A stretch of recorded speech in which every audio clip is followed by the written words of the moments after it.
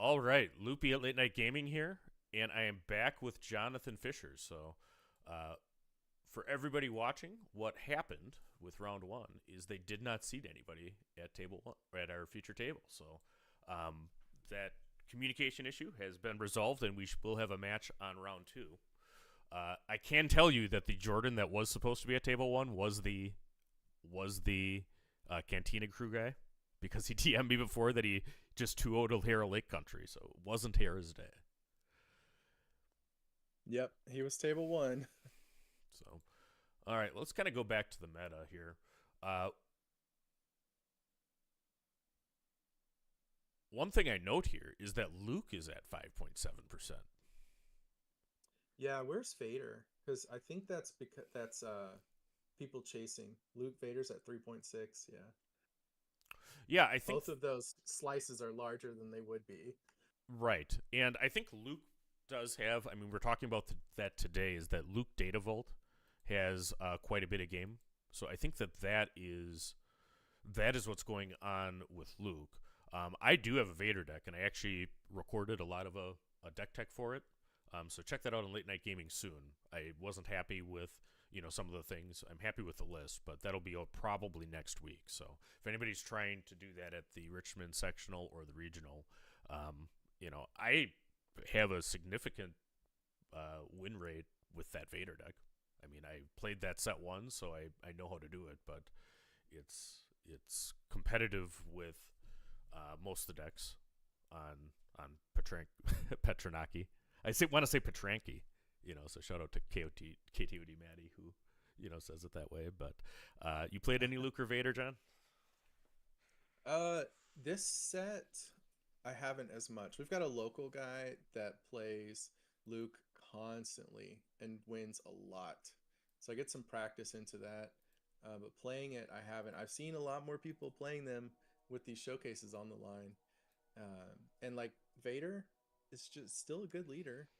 Luke, when he's putting shields, like when you play a village protector and you shield it again, it's so frustrating. Yeah. Yep. Nope. And I think Gar Saxon kind of has a similar kind of lines of play. Just trying to maximize shields. His ability makes shielded units hit harder. Basically. So it's interesting all of these decks attempting to hate on Django. You know, I Yeah, I think too. I mean, the most consistent way to beat Django is hard control. I mean, that is true. Unfortunately, for the hard control players, Quinlan and Han both have significant game into kind of a deck that has a lot of control with significant discard decks on Quinlan's yeah. side. And then Han has a good amount of discard too, plus all the bouncing. I mean, it's really kind of a hard thing for the hard controls to get far enough that they can target the Jangos. I also don't see any Kira. Seems like so we've got Piet and there's CAD. So there's going to be some CAD control in that CAD pie slice. Piet's going to be a bunch of giant ships trying to get to that late game. Some of these Vader decks are probably control decks, filling in Yeah, that gap a little bit. And then we've got some Palpatine. yeah, and we also have Cad Bane. I mean, your teammates, George, and then Yep. Geek Owen, who I know is a friend of his and a monster on control decks. I mean, they brought a Cad Blue to Beatle, right? Right, yeah. And Phenom, another teammate. So all three of them were playing CAD Blue at Beatle, either Colossus or just 30 HP base. And they did very well. George took second. Losing to Han, and that's Han and Sabine were my problems in these metas as a control player. Even if there's some mid range that I can feast on, I need those Han and Sabine numbers to be lower to really feel good about it. All right. Here, let me check something. I mean, if there's a Kira in the field, I know who it is.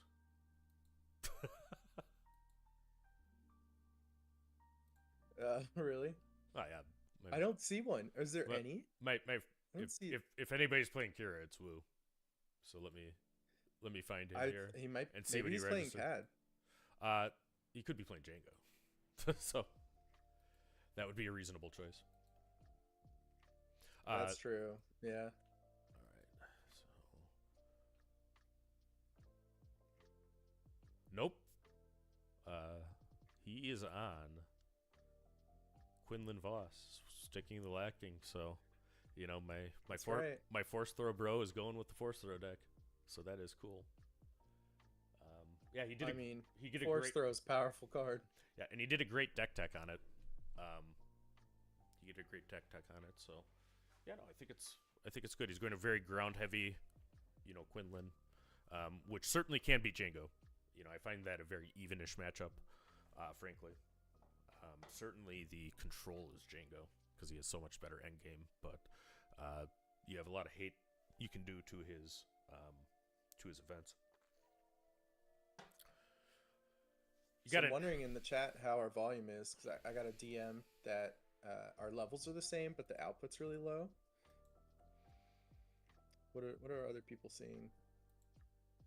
Yeah, so I mean the audio outputs, how it outputs. I mean, I have these basically leveled right here, so you should be able to get to a hearable volume for both of us, but um, we're limited by what the equipment is. I did get a new mic over the Christmas that I can use, so I think the quality was very good when I looked at it. So let's go back to the waiting screen a little bit. We'll be back with round two. Everybody join us. We're looking for a good match. See you soon.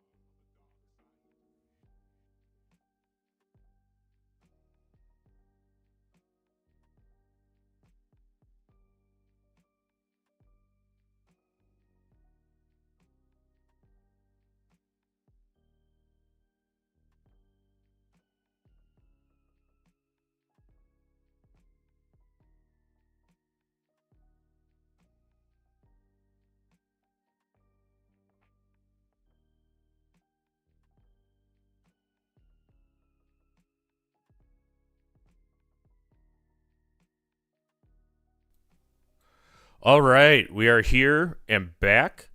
And one thing we're doing is we actually adjusted some audio stuff, so that actually may change. And to sound check, though, I can't think of anything better to talk about to check levels than across the network. So, what is across the network, John? Yeah, so Ian and I started a podcast together. It's something and in the Bothan Network, we talked about podcasting a lot, went back and forth a few times, and never really kicked it off. But we've done 6 episodes now. I've learned every time. It is a lot to learn, and it's at the point where I'm like, I'm now pretty proud of what we're making, to be honest.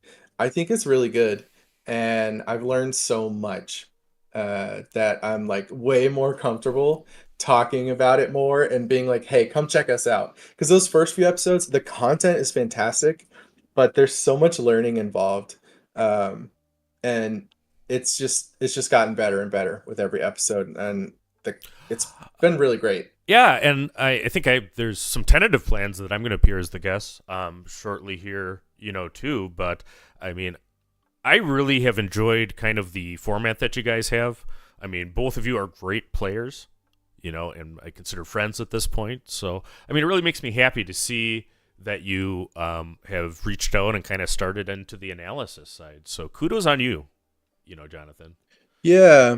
Yeah, I mean our idea was we're trying to take a slice of your day during your commute. If you are a competitive Star Wars player or want to be a competitive Star Wars player, we're trying to focus on things that a really competitive player would care about.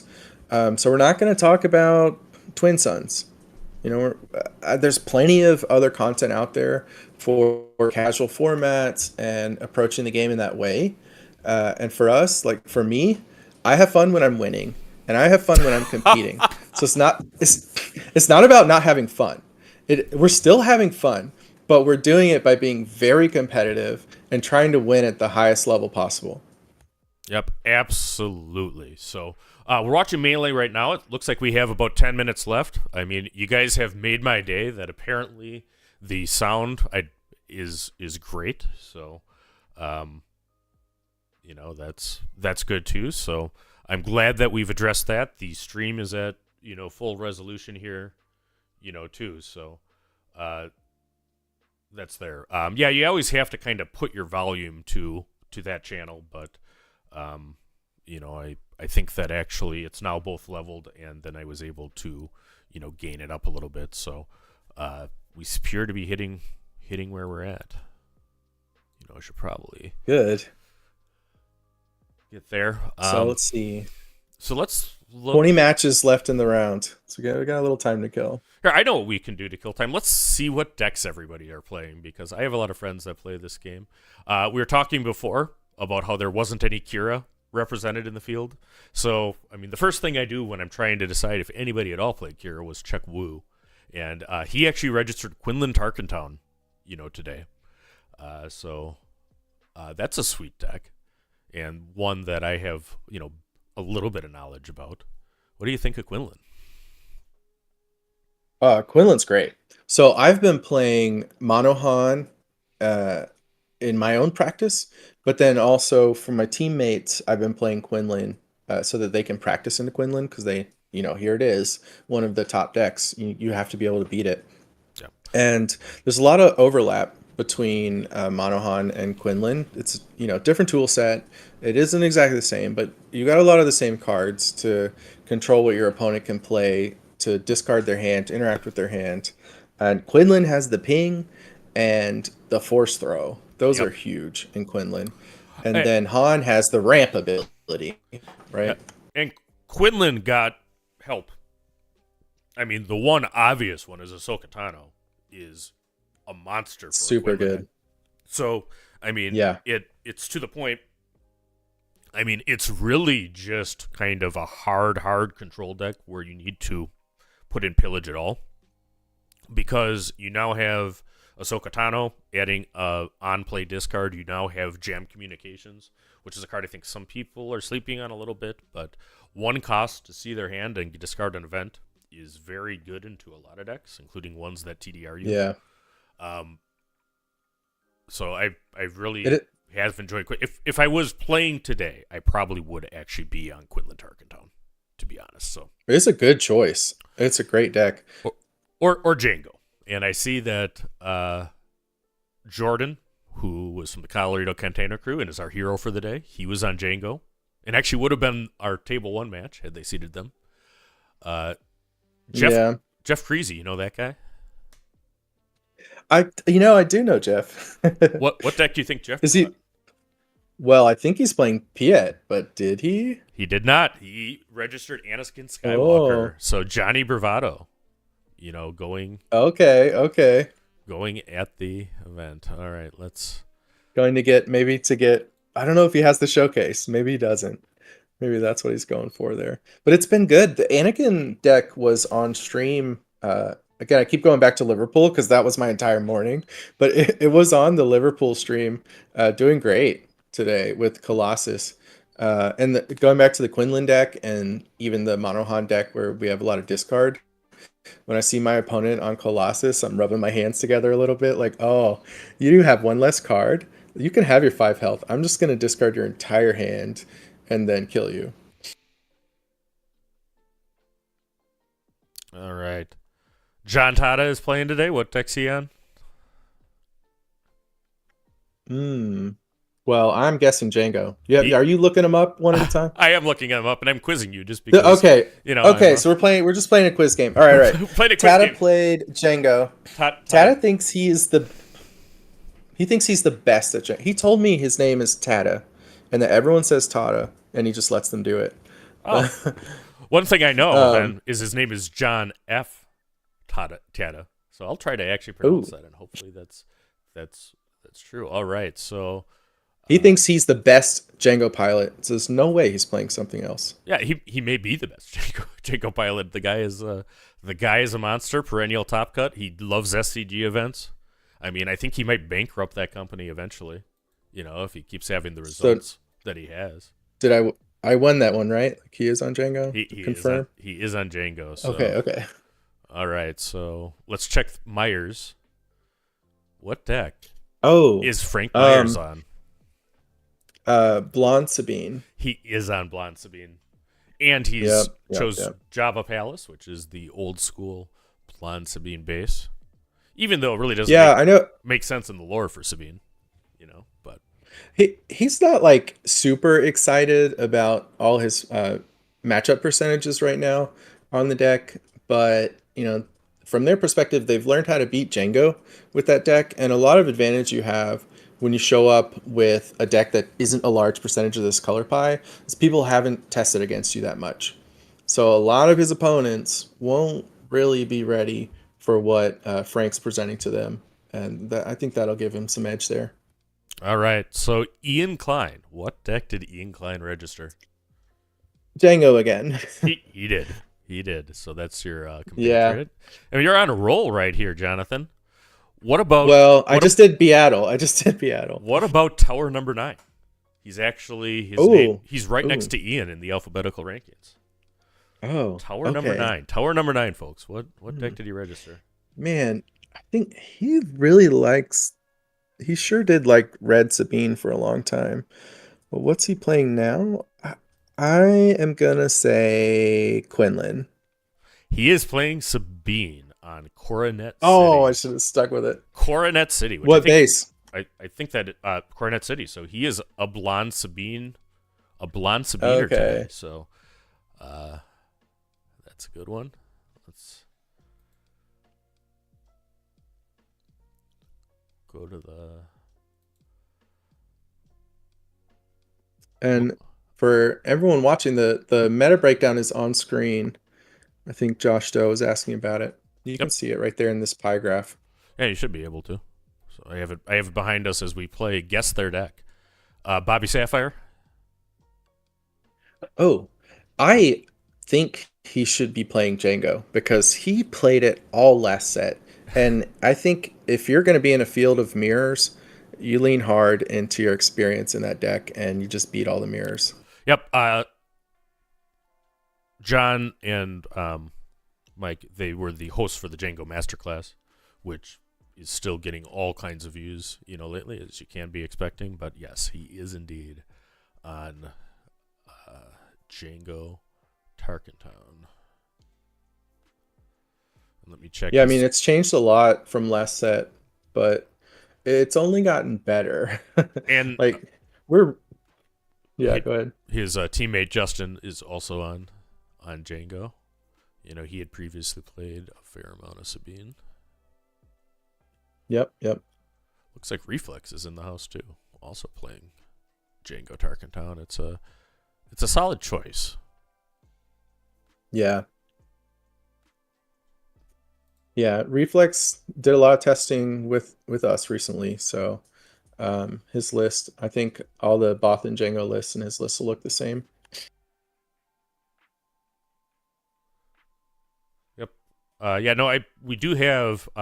So shout out to Melee GG and Brad and Steve and all of those guys. There is decklist integration now, and there is coverage staffing, so we're able to see a lot of these lists. What our policy is, so everybody understands, we will not show a deck list during the closed deck list section of the event, which is right now. As soon as it's open, we can show you their exact list, but we want to, first make sure that we have tournament integrity. And there, Matthew Quigley in the chat says, how many people are at the sector? And I think that will crown you as a very, very well done on Guess That Deck, with Jonathan Fisher. So, other than Jeff threw him a curveball, I think you nailed just about He all. did. Yeah, that's crazy. He's been playing a lot of Piet, but I guess he just couldn't stomach it this time. All right, so let's go to the chat here. We'll watch if there's anything pairing. So they have some matches under time extensions right now. So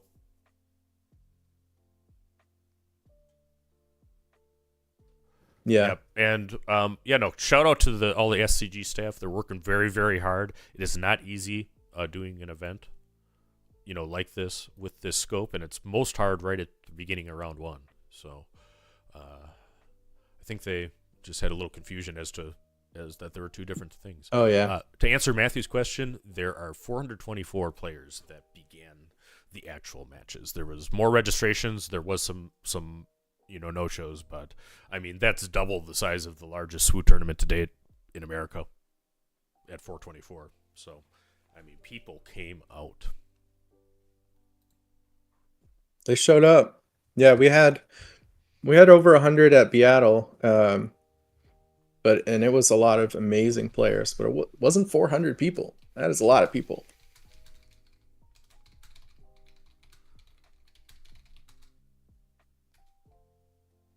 But to the stuff about Melee, that chart that you saw was because all the deck lists are there, and I was able to export it, drop it in Google Sheets, filter out the base names, and then just make that little graph. And it was just a couple minutes to do that, and it's all because they've got this so well integrated. Yep, and we have round two seedings. Okay, I think round two. So it looks like we're going to have Piet and Anakin as the table one, and that sounds like a good match to me. So we'll see. Yeah. So let's talk about this. This is Piet Yellow. So Piet on Jabba's Palace, piloted by a player named Trent Guerrera.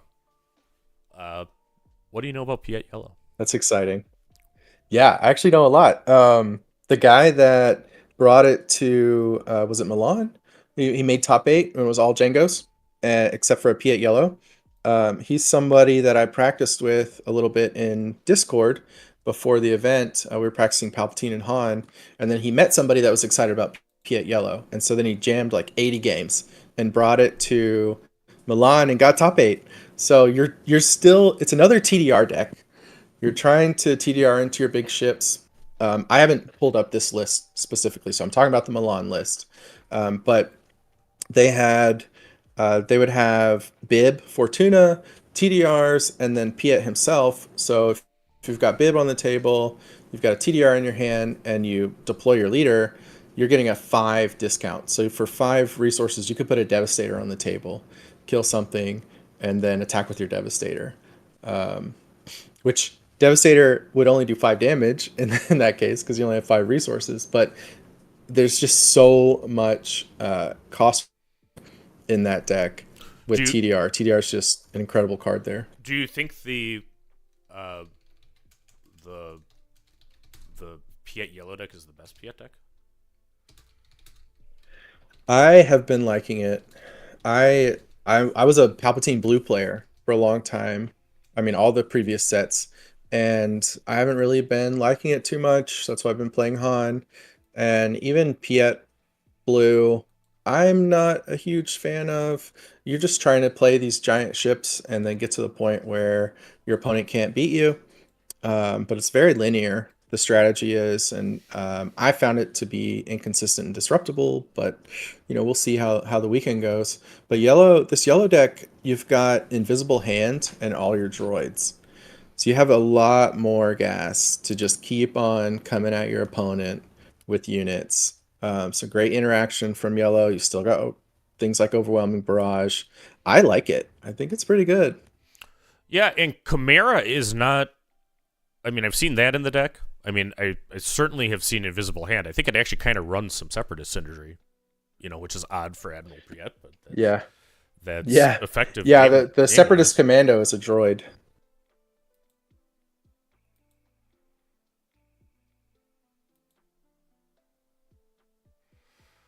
All right, and the Murphy's Law, the camera, it's there. I just actually got word. I was checking on the status of the Luke Invaders. Okay, so they are not in Denver. They'll be shipped to people, who win. So unfortunately, we can't have one of them, go on and show them off. But they have a lot of good prizes that are there, and we'll try to do that probably between a match here. We're gonna go to the waiting screen here. I'm gonna check in, and hopefully we'll be back with round 2 shortly.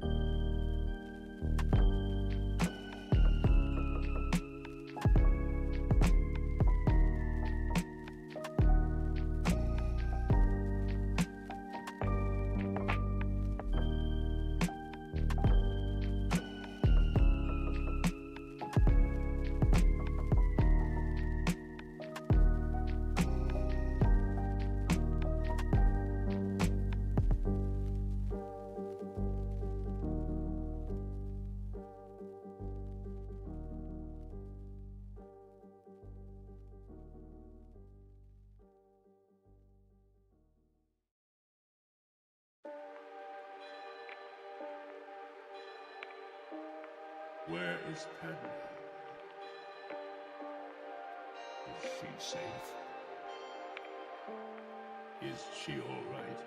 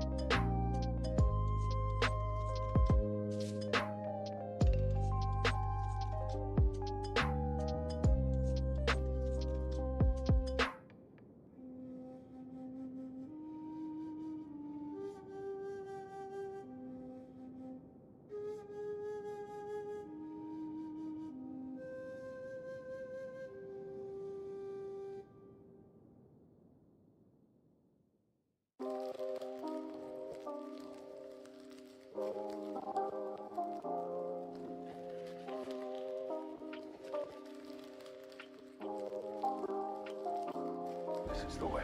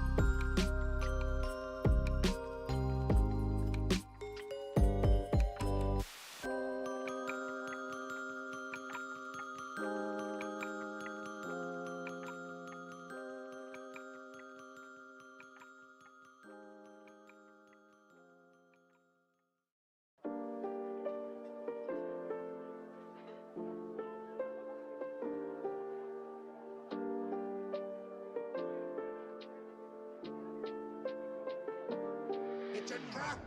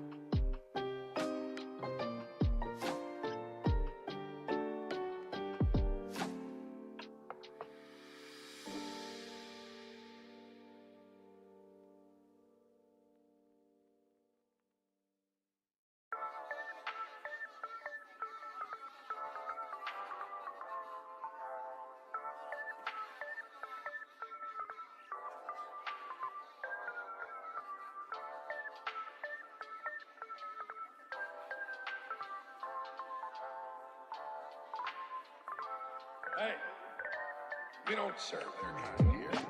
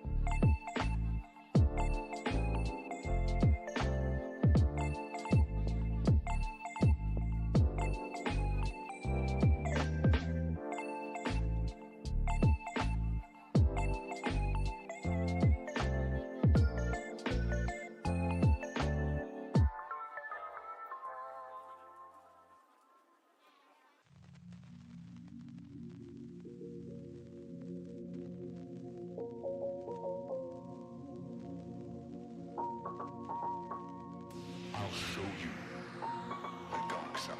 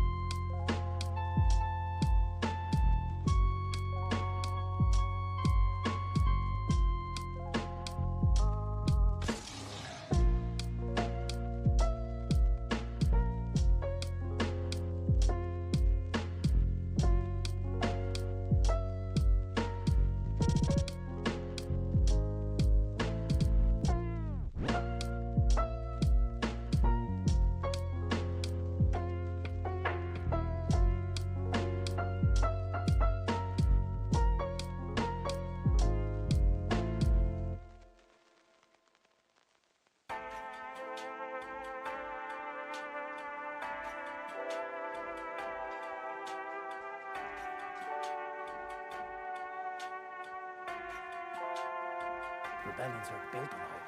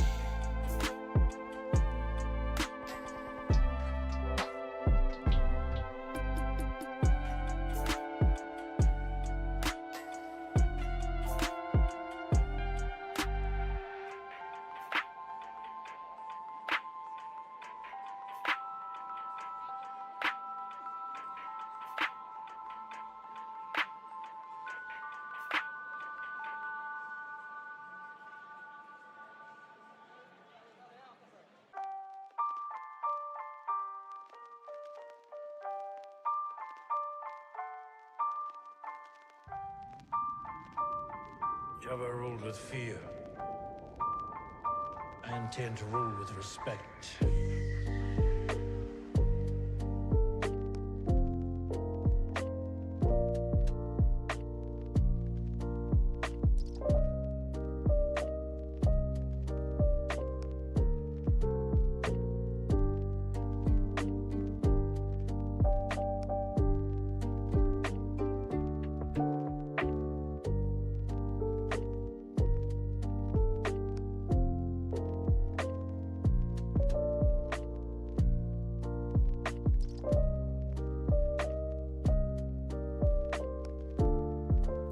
All right, we are back here at the Denver Sector Qualifier.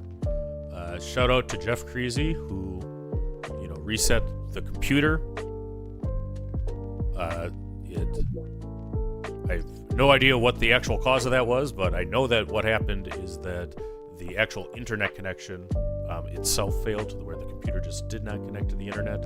And it is tough because at these events, I mean, they're in large buildings, and we don't have access to any kind of hardware internet connection. So there's 2 MiFi connections that are feeding it, which is basically the best, thing possible. It should hopefully be catching up, but I mean, if the bandwidth, going up from the stream is about 1/10 of what, one would hope for, on it. So that's kind of the source of the problem, and I do not know what caused the actual match. All right, so we have Anakin here and Admiral Piet Yellow. Let me kind of update the bases. I can see where the players are, and we'll try to get you caught up as best we can to the match. Yeah, we see a force throw right there on Piet. Piet does have some ramp this turn, so he's going to be able to flip. If he's got like a 7 he can play, he'll get up to 5 and be able to flip his leader. We'll see if he chooses to do that. And yeah, this Anakin player is not on Colossus, so that's notable.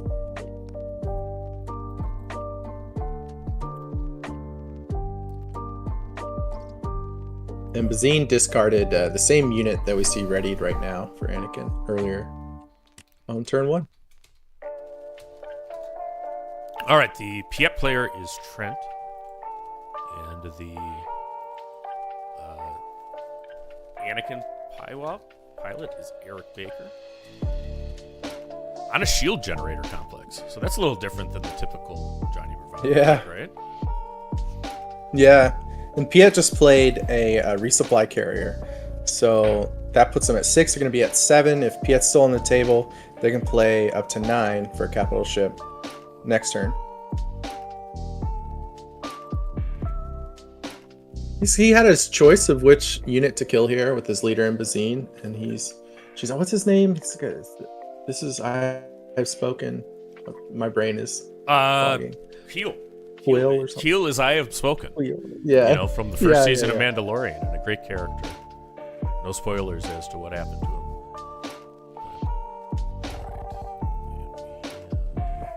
Anakin here.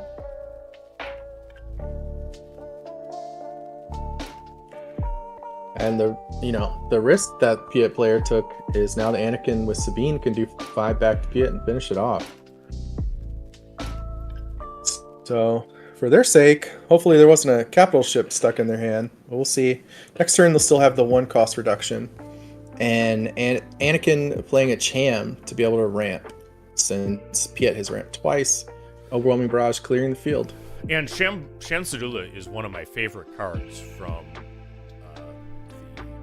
the new set. I think that he's conditional, right? But to the extent he actually ramps in addition to being a 5/4 rebel, I mean, that can turn a match around. Yeah. I mean, I would love a 5/4 for 4 that ramps me. Right. So It's when you're playing Han, you're always thinking about that if your opponent's on red in your game 2 or 3. And I think a Piet deck is almost always a ramp deck. Piet is in villain green, which is the best ramp color, at least in my opinion. I think that's fairly obvious. And ships that he gets discount on tend to have expensive, with some exceptions. I mean, he can play like an outlaw for 1 if he's deployed. Yeah, some people play that Outlaw Chronos on turn 1 just to bully space and take the risk of ramping their opponent. So we got a Luke for the Anakin player, which the Maul was great for taking out Anakin leader, but then Luke just firing right back to take out the Maul. A Devastator from Piet to clear the Luke. I mean, that is a good position for this Piet player. I mean, Anakin player with their play being just to play a Concord Dawn Interceptor. Not a very strong play when your opponent just dropped a 10-10 in space. I am a Jedi, like my father. I imagine this is game 2 or 3. We don't know which game it is. That is that is true. So I suppose I Yeah. change the gameplay overlay. But not a great position. The Anakin player is probably looking for like a Fell the Dragon or Rival's Fall to take out this Devastator. But that's the thing about these Piet decks. Another Devastator is right behind it. And we'll do what we can about the video. I mean, we had the internet that ran that literally just crashed. So I mean, it's stuttering and coming up. But I mean, another ship happens by the Piet player into the space arena. So. Yeah, this one is a finalizer. Right. And So this is that is spicy. I mean, I think I've seen a finalizer played exactly once. Yeah, I played one once when I cast Endless Legions and flipped it for my resources. That was pretty fun. Yeah, in decks that fire off Endless Legions, there's a version of Piet that tries to do that too. Yeah. So, yeah, this is looking a little grim. One thing about these hero blue decks is you just don't have Super Laser Blast. I've seen some people playing the 9 cost, the one from set 4 that kills anything not upgraded, but I don't expect it here in this matchup. All right, and I think the overlay is as updated as it can be. So we have Piet Yellow on top, piloted by Trent.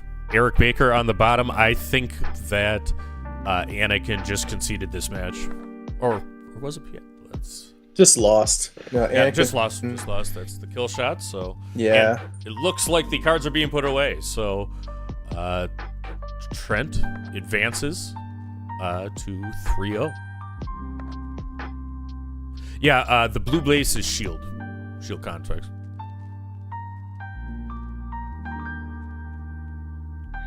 I'm curious if they're. I think they might be. This might be game 3, because it looks like. Well, hold on. Are they unsideboarding, or are they considering changing what they sideboarded? And this is when you have the stream pop in halfway through the match, you get this kind of fun stuff. We know that the last match, went to Piet. I think that they're going home, taking their cookies with you, because I just saw him pull off the dial from the stream. So that is it. So Eric is not able to take out Piet. It's a showcase Piet, I can see, from it up on the match. There's a little shuffling there. I'm still taking the other position, Loopy, on this. Yeah, no. He did not scoop up his leader. He's presenting his deck. I think we're going to game 3. We got a game 3. All right. So my round stuff is actually correct now, because at this point in the match, we would have to be there. So people joining us as the technical difficulties. We have Trent piloting Piet and Eric piloting Anakin on Shield Complex on going into game 3 of round 2 of the Denver Sector Qualifier. So the genesis of Anakin Blue in large part was at Bothan Network. Am I right about that? Yeah, actually, Jeff Creasy himself started that deck internally, did very well with it, and then Ian Klein took it to tournament and did very well with it. I think he won. And then there was a large tournament in Europe the week after, and it was the highest played deck. Yeah. thanks for mentioning the music. I actually had the music high when we're troubleshooting here, so I put it back down to where it's supposed to be, right now. So appreciate that, Rohan. So we got a unit Sabine and then a droid commando that gets +2/+0 if you have another separatist. So otherwise, it's a 2/3. Yep. Not droid commando. And that's I think, not the name of it. It's close to that. I mean, that's the yellow card. It's the best 2-drop that is there for I think an invisible hand deck. I mean, that card. So that is a droid commando. That's a droid that just got played. Yep. Right there. And actually can show the cards a little bit too. Concord Dawn Interceptor. So it was a Separatist Commando. So it attacks. Yep. It gets +2 attack if you have another Separatist. Droid Commando gets Ambush if you have another Separatist. Right, and it's a 4/3. It's a 4/3 for 3. Yep. So I mean, it gives actually a pretty significant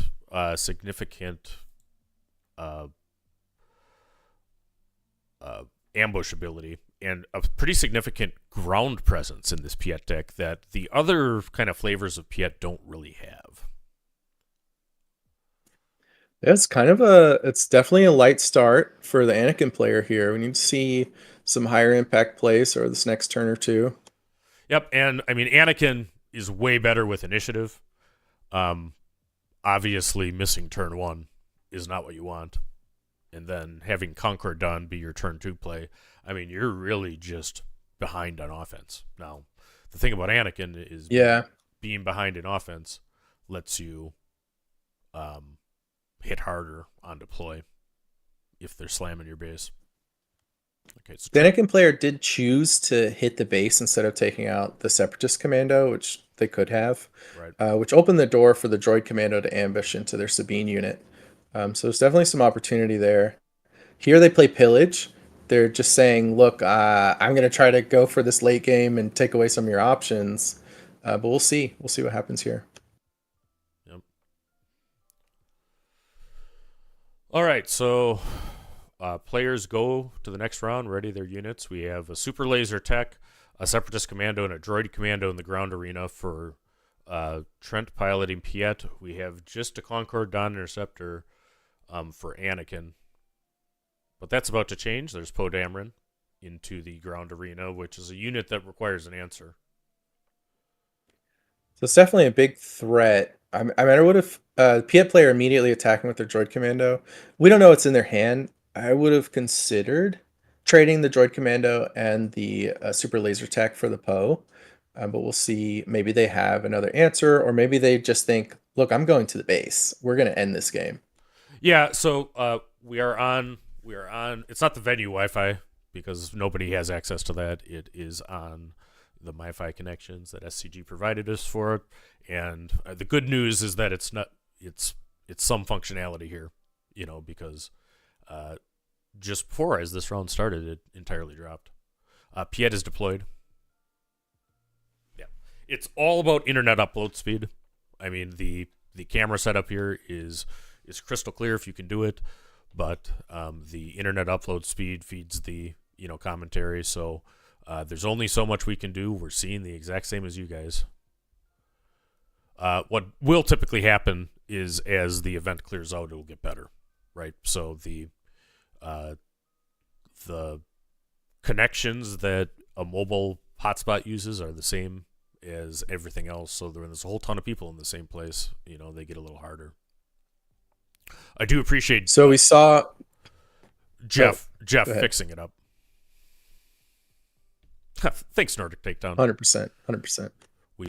So we saw the Piet players plan there. They used No Good to Be Dead on the Poe, so that the Poe's just not active for this turn. So that's why they went straight to the base with their units. Yeah, and if there was an option and other than mobile hotspot, that's obviously what we would have done.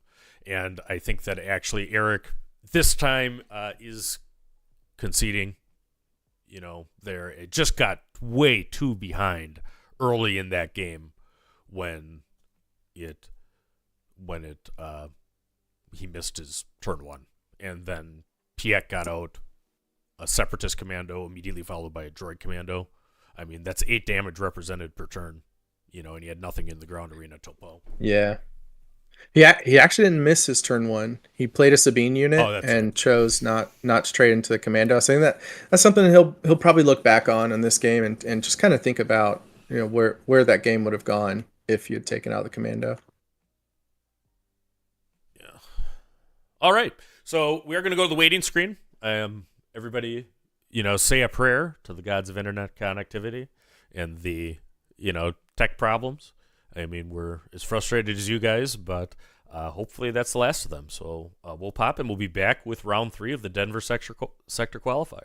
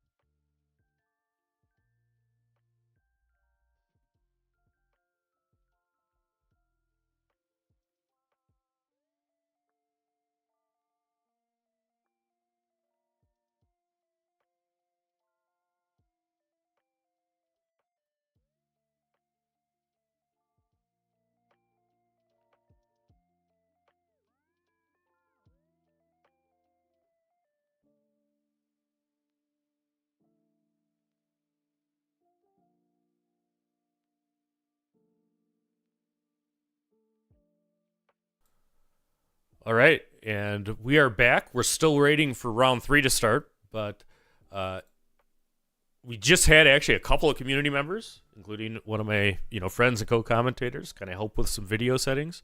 We're going to be hopefully having some improved quality next time, but in the meantime, we're joined by Rebel Traitor Attack the Initiative. How you doing? I'm doing well. So you're going to be joining us to do co-commentary later on, for this event. But while we're waiting here for round 3, why don't you tell us what's new at Take the Initiative? So Take the Initiative we have a channel, and we also run a online league. And some very good players play in this online league. The winner of the recent Milan Sector Qualifier last weekend was a previous winner of the TTI League.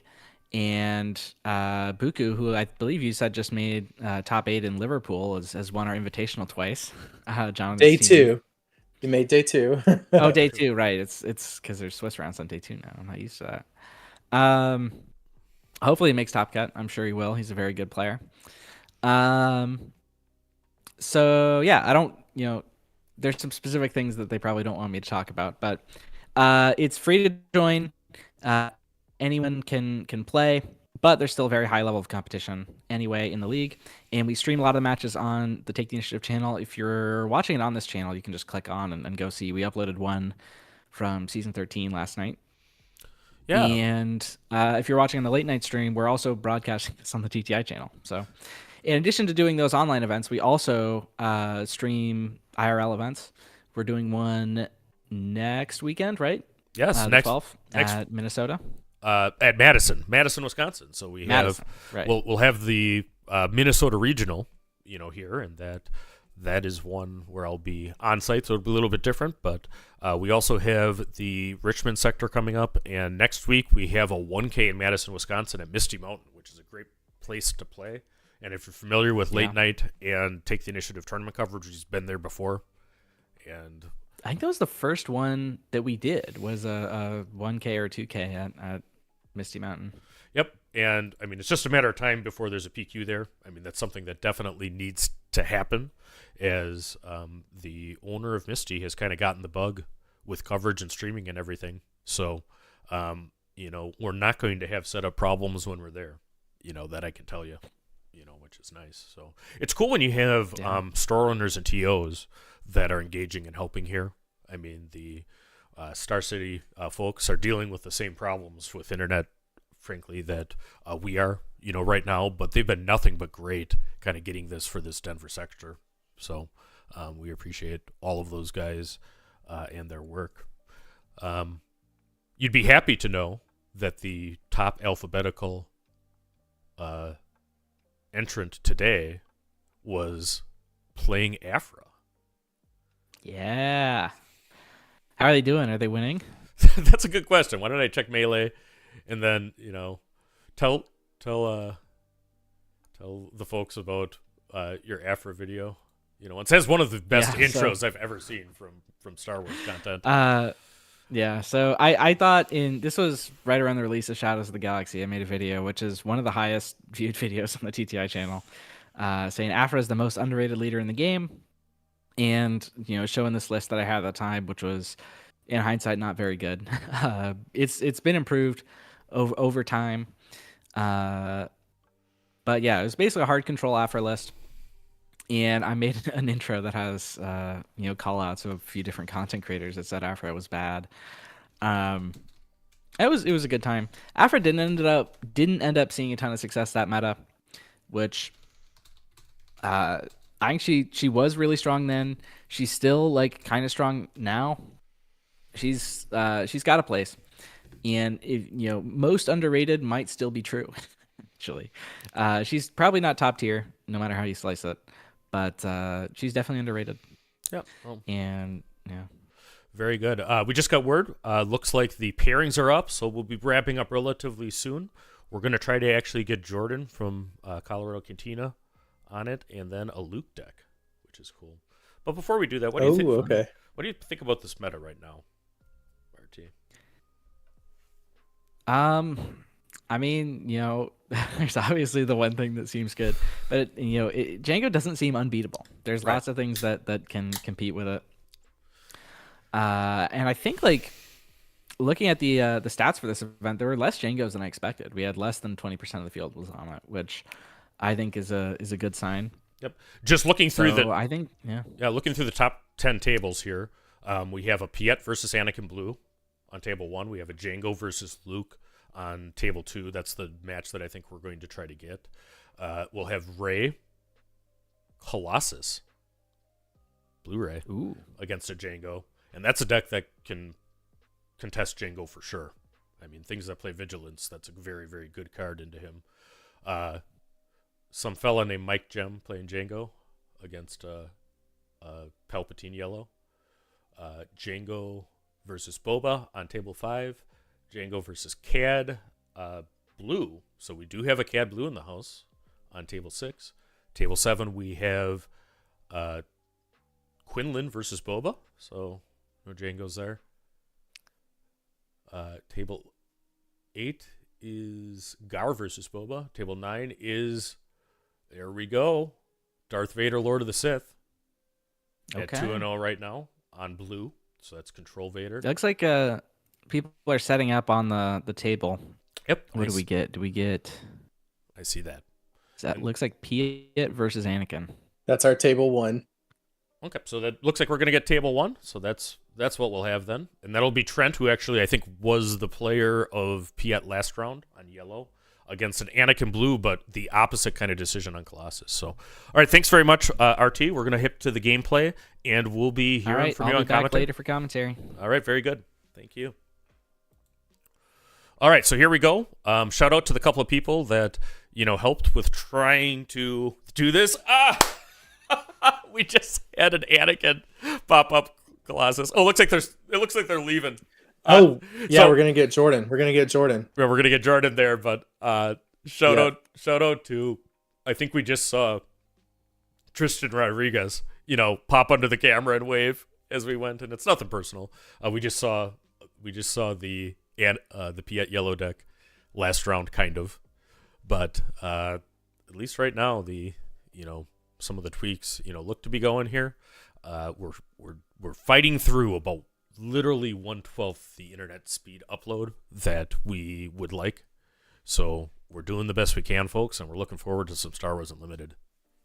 As soon as I know where the players are sitting, I'll update the overlays. But what are you thinking are the pressure points for the match between Django and Luke?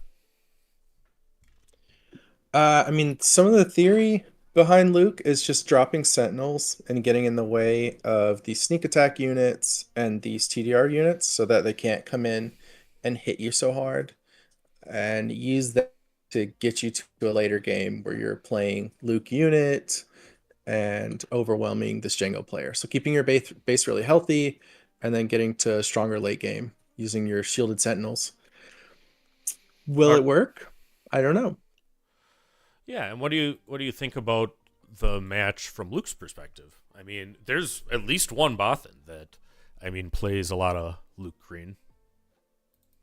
Yeah, I think it definitely can win, and has a good shot here. I think what's fun here also is that this is the top ranked Luke right now, so it's kind of fun to track who's doing the best with Luke and who's doing the best with Vader in these tournaments, see who's hunting that showcase.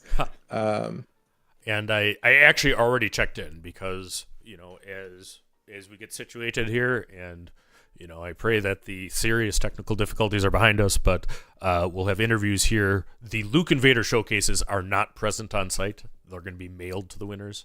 So unfortunately, even with the support of others, we can't show them off. But I mean, boy, I very well could be. I hesitate a little bit what I would be playing if I was there. I think it would be Quinlan, but it very well could be Vader too, because getting that first Vader showcase is a significant thing, particularly if you already have a first round bye. Oh yeah, and it's just fun to try and hunt down that showcase that everyone wants. Right. All right, so you're playing like a sub competition. All right, so this is the beginning of round 3. We have Django Tarkentown on the bottom. I'm going to update the overlay a little bit, and it looks like we have the special Luke from the Learn to Play as Our Gen Con on the top. as the leader. So it's somebody who's liked Luke a while. Yeah, if you weren't here earlier, Loopy's camera and laptop failed to ship, and we scrambled to get equipment last night and have it ready. The person piloting Django right now, his camera is the one showing us this match. Yep. So he's our hero of the day. Jordan from Cantina Crew. I'll have a graphic with that. But we thank so much. Everybody go subscribe to Colorado Cantina Crew. That they were able to do a thing. And everybody, just tell FedEx they can do better, because it's not that they didn't ship it. It was guaranteed delivery. They just sent it to the wrong city. And, the tracking information, required an actual call before they admitted that that's what happened. So, but that is what happened is, somewhere in Missouri is the laptop that was guaranteed delivery, into there. That would have made some of this easier. All right. Yep. So as much as I would like to see a Luke win, I think, Jordan's helped us out a lot. I want to see our hero win on stream. Yeah. And I mean, that just shows, how good a community this is. That, literally we had that problem addressed in about an hour, and a Bothan single was sent, which I appreciate, John. But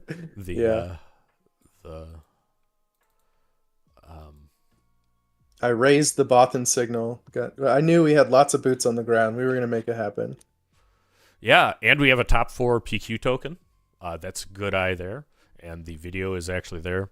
100% in order to take down all the people helping make these streams possible, and whichever one of your members was going through some tweaks, through the video, it does actually look a lot better now. So we're all kind of dealing with the same stuff, and as I say, rising tides raise all ships. All the content creators and everybody involved in the community is on the same side. Luke attacks with, either attacked or used the ability of the Conqueror Interceptor to put a shield, and that's a cool play. So he can do the damage to it now, but Luke's going to have the ability to shield that Conqueror down before actually the Tarkin Town can hit. So the Space Sentinel is in there with a shield. Yeah, 2 of your best starts with these Luke decks is a Dispatcher or a Resupply. Just a little bit of ramping to help you play your units and shield them at the same time ends up being really powerful. All right, and the name of the player on top is Josh Hutt. Not Jabba the Hutt, but Josh the Hutt. Yes, that is the Luke player. And we have... So the other thing that happened is I talked to Jordan yesterday from Colorado Cantina Crew. I apparently had played a series with him on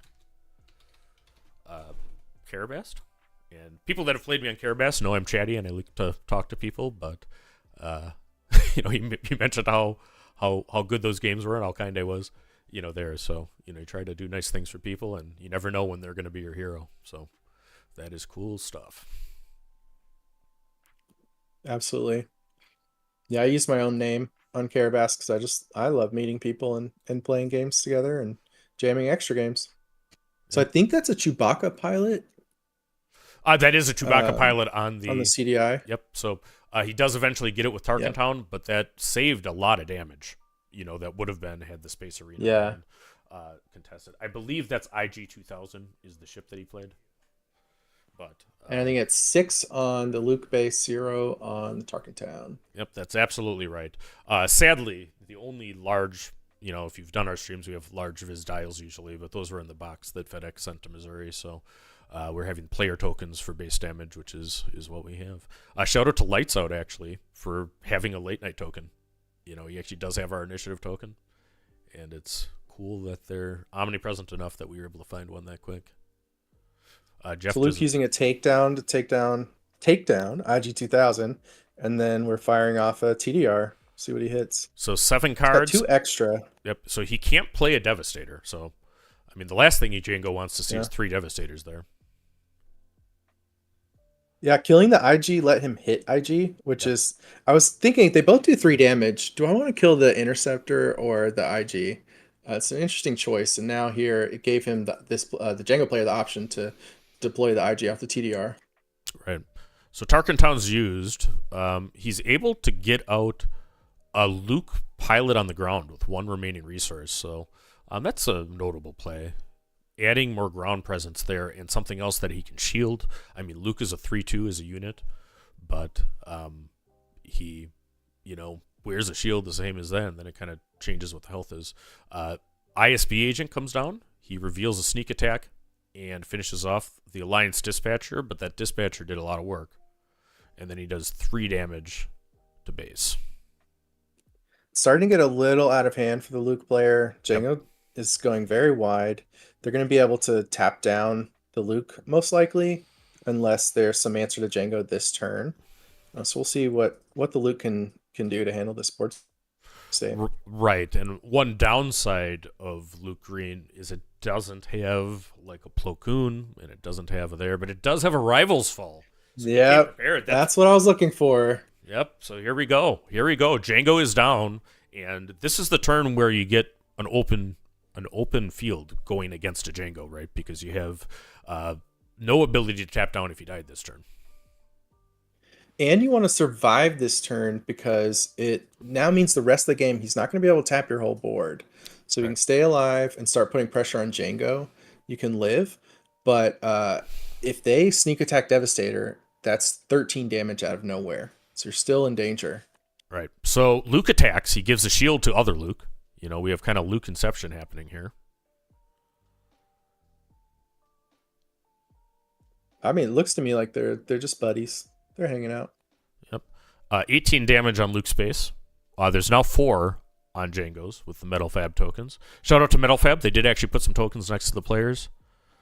The Echo Base dial. Those are the new Game Genic dials. They're really cool. Really visible in person. It's hard to see on screen, but it's 18 right now. Last I saw. Yep, 18 and 4. So these guys are rocketing too. This game is going quick at a neat pace. I don't think either would be particularly concerned about going to time, but they're both playing on a very significant stream, and they know that. So there. And this is not game 3. This is even 0-0. We're in game 1 of round 3. We have Jordan from Colorado Cantina Crew piloting Django Tarkentown, the boogeyman of the format, against Josh Hutt with an undefeated Luke Echo Base deck. And he finds a Concord Dawn. And currently resolving Ewing reinforcement. Oh, and that's, I think, an excellent Ewing pull with a Concord and 2 Restored Arcs. Luke's got to stabilize. I mean, he's trying to handle space and get involved in this space arena. So finding 3 ships, I mean, that's a good place to be. All right, so it's a sneak attack Devastator on 7. So he will tap down Luke, doing 1 damage, it looks like. So he can't kill both Luke and the Conqueror Dawn. He's not going to do 3 damage to the Conqueror Dawn. He should know that. He should do 2. I think he should do 2 so that Zagarian Starhopper can get through and clear it.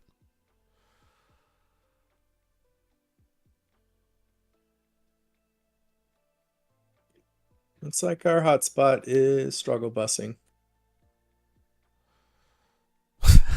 That is an accurate statement. But the game goes on. The Zagarian Starhopper clears the Conqueror Dawn Interceptor. And that leaves 2 tapped Restored Arcs there. And the Devastator is going to be able to get through, which puts him perilously close. Yeah, I have him at 19, maybe. So that's another 20. I think he's dead this turn, actually. Yeah, I think he is. So this is probably going to go to game 2. Yeah, scooping it up. Django takes game 1. So, I mean, the good karma buff, from stepping up, helping Jordan right now. We'll put this up. Django is up 1-0. So what are you sideboarding if you're Luke? At this point. Actually, we can look at the list, can't we? So we mentioned before when we're doing these commentary, we do actually have access to the deck list right now through some of the work of Melee in there, but we're not going to display them on the stream until the portion of the event where it is open deck list, because we don't want there to be a picture of a deck list and then one of the top players going there. Yeah, looking at the Luke list, it seems like they must feel pretty good into Django because I don't see a lot in their sideboard that I would bring in. They have Tech, Home 1, Confiscate, 2 Perilous Position, 2 Echo Based Defender, and 3 Scanning Officer. Yeah. So Scanning Officer for Han. You could bring in the Perilous Position to soften up Django on his flip turn, or to on like a Sneak Attack Devastator, for example. But I don't see a lot of other cards that I would specifically bring in for this match. Yeah. And I think that's right. I think that the 2 perilous positions come in, for Luke. But, I mean, as you can expect, I mean, you really probably should not be sideboarding too much when your opponent is Django, because you should have your deck set to be good into Django to the maximum extent that you can right now. At least that's my theory on it. On the Django... And the Django player has some cams. Yeah, they have the little rampy 4-drop boy that they can get in with. Yeah, but notably, the Django does not have access to a breaking in right now, and he does have 2 Radiant 7s, which I don't know that Luke is the right matter for that. But yeah, I think he has 2 swoop downs. He'll probably bring those in because swoop down does give Saboteur. Oh, that's right, swoop down does the same thing. So, yeah, no. The problem is the shields. I mean, that is 100% the problem. For Django. Oh, they showed us what they're sideboarded. Love it. Oh, what was it? I was actually looking at the list at the time, so I didn't see it as it is. But these guys are pros. I mean, if you're on the feature table, act like you've been there before. I mean, we appreciate any hand tips that guys can do. We can appreciate that there. And let me check the chat. We got 216. Even the Cad Bane. Yep, watching live there. So thanks everybody for joining us at the coverage of the Denver Sector Qualifier. We're going into Game 2 of Round 3, and we have Django Tarkentown, piloted by Jordan, up 1 game on a Luke Green that is 2-0. Yeah, I think Django's still going to be advantaged here. Luke needs to slow down his start. He took a lot of early damage and put him on the back foot there, so that Sneak Attack Devastator was deadly. Yep. And he had that sneak attack the whole time. He pulled the Devastator, I think, sometime there, but, I mean, he had a pretty good hand. He had the IGs, and then he hit the other one to board tap there. All right, and they are pros, so, unfortunately, the video quality is having a moment right now. I mean, I think that we did everything, possible to sharpen, and, the first half of the first match was good, and it's literally the strength of the MiFi connections that do that, and there's so much that can be done. The internet doesn't exist there, actually, 1982, because, to be able to do that, it's there. So, I mean, everybody is on their phones, and the way mobile hotspots work is they use the same kind of cellular signals as everything else. So, it's what can be do. I mean, the venue does not provide free internet to people who rent the space. In fact, they more or less price gouge is what we've learned.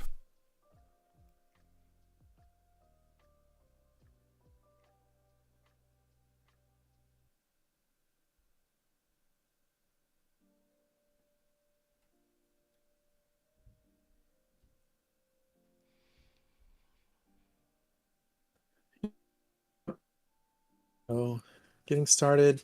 All right, so I mean, Dispatcher is a fine start, but and I think Luke missed turn 1.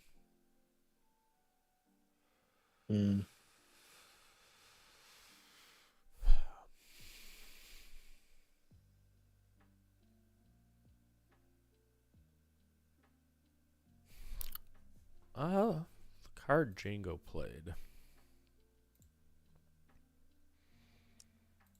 this is a difficult puzzle game.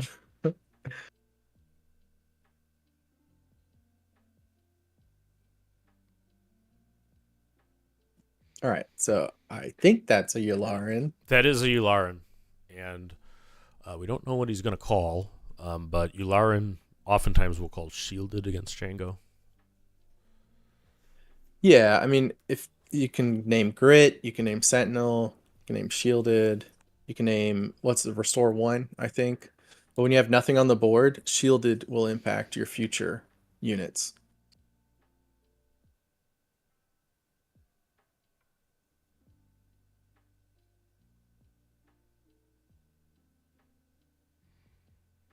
Oh, that's a Concord Dawn Interceptor. Yep, Concord Dawn Interceptor with a resource still available.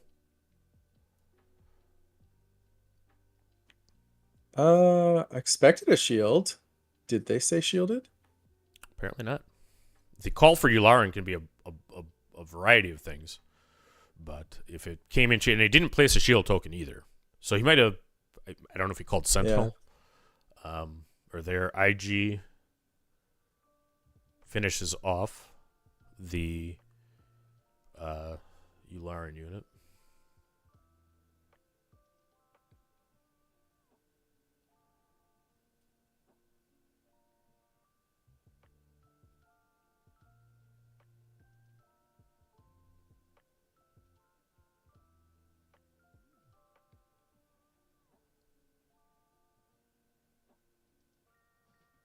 No, we're not ignoring chat. I mean, we're trying to call the games on the same video that you guys are. So, this is the first SCG event, and the hotspots are what they are. I mean, I know C Raptor. We actually does a lot of coordinating, and we're working together. So, I mean, he purchased a particular thing, and if that is sufficient to do this, we'll look into doing that too. But,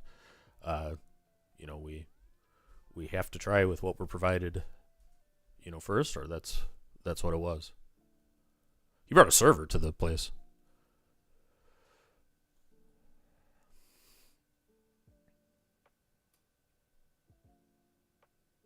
Okay, so TDR hits.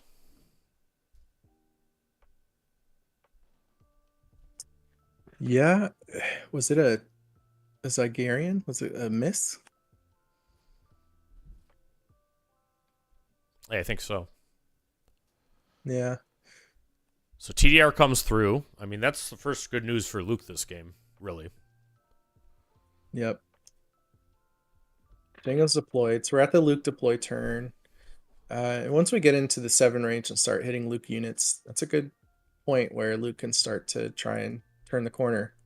Right. And Django is out. Luke does have 6 units. Comes in.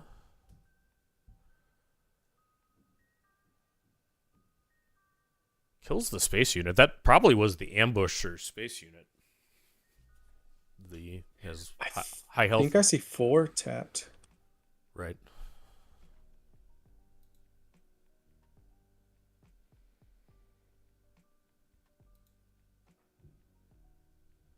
Let's see.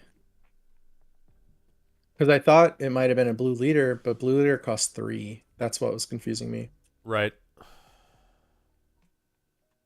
Blue leader is in the list.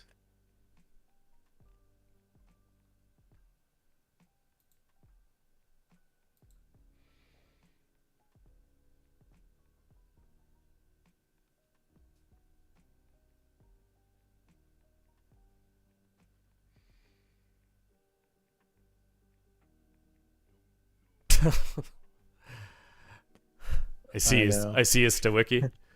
I really am having a lot of fun with Jump the Light Speed here, and I think that Stawiki. Yep.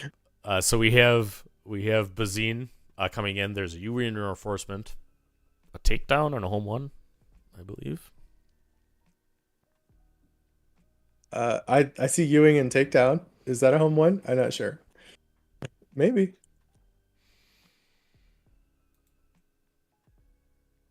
Here's Luke. Yeah, it's a home 1. Luke comes down. Okay.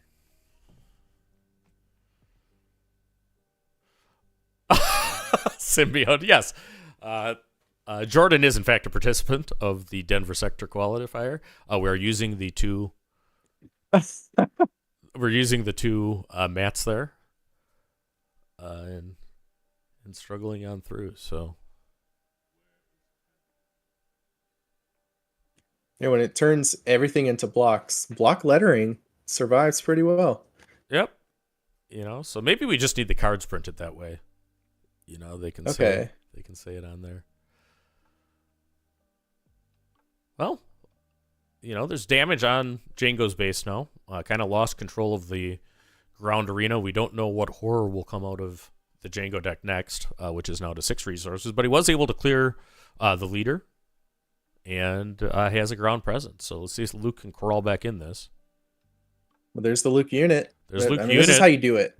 Right. Clear board, start attacking with your restore units, 3 from Luke. And then it's up to the Django player to find their really explosive turns where they're just doing 13 all at once. All right, so we have TDR here.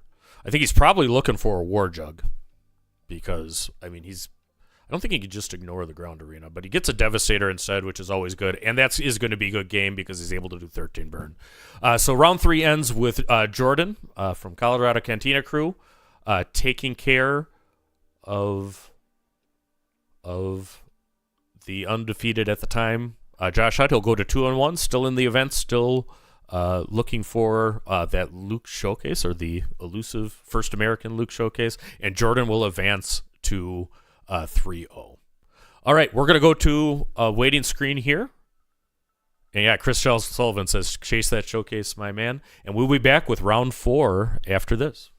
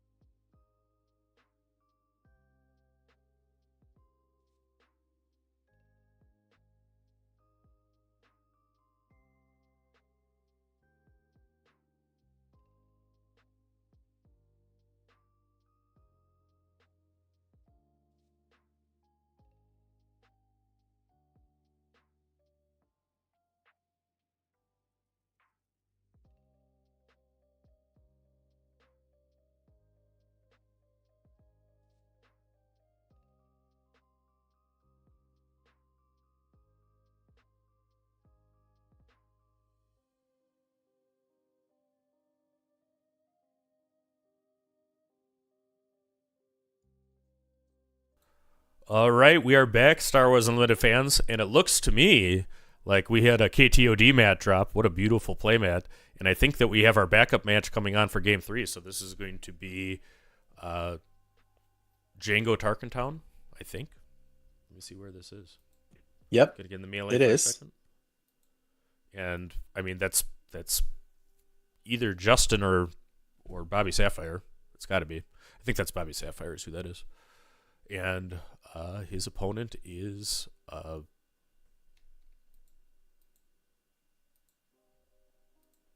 Steven Gower on Palpatine Yellow. all right. So we got Steal Your Girl Palpatine going on for, I think, a decisive Game 3 here. So shout out to the tournament staff, getting us the backup match that's there. And shout out to Jordan at College Cantina Crew. I mean, we're working through the video as best we can. I mean, we got a team of volunteer engineers, helping here. But this is going to be a good match and an important match. I mean, when you're in an event of this size, you do not want any round match losses at all. I mean, it's nice when you get to the last round and you can draw or something and not have to. So I would presume this is a Game 3. Yeah, the judge staff told us that Mike's table is going to Game 2, and if it had a Game 3, they would send them our way. So here they are. So let me get to round 3. And yes, this was... He said it was Mike's game with Palpatine. Yep, so this is what was table 4. Django Tarkentown versus That's right. Emperor Palpatine. Let me update the overlay.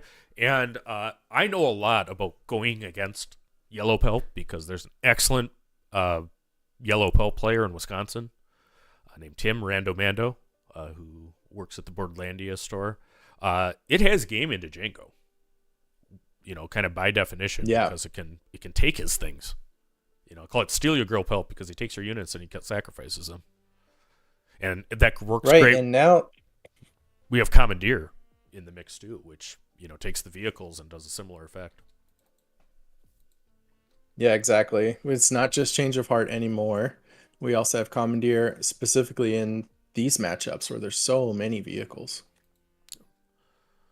For those that aren't big on YouTube usually, the bottom player, Mike, Bobby Sapphire, is a principal at KTOD and a good guy and has been doing Star Wars content since Destiny. And maybe Stephanie. We don't know. Maybe Stephanie. Destiny for sure. Destiny for sure. I don't know.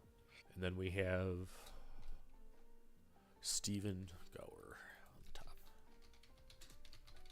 So Mike was playing this deck all last season as well, before it got so many tools. And he was making top 8s, never quite got his BQ win through all those travels, but always getting close. You're saving him for the I sectional. think his experience here is going to help him a lot. Yeah. Save it for the sectional.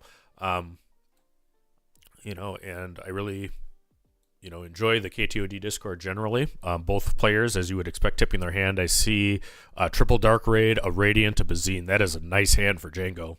And Surprise Strike, I think. I know that Mike is a bib believer, as I am when I play Django, who will play some Bib Fortuna. That could be an opening lead here. But he's going to put it back. He's going to put it back. He took He's not happy with it. He's not happy with it. And I think that probably relates to the matchup. Yeah, and something you're also looking at is whether you want things like Radiant in your opening hand. I don't know if he was happy with his turn 2 is another thing to think about. Sure, he had a Bazine on turn 1, but is that going to put enough pressure? And then what's he doing on turn 2? He doesn't really want a triple Dark Raid on 2. That could be where his head was at. All right, so two excellent players, both 2-0, even 1-1 going into Game 3.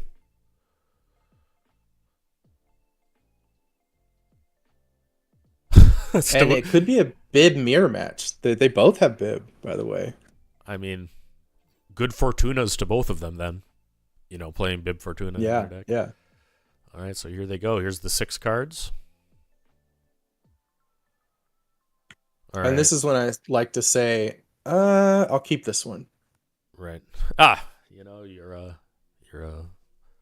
joker in addition to a heck of a commentator, Jonathan. It's at first it was from coming from other games like Magic, where you can mulligan multiple times. So I had such a habit of it. Yeah, so I mean, it's funny. I have two of my kids and my wife that play Star Wars, and then the last child, the middle child, has my sense of humor. So she's the one that laughs at my dad jokes. The other ones hate it, but you know. Love it. You got to have one. All right, so Pelp plays a Super Laser Technician into the arena, starting turn 2, which is a good play. That card is better for Palpatine than anything. Crafty Smuggler does 2 to base. I believe that looks like the Twin Suns special base to me, because I see some foiling on it, so that's cool. Yeah, It's a new product that if you ever need a Twin Suns deck box, you get a special base. You can only get that way. Boba Fett comes down into the ground arena for Django. So I really like Boba Fett here. Just in the deck. I mean, it doesn't always work out well, but it lets you play to both arenas. You're in space a lot as Django, so having some really nice threats in ground is also great. Yep, and you see some of the KTOD supporters popping into the chat. Good guy in a good community. And they gave away a whole bunch of mats and shirts and stuff at a meetup last night, so find good value there. All right, we'll see what Pelp does. I mean, a lot of times, he'll like to sack that Super Laser Tech to draw the card, and that's exactly what happens on the play. I think he's going to take the shield from the Crafty. Yeah, we'll have to see what he has for his 4 resources. He had the option of attacking in to kill it if he had something for 5. And look at that punish. Gorilla Soldier comes down, does all of the indirect to base, taking him to 5, and then readies because of that. So the tech did it. He's going to Bazine, and he's going to take the Jug. Yeah, we don't know if he drew the Bazine, but it's possible you could have led with Bazine to soak all 3 of the Gorilla Soldier. Right. We already saw Mike decline to attack the laser tech in the previous turn. Right. Yeah, and it's not, you're not going against a Quinlan where they're a discard deck. It's there. That's Lux. Lux is actually a card that's good position right now and good into Django. So that's why you want to explain how it works? Yep. With Django? So Lux, what his ability is anytime a card can be played or is played for less than its printed cost, he can either ready or exhaust a unit. So by definition, if they TDR, you can exhaust the thing that came in. And then also times if you get a Lux out, Mike did the exact right thing there. He killed the Lux right away because Django has to answer it. If you leave Lux alive, he's going to basically hurt your TDRs, and he's going to sometimes get lethal. Sometimes you actually ready your unit. If you get like a Quinlan with a blaster, is usually what I would have. But, if they drop a TDR, you can ready your Quinlan for lethal. It's nice. Yeah, and it shuts down TDR and sneak attack, so there's a lot of targets for it in this Django deck. Yep, and Piet. It's also very good into any Piet deck because Piet uses his discounts quite a bit. So I think that's actually a cool card and a good decision by Steven doing this. All right. It's a great meta call. If you look at the percentages, Django and Piet add up to a large part of the field. Absolutely. So we're now on the Django flip turn. Palpatine's ramped, so they have 6 resources to play with. They could have Commandeer plus Sack. We got to see. I'm not sure what's in their hand.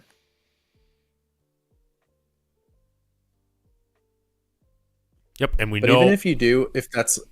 Go ahead. Yeah, we know there's a surprise strike for Django, which is good. He's got to get under Palpatine. Palpatine does have a better top game than Django. We were talking about Quinlan before, but, if he actually gets all his stuff, it's one of the decks that can deal with the, Devastators coming down. And he's just so big. The problem is getting to the 8 and a good steal. Palpatine player kind of giving away their hand that they don't have a play they really like. Yep. They could have led with an attack with the Bazine just to burn an action if they thought they had time for it. All right, so the P38 is a card that is in Django but also played against Django by Steven. It's a good card for Palpatine because when he sacks it, it can do another damage. He takes 1 damage from the Gorilla Soldier. He did put the 1 damage on Boba Fett. That might be what he's intending to steal, or at least give himself the option of stealing Boba Fett. Yeah, he's done. He did 1 damage with the Bazine and then 1 damage with the P38 to each of those units. No good to me dead on the Django leader. Yep, and an awesome Metal Fab token there, to denote it. Yeah, shout out to Metal Fab. B-Flow is the name of the gentleman, but he dropped off some tokens by our stream table today. It wasn't cool what FedEx did to us, but we are not going to give up on coverage. We're not going to pack it in. We are going to, get this, and we're going to get out what we can, to everybody. Yeah, and Metal Fab works with KTOD as well. They sponsor their competition team. I know Mike is glad to use these tokens. Yep. So there we go. So Boba's done damage. I think that Palpatine's at 21, is it? And that said, we're getting 21 or 23. Yeah, we're getting to very close to stabilization. So at 7 right now, he's going to play Ular and he's going to heal 1. I would say this Palpatine is dead. Mostly because they're so close to 30. There's not a lot of healing in the deck, and Django can just be so explosive. It would be really impressive for Palpatine to pull off this game. Yeah, my friend Chris Schutz in the chat bought in 3 tokens, and I see the man, the mustache, the legend, KTDOD Maddie joining us. Hey, Matt. Did the Quinlan Masterclass with us. He's a Quinlan nut like I am. Royal Guard is good there. Royal Guard has Sentinel right now. So that saves a little bit of damage. Yeah. And he's hanging on by a thread here. We're in space. Didn't get much healing. A Crumb would have helped a couple more healing here after losing initiative. Yeah. I mean, I think he really did because the Crumb is a double heal. Yeah, that's it. Yep. That does it. Yep. There we go. So Bobby Sapphire does succeed and manages to get okay. What a game 3 though. So that's there. So all right. So KTOD representing on that beautiful mat, going to 3-0. This was actually the end of round 3. I updated the round timer before.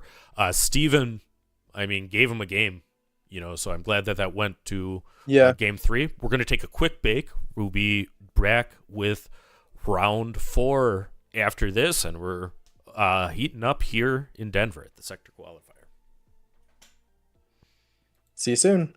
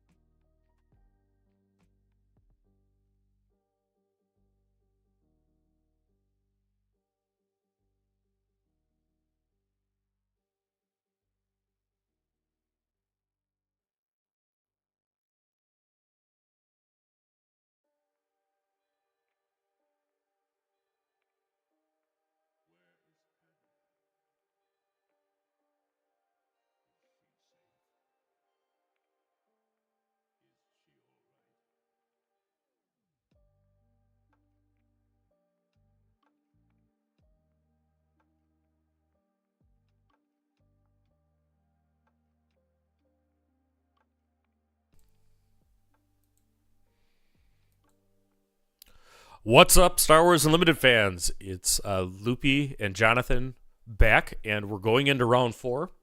We're going to have table 1, which is a matchup of Django Tarkentown versus a great player named Eve, who I know, and who's a streamer.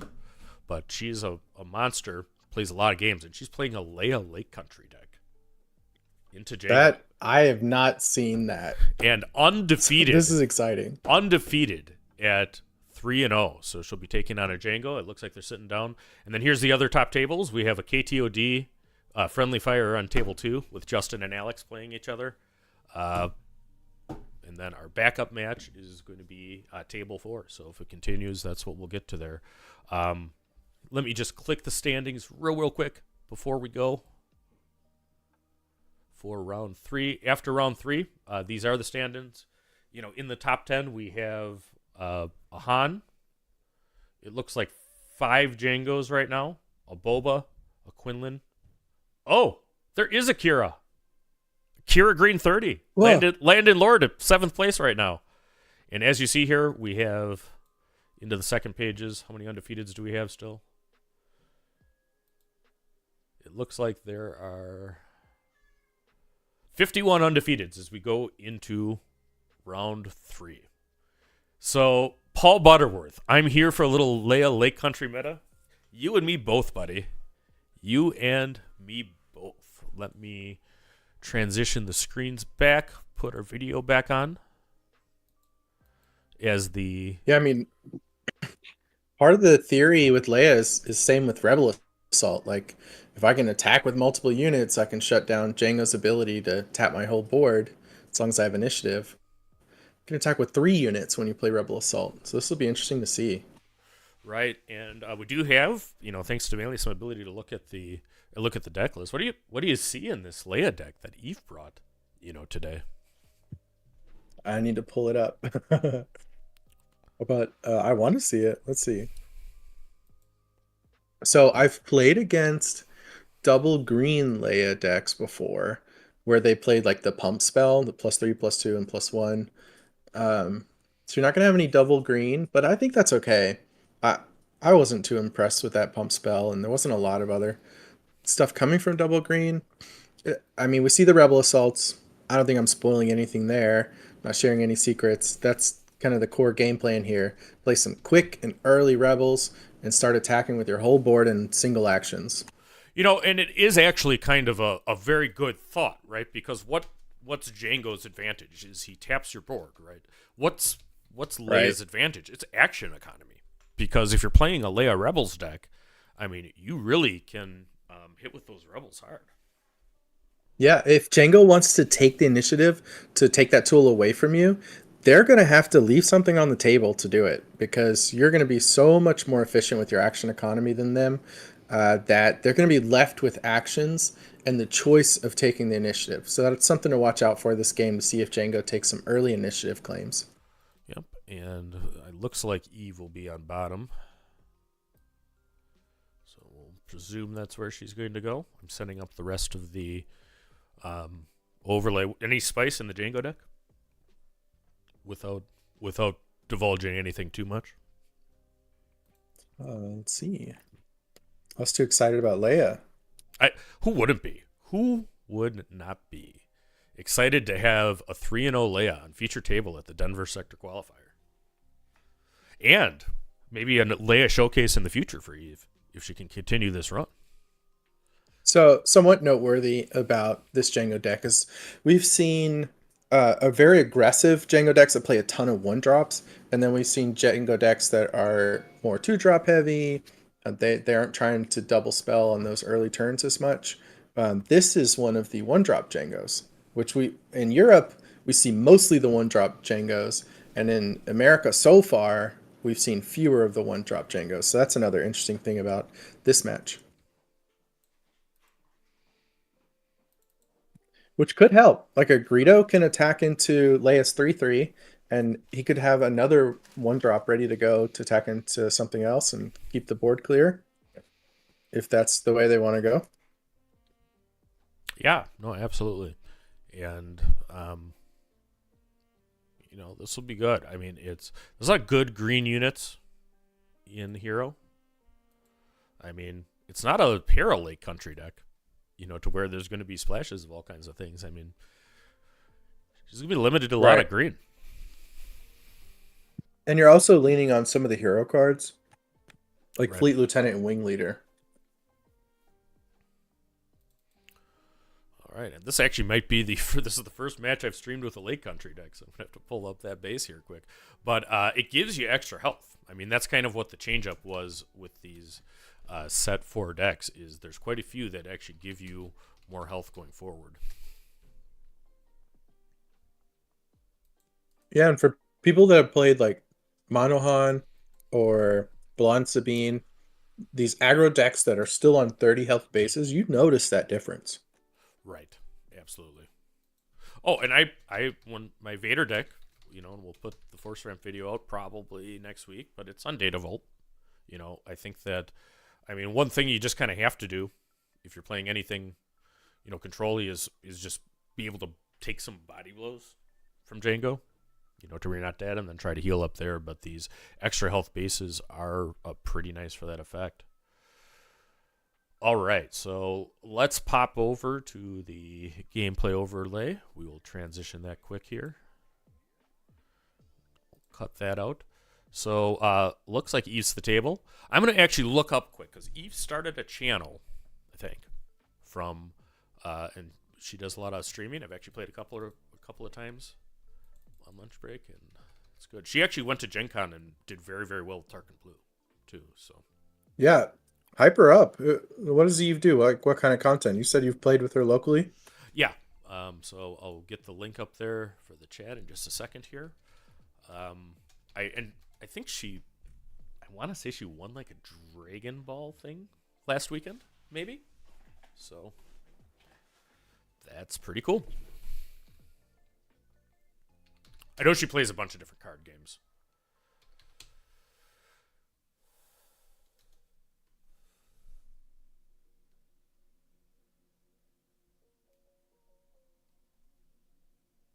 I actually have to go to the Wisconsin Discord here.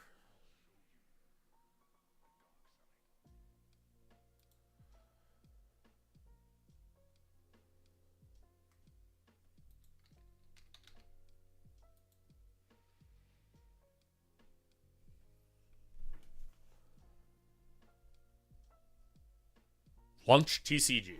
Lunch TCG is the name of her channel. And take a guess at what time of day she tends to play. I bet about the same time Blonde Sabine was doing it. That's a true statement here. So pop it here, share. Yeah, so everybody watching, feel free to give her a thing. I'll put this in Restream. Lunch CCG. Yeah, we are watching the Leia match, Highlander Slay. And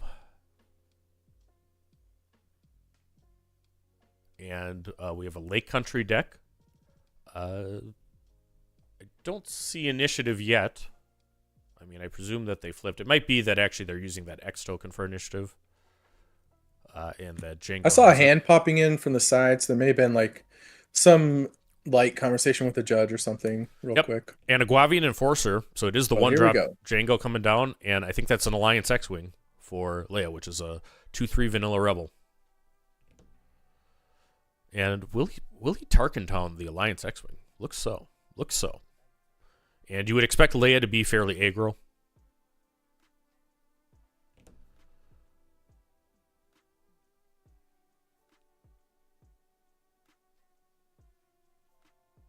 Yep.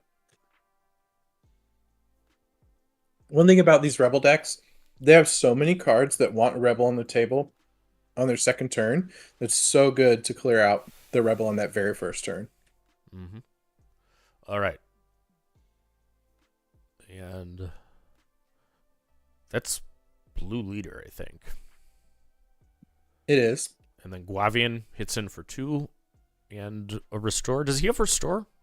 But he doesn't have any damage up base yet, so No. nothing to restore. He has Saboteur. Yep. It's Saboteur. And Eve is going to take all of the Gorilla Soldier damage on base. So she has 8 damage on base right now. Django yet to be hit. There is an uncontested blue leader in the space arena for Eve. I see a wing leader in her hand, a U-wing reinforcement, Luke Skywalker.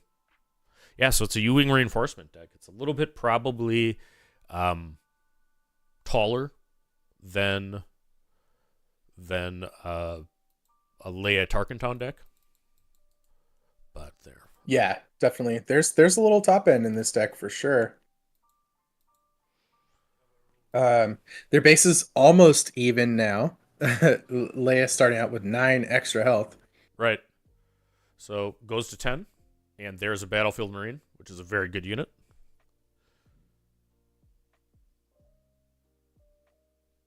And a Luke Skywalker. So 2 3/3s. Well, a 3/3 and a 3/2 in the ground arena for Eve. Django has an ISB agent yet to attack, which will go to the base, taking damage to 13.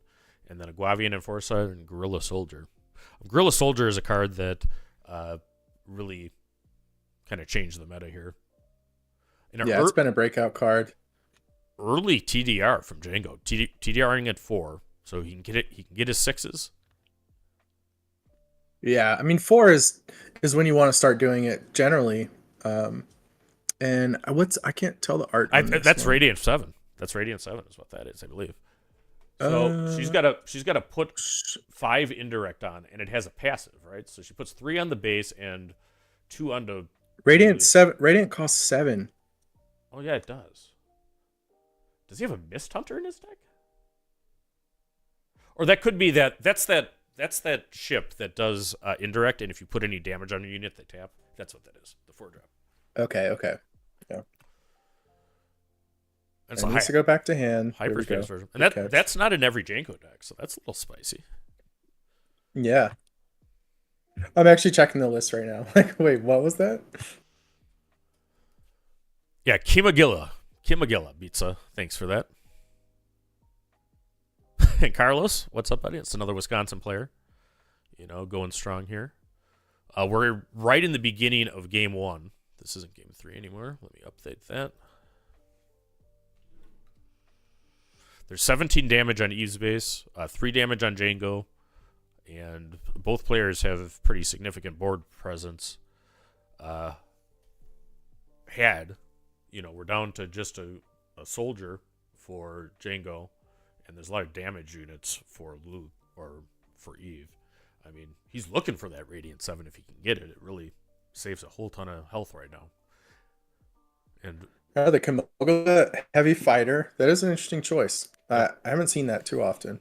Okay, so the P-38 comes in and takes care of the blue leader.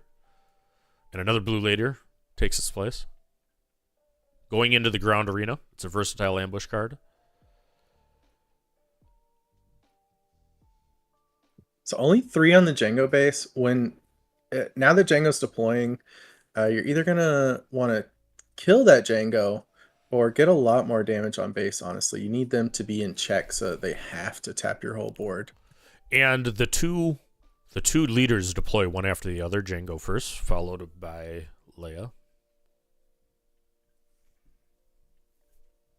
It's an interesting choice for the Leia player, especially if they have Rebel Assault in their hand.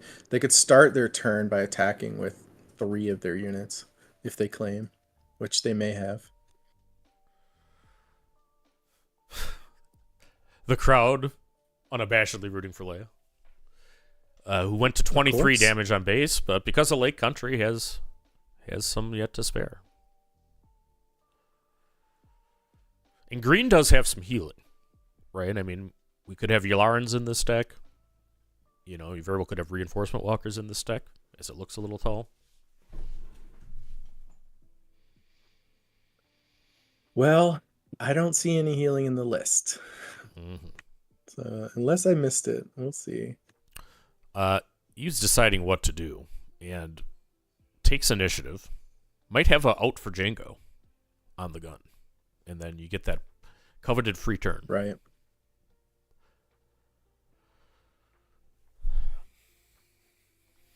Fleet Lieutenant. Fleet Lieutenant on the blue leader would get Django because that attacks for 5. Yeah. And your base health is getting a little sketchy. It would be good to get some damage off Django's board. It needs to do some things here. So Rebel Assault, this is actually real strong in a Leia deck.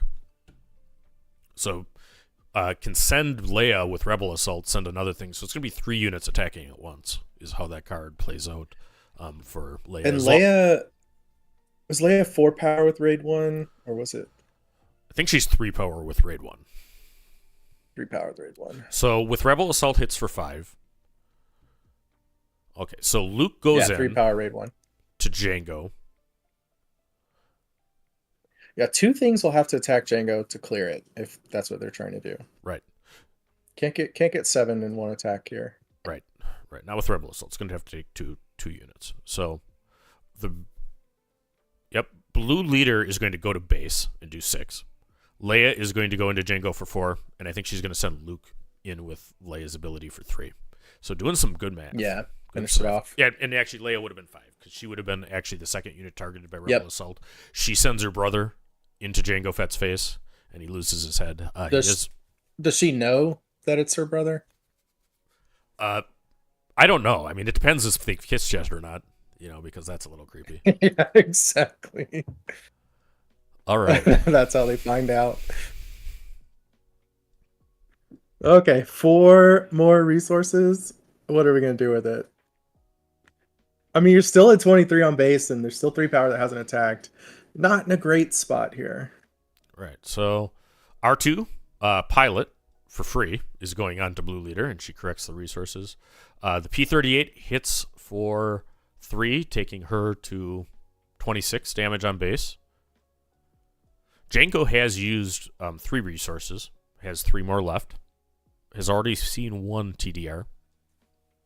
She can hit for 8 with Fleet Lieutenant, which puts it 17. You're still looking for another 8 damage. I'm having trouble finding that math, but let's see. Yeah, so the Blue Leader has a 6 attack. She needs to do, 16 to kill him? Yeah. Let's see what Eve has up her sleeves. I think I see a Rebel Assault in her hand, which is always good news into Django. I can see just like the end of her sleeve. I don't see anything in it. There's aces in there. You never know. Could be. All right, so she considers a move. Went up to 7. Both players did.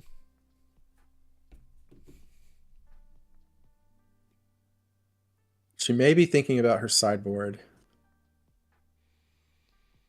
Sometimes I'll pick up my opponent's discard pile at this point in the game too. Like, let me remind myself everything that you played before we go to our boards. All right, so it is U-Wing Reinforcement. I think it has to play trying to find something to control the space arena. There's Bright Hopes. Bright Hopes. So that could be one of the cards that we're looking for. That was easy. So Bright Hope and Wing Leader putting a big chunky Sentinel in the way. There you go. Let's see what she does with the Wing Leader, though. I mean, it's not necessarily Bright Hope as the option, but I think she has to. I think she has to put the experience there to survive. Because otherwise it only has 6 health, and it dies to the 2 P-38s. Some Django lists have a couple, like 1 or 2 waylays. I don't see one in this list. Yep. So waylay is what Django needs right now. Each P-38 can essentially do 4 damage. So I think that Bright Hope can block those 2. Here comes a TDR, which is not what Eve wants to see. What is going to hit with TDR? Rarely whiffs. Occasionally does. It is a Devastator. Yeah, it's pretty tough. That can just clear the way for all the rest of those space units. Right. And tap. And that'll do it. And tap down. Okay, so game 1 goes to Django.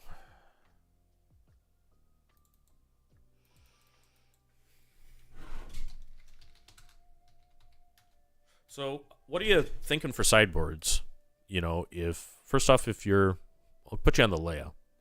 I mean, what are your thoughts, if anything? I mean, I think that the deck might be set for Django already.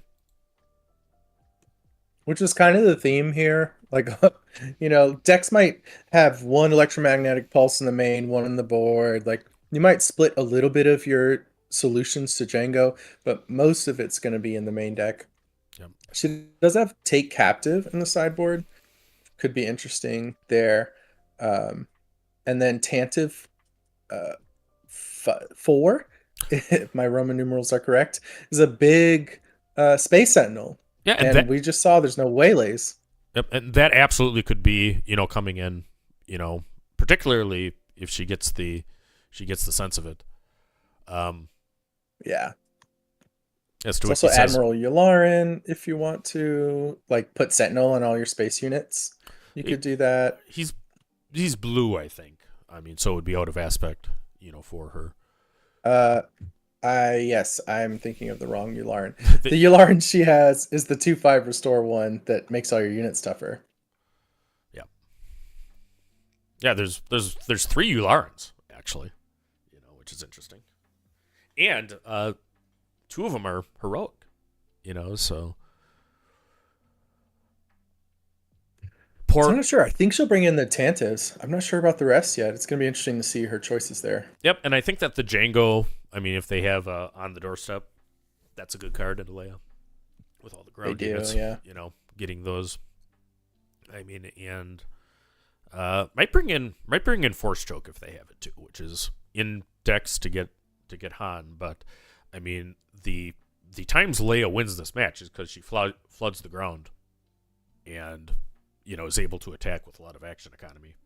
So anything that is hate for ground units, I think, is what they are. But as we see, there's some good space. I mean, Blue Leader played well. Last match, I think she played 2 of them. And we'll see what happens here. The other thing that happens is Eve will have initiative, which is a big thing for a aggro deck early on.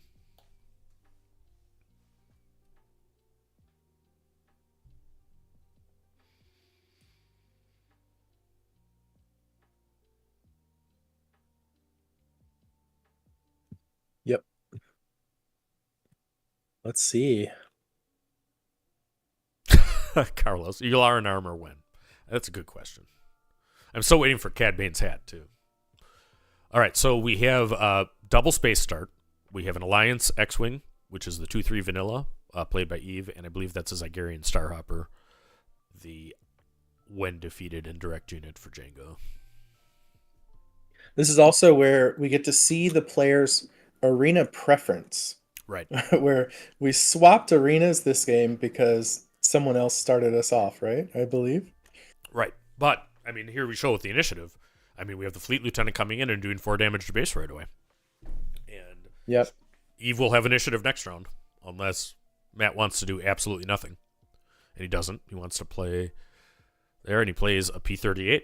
So he doesn't have the Guerrilla Soldier, this time. And he Tarkin Town. Tarkin Town.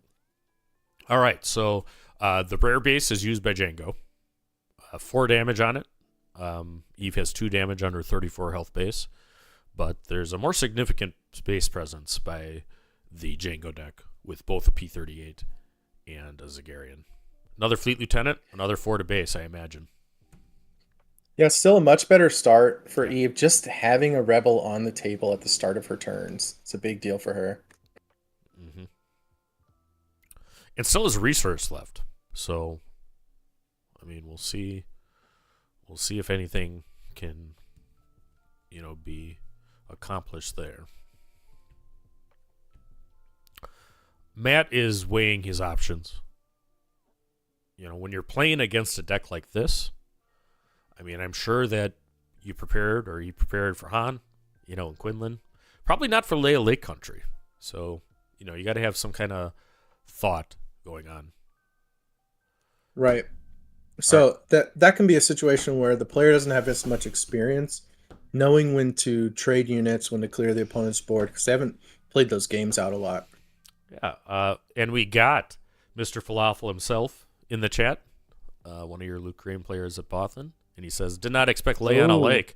Yeah, Leia on a Lake was not on my business card, my bingo card for the sector today, but, I do know that Eve is a great deck builder, and a great player. So and she's 3-0.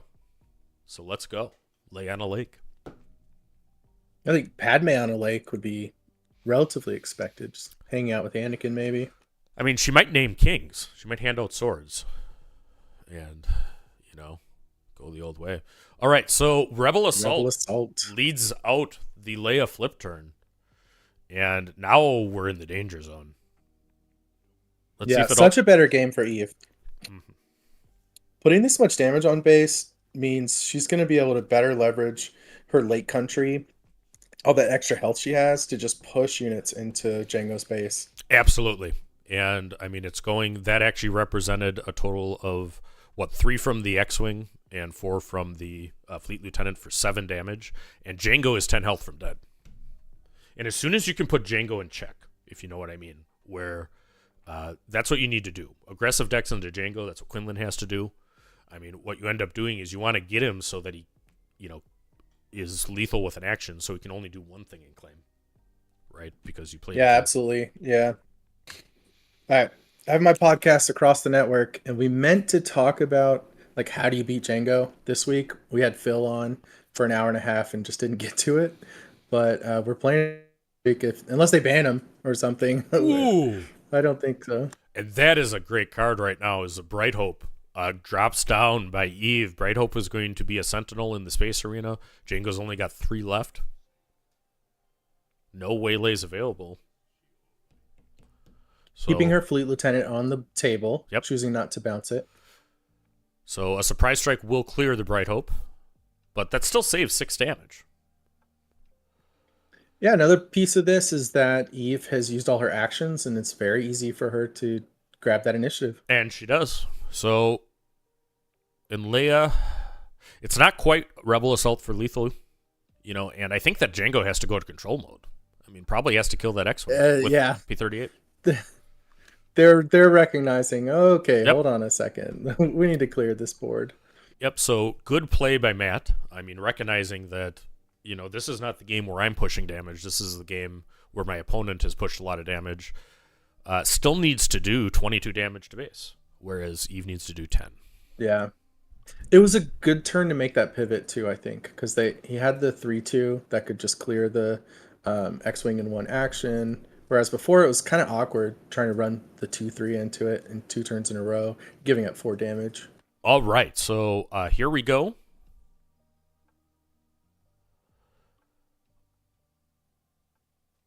Chewbacca into the ground arena. So making a power play there. Wait, did Leia attack? Oh, No Good to Me Dead was played on the Leia. No, Leia was No Good to Me Dead. Which was a good include and a good call, there. So probably Leia won't make it to the next round, assuming Jango stays in control mode. Yeah, because this is another example of how this Leia deck can retain the initiative is playing on curve. Once you've spent your early turns deploying as much as you can, and then spending these later turns playing on curve, you get to just keep retaining the initiative. Right, but Chewbacca hits for 4 as a unit. 5 as a unit. I think he's a 5/6. 5/6. So, that's a lot. He plays a War Juggernaut from hand, which is going to do damage. There's 2 damage on Leia. There's 1 damage on Chewbacca, both from the War Juggernaut. It's +4 right now, so it would have 7 attack. He hits the War Juggernaut itself too. So. Matt says, hey, if you want to kill my War Juggernaut with your Chewbacca, I'll take the damage savings to base. Well, he still can't without Rebel Assault or something, because it has 6 health remaining. Right. So Jango attacks into Leia, and certainly the Stormtrooper is going to clear her. And there's a when defeated as well. So that's the indirect Stormtrooper, so it should do 1 indirect on attack and 1 when defeated. Now, Chewbacca is a rebel, so, I mean, Fleet can hit him.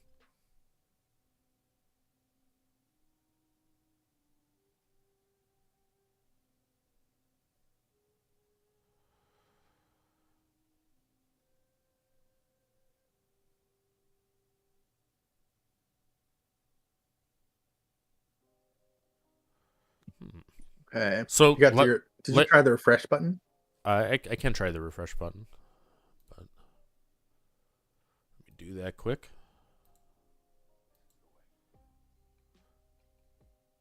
There we go. Look, see how hard we're trying to get this right. Right. We're learning. All right, so we have initiative. Attacking with Chewie puts them in check to Chewbacca, but is she in check? How much damage is this? 1, 2, 3, 4, 5, 8. So there's 17 on Eve's base. There's 15 on Jango's base. So and how much power does Eve have? What do you mean power? Chewbacca's out, which is a 5/6 in the ground. 17. Well, I mean, like, how much is she threatening? 17 is the answer, which is 34. 17 plus 17 is 34. So if Leia does nothing this turn, does not interact with Jango's board, the Leia player is going to die this turn. Right.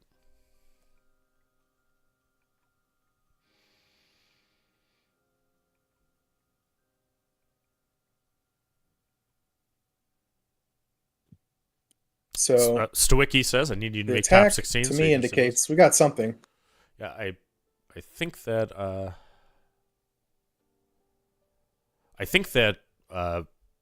Eve will make top 16, but to the extent she doesn't, check out Launch TCG, which is a channel that she has, and friendly when she's doing it. This is game 2 of the 3-game set. We have Jango taking the first game. Leia has done a ton of damage, has 20 damage to Jango's base, and needs to find 5 more somewhere before dying. There's 20 damage. I think it's going to be a U-Wing and Hope. Uh-huh.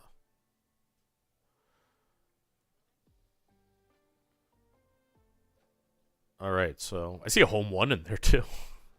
It's not time for that yet, but yeah, almost. This is a cool deck. I'm glad we got to see this. Yeah, I may not get to see 3 games of it. You have little faith, Jonathan. She has a ground sentinel at least. So unless there might be a TDR that just finishes the game, but there's a chance. As Jim Carrey says, you're saying there's a chance. I don't think she there's a Riken in her hand too, which right, give himself or another unit sentinel. Yeah, that's the one I'm looking at, and that she's also has it moved to the front. But I think she's like, this isn't terribly exciting. Is there really no other option? And yeah, that's her only option. Right. And then, I mean, I think it comes down to whether there's TDR or sneak attack. And then, yeah, if so, what they hit for Jango, because it's going to be tough to take care of both Chewbacca and Riken in the ground arena for Jango. It is cool that she put the Sentinel on Chewbacca. Yep. Because she doesn't know if they have waylays, but even if they do, now it's not an option. And this one does not have grit. This Chewbacca does not have grit, but would rather have the Riken because he can do his thing on attack too, right? Where he gives a unit Sentinel. Right. And Riken is lethal. Both units are lethal if they can attack. So now, can Matt find the way out of this with the boogeyman of the format, Jango Fett? He has. Yeah, if they don't have a triple dark raid or something, are they forced to claim? Yes, they are. They are. They're forced to claim to see if he can pull something to tap down both units. So Leia has Jango on the ropes here, folks. Look at me over here doubting her. But let's see, though. It's not over. And if there's just I mean, to the extent there's a home run round 2, that could be coming down here shortly. We're to 8. There's the multi-tap. Okay, there it is. But we don't have Sentinel now. Right. So what is she going to do? Riken needs to attack to do that. We still have 1, 2, 3, 4, 5. We still have 17 sub-lethal. Yeah, I see a Leia Organa Rebel Assault in one other card in Eve's hand, and that is not a good hand for what you need right now. Yeah, I don't think this is enough. Needs a bright hope at a minimum. It was a nice effort, like putting it on the Yep. Django deck to have it. But that's why this deck is so good now. There are so many ways to tap the whole board Yep. in these Django configurations. That's exactly what it is. And Django was sitting there with 1 health left. You know, there just wasn't a way to kill it. Just not a way to kill it. Chris says, needing your units to attack Becker Blender. I mean, Django is very, very good. There's no question about that. We'll see what happens here, but I mean, Matt Freed. I mean, if you're at a big event like this, you play the deck with the best chance to win. That's what you do. And he had to play very well to get over this Leia deck. So, all right, Matt Freed playing Django Tarkentown takes care of Leia on a Lake, who will drop to 3-1, and we're going to take a break and be back after this.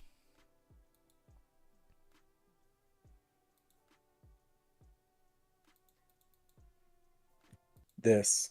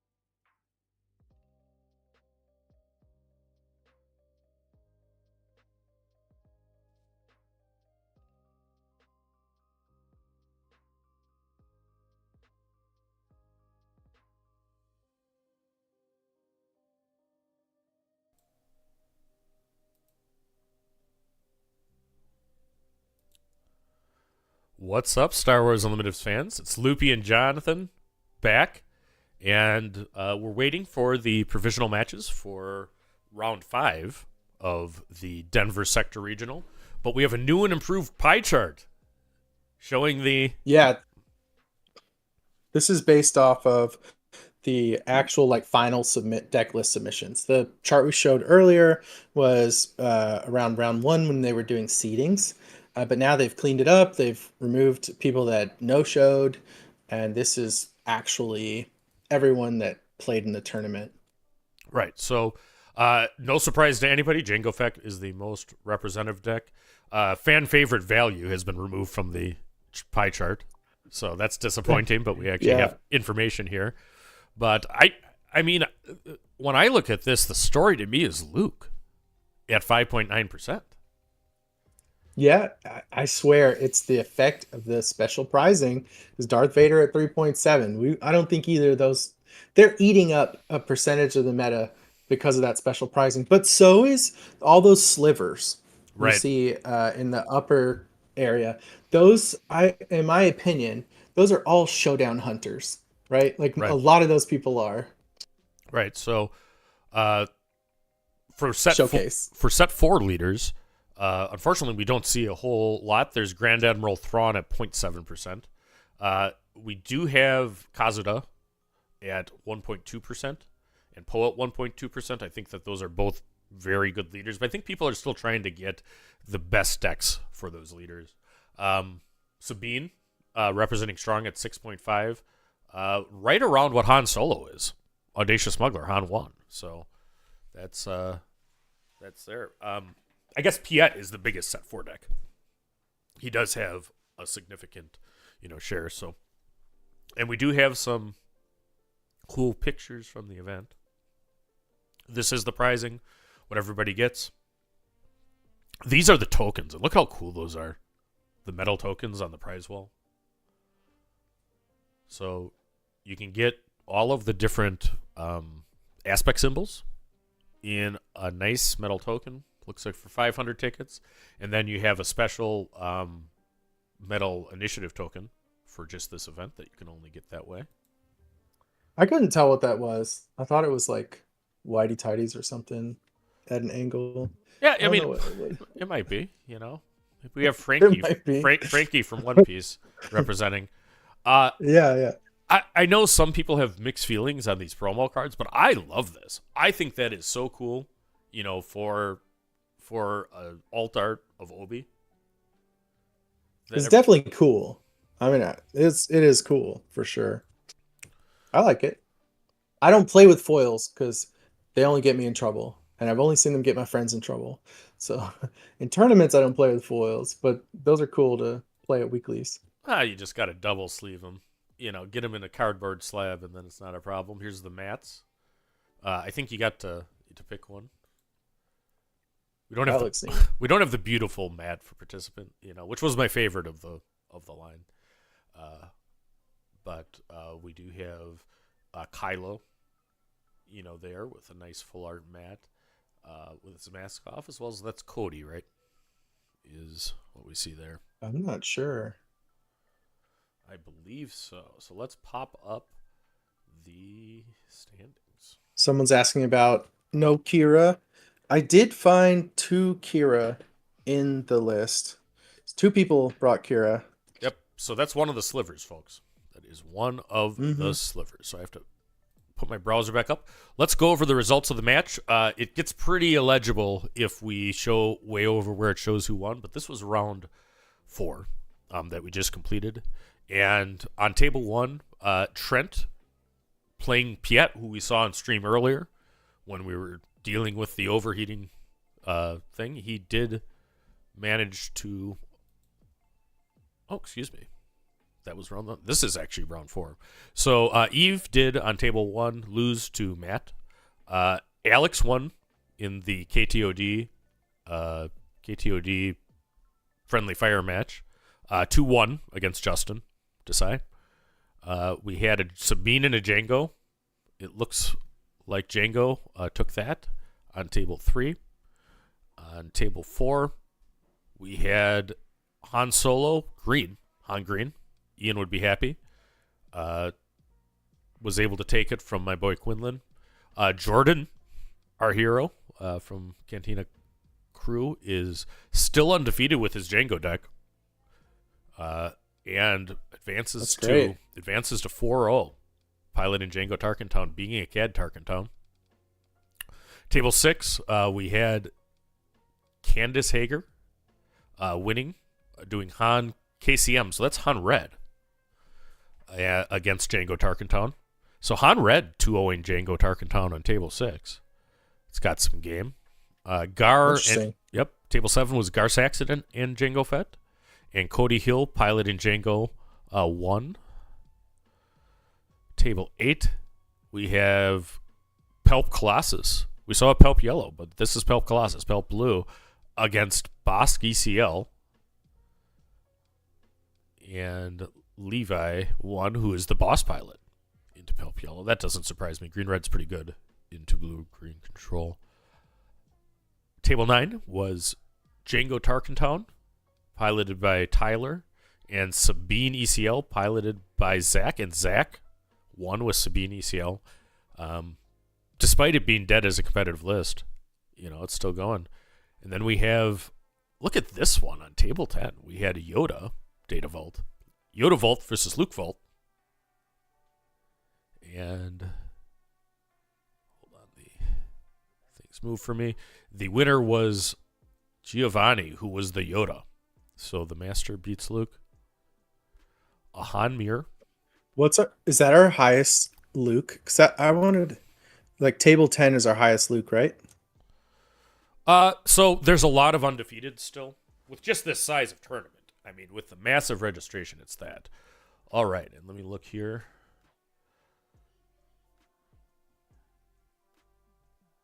Okay, and that wasn't the parents getting posted yet. He's certainly one of them. No. He's undefeated, but like we said, here on table 14, we were talking about it. Kira, there is a Kira 30 in the base, and just improved to 4-0. So there's an undefeated Kira still around, taking care of a Quinlan Tarkentown that was there. Oh, that's actually the deck list if I hover on him. All right, and then we have Sunny D, and we'll be hearing from Sunny D a little bit later on of the Secret team. He's playing Han Green into an Admiral Piet, and he did take care of that on table 12. Yeah, I got to talk to Sunny D at Beatle. He was in our top cut, and I reviewed his deck beforehand, before doing coverage. Yep. He has some really good plans for Django. I'm not surprised he's doing well. I'm interested to see how it goes in this. And the Secret team did very well in the 3x3 at Beatle. And Sunny D is a great player. Yep. He did I think he did the Han Green Masterclass with us, if my memory serves. And he's been on that deck a long time. And super nice guy too. Love to see him winning here. That's great. Yep, absolutely. Table 13 we talked about with Kira. 14, and I see it's refreshing as the things happen here. 14 was another Luke Vault. So there's another undefeated Vault. Or was. He ran into a Django. On 30, though, that was a Django Spice Mines. And it looks like Django got that one. We have Han Yellow versus Quinlan. The Han Yellow one. Love to see it. That's the deck I'm practicing right now, and that Phil just won our Beato with. That was awesome. Yeah, Philip's a monster. That's McClunky team, and I think that actually we'll be hearing from them a little bit. So long as we get the internet connection here, as we go through our coverage of the Denver sectionals, we're going to be hearing from people throughout, and we actually have quite a lineup for the top cut once we get to that tomorrow. How this works is you have to advance to day 2 right now, and then the day 2 will play between 1 and 3 matches probably, and then it's going to be a top 8. And we'll have coverage all the way through, including the final. Okay, so let's pop back. We are going to go back to the waiting screen for just a second, but we're going to be back real soon here. Yep, there's only one match left in the round. See you soon.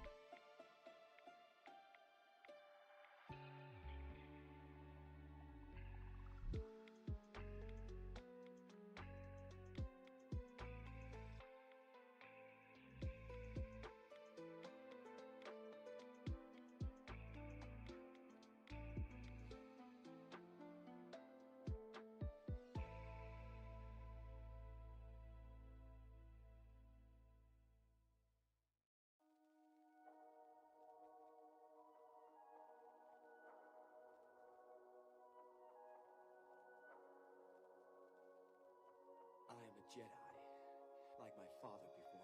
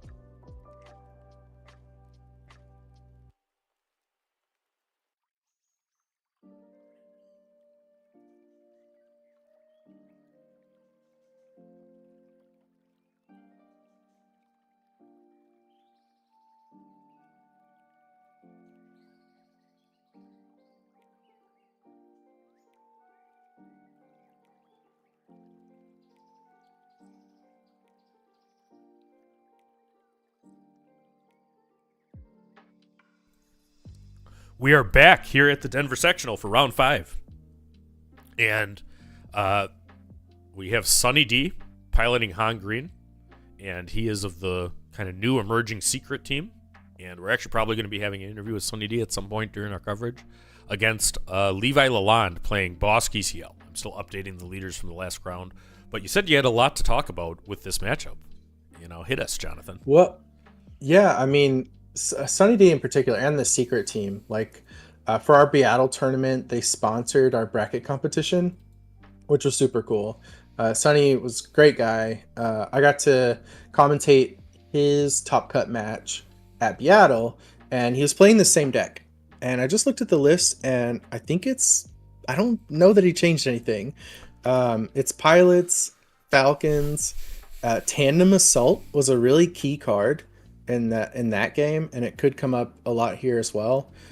Just closing the game out in a single action is huge. And then, he's going to be up to the same Han tricks you're used to with Tech and DJ and all the ramping. All right, and the action has started. I think that actually a Han had initiative and is opening with a Han action, which is exactly what you'd expect. Yeah, straight into it. These guys are ready. Ready to go. So. Oh, resupply can be an incredible start for these Han decks. Yep, and if you go back to the Han Masterclass, I think it was actually Mango that said it, not Sunny D. Sunny D was one of our Masterclass teachers for Han. But, when you have resupply, you're happy. And if you don't have resupply, you're not, is the way he put it. And, I think that's the ideal opening for Han Green, because Han can deploy on turn 2. I mean, I don't know if he has Marauder in his deck, but that is a thing that happens in Han builds. Right. If he had discarded a Marauder here, then you might have seen that. But I don't think we're going to see a Marauder, even if it is in the list. But I don't know. We could, because, there's a space unit you could run it right into. That's right. But I do happen to know he does not have Marauders. And it is a very strong deck. I think Han Green and Han Yellow are both well positioned. They kind of have some tension there because the tempo Han Yellow deck actually kind of struggles into the ramp version, but it's there. All right. Boss deck can be scary, like a lot of big stuff coming at you. And I love both of these players' mat flexes because we have Sunny D, showing off one of his PQ mats because he's won several, I think. And then we also, though, I like even better Levi Lalonde going with a Destiny mat. I have that mat myself from the Galactic Champions of Star Wars Destiny. So we got old school versus the new. So that's a cool match here. And we have two excellent players, both 4-0, going into round 5. And if you're at this point in the tournament, you're starting to think about day 2. And hey, Billy, it would be great to go. And the card from, you might want to try the refresh. The card from Sun Deep is, I think it was Poe Dameron, right? One hell of a pilot. Yep. And he has got some bounties on him. Yep. So that is one wanted. 2 bounties. So does he have a waylay? Does he have a waylay? Let's see. So, the upgrades, is that Chewbacca and then 2 bounties? I think that's the Poe, right? On his own X-Wing. Oh, yep. That's Poe on his X-Wing. Yeah. So, then. Yep. So he's hitting into the base, and that X-Wing takes a huge chunk of ECL's health right out of it, because it goes to 4. So, however, there's going to be multiple bounties when he manages to kill it. Yeah, he's going to do 2 or more. Is that +2/+3 from the Poe? I'm trying to remember. I haven't played that card a lot. +2/+3. So still got 3 more to do. Yep. So he's going to be able to resolve both Bounty Hunter's Quarry and Price on their head. Bounty Hunter's Quarry he's resolving first, allows him to look through 5 cards here because it's not unique. And he does find one, though. He finds a Phase 3 Dark Trooper, which is a very good pull out of those 5 cards because it's a Ground Sentinel. And then he did also ramp with Price on your head. Han has gotten to 6, so can deploy, and does. The boss can also deploy, and if he has another bounty, he could drop it. But I don't think he's... Well, so if he has another bounty hunter score, he could put it on the Han leader, and try to trigger it twice. To the extent Han unit doesn't come and eliminate Bosk right now, which is exactly what happens. Yeah, exactly. Yeah. So Han unit comes in. It's a 6/6 with ambush that deals combat damage before the defender, and is able to. Is that a promo? One shot. I think that's a hyperfoil Han unit. Is what that is. Okay. Sunny D doesn't mind running some foils, in his decks. We were just talking. He's not about scared like me. Yeah. So I think he put a Bounty Hunter core. I think he did have that all planned out, and it just got ruined. Is that what that is, or is that the damage one? I didn't see which bounty it was. I believe it was Quarry, but I was looking at the chat there. He had one resource available. So the number of competitors in the event was 432, right? To answer Cindy's question. All right, so Han leader attacks for 4. He's going to take. Always happy to get that Han attack in. Take him to 8, and ramps resource with the Han action. So he's got a nice, and the green version, actually has a fair amount of healing too. Yeah, it doesn't have as much smuggle, whereas in the Han decks with lots of smuggle, activating your Han leader unit is almost like drawing a card. Because you're going to get rid of something that doesn't have smuggle and just keep your row really full of smuggle cards. All right, so Ruthless Raider comes in and eliminates the Han leader, I believe. Or is he just to 5 now? I think he's to 5. Yeah. So yes. the ping will. That's right. And Sonny's looking at his resources. Is he smuggling or no? It's 3. Ewing? There it is. Oh, Emphas. Nice. All right, and the punishing one gets bounced to hand. Bosk is playing with his hand in the ground arena with a coin on top of it. Yeah. He's like, I don't like this. I'm putting my hand right here. You just play your turn. You know what? I think that is a guild target. So I thought it was. Yeah, that's not in every boss deck, but spicy. I mean, I presume that plays well in Django if it's in this. But Bosk has gone to 14 damage on base. Yeah, I mean, Enfys is so good at playing cross arena as well. Even the Ruthless Raider, I don't care that it has a win played. If you want to spend 6 to do 2 and 2 turn after turn, I'm happy. All right. Yeah, I know. So Bosk has got all kinds of problems in the ground arena, looking down at Emphas Ness and Han Solo. Han Green plays some. So now you want to have a blaster in Blaster, your row so right. you can pump Enfys and still bounce the Raider. That's exactly right. If he's got Blaster right now for it. But it's not that, it's Commandeer. Oh, Commandeer hits the Barrage Ruthless Raider, and that is a cool new set 4 card. Wow. And that is Scoops. Oh, he's done. Scoop He's City, done. folks. Scoop City. So Sunny D commandeers the barraged Ruthless Raider, and Levi has had enough. He says, I'm going to go to game 2. I'm going to go to my sideboard and try to find some answers for this Han Solo deck. Plus, it was actually lethal.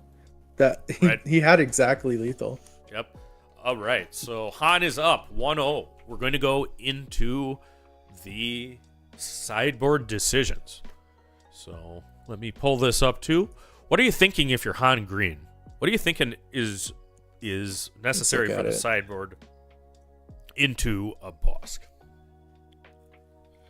So let's see. We don't have Bright Hopes. I like Bright Hope against Boss because I can bounce my own unit to get the bounty off of it. He's got Bamboozle. I don't think you need that. Sparks can be nice because these boss decks go so big. So Right. if Bosk has like a ramp hand, he ramps a couple turns, then you can just rip out his big card and he's left with almost nothing. So I definitely bring in the Sparks. And I was talking about Sunny D. I've known him, and he's a kind of friend. So my fun thing with the over/under for his decks is how many 1-ofs there are. So Hey, I'm a big fan of 1-ofs. I love to see it. the over/under on the 1-ofs is 5. I guess I can tell you that. So that's what they are. as far as boss goes into a Han, I mean, I think for sure that Cam Syndulla, if in the board, is going to be coming in. So nice. Yep. And the other thing is, too, you're going to bring in Force Chokes because Han Green is not Han Yellow. DJ is not as good as it is in Han Yellow, but Han Green still plays 3 techs, 3 DJs, and it can be oppressive, that particular combo. And it has been through set 2, and it is still there. So, yeah. Jazzron in the chat says, what a play. Yeah, that was. So that was a cool play, and, Commandeer is a tough card because it can be very awkward in your hand, right? But when it hits like a freight truck. And there's not a lot of targets for that Commandeer in the deck. I was thinking going into the match that having those main deck Commandeers just for Django might be a liability for him. But then we had a barraged Ruthless Raider, and it was amazing. Yeah, and sometimes it's the stuff that they don't expect, that'll get you, But yeah, great play by a great player, Sunny D. So we did do a masterclass on Han Green. He's also got for sure the Echo Base special one. That's the Twin Suns Echo Base, from the deck pile. Yeah, I don't hate Boss Chances, and partly because I think he might have sideboarded a lot more than the Han player. Like, I see maybe 7 cards that I could bring this. Yeah, I think Levi that sideboard, but only a few. Yeah, Levi probably improved significantly, into this matchup. Yeah, I think so. Because he was tech for Django, and Han Green does not have the same hate that Django has by any means. So, that is what happened. So, we're going to go to game 2 of round 5. We have Sunny D of the Secret Team, who is piloting Han Green. He's up 1 game on Levi Lalonde, piloting Bosk ECL. Got over 200 people watching online. Thanks for joining us for our Matt. Oh, and then we had the game go dark. All right, so I'm not sure what happened. We had the video drop from the stream. We're going to go to a break, and as soon as we can get that address, we'll figure out what happened. So join us shortly.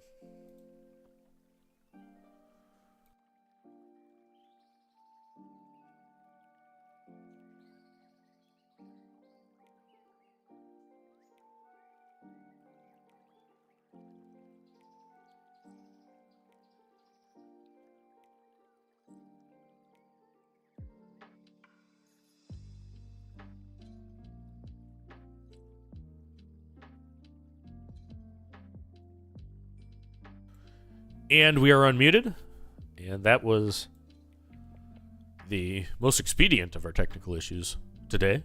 So it's only about a 20-second there. All right, so let's catch up. That is a prestige blue leader that Han Solo has, and it looks like Bosk played a punishing one, did not play anything on turn 1, so it looks. So that is tough, and that is a 3-cost pilot. I think that was Chewbacca, though. Yeah, Chewbacca. On that. Yeah, it is. So that blue leader is hitting like a Wookiee truck at 6. It is. Like, punishing one looked like it was going to be able to clean that blue leader up and still be around, but there's a lot of pilots in Sunny's deck. Yep. And it's cool seeing, these master deck builders, work with the new tools they got.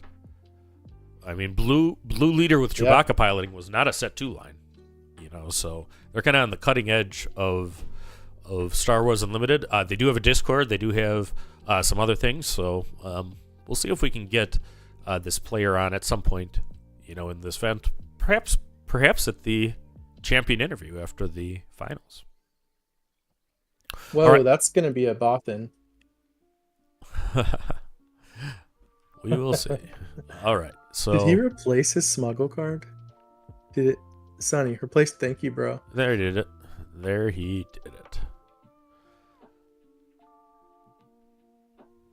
The so that's L3, right? Coming out with 4. Yeah. As a shield. Yeah. And that was a Cham. I didn't see it. Yep. Yeah. Cham goes, but did he ramp? Yeah, I'm not sure about that. I think actually. Oh no, he just played it on 4. I think he just played it on 4. He played it on curve, and I mean, Sunny D might have been playing around Cham because he did not use the Han action. I mean, he then played L3, but he's generating card advantage there. All right, so Blue Leader comes in with a surprise strike, I believe. Oh, that's Rebel Assault.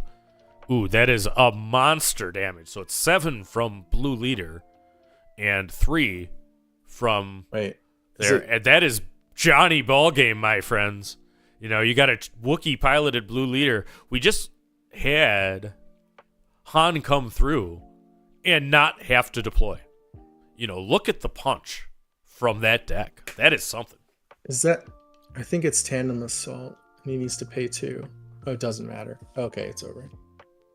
You're right. It is Tandem Assault, not Rebel Assault. I saw it. I think it was a concede. I don't think it was quite lethal yet, but I mean, when you're looking at a hole that much, I mean, what's your play line to get out of it when Han's about to deploy? So. Oh, it costs 1. 10 costs 1. He's good. Yeah. What a match, and Han dispatches Bosk with prejudice. Yeah. Cham, he played around the Cham. I mean, he probably didn't even have much reason to ramp even that turn. He brought in the Cunnings. Oh, let's see what he brought in. So he brought in Cunning. What else, Sonny? No, just Cunning.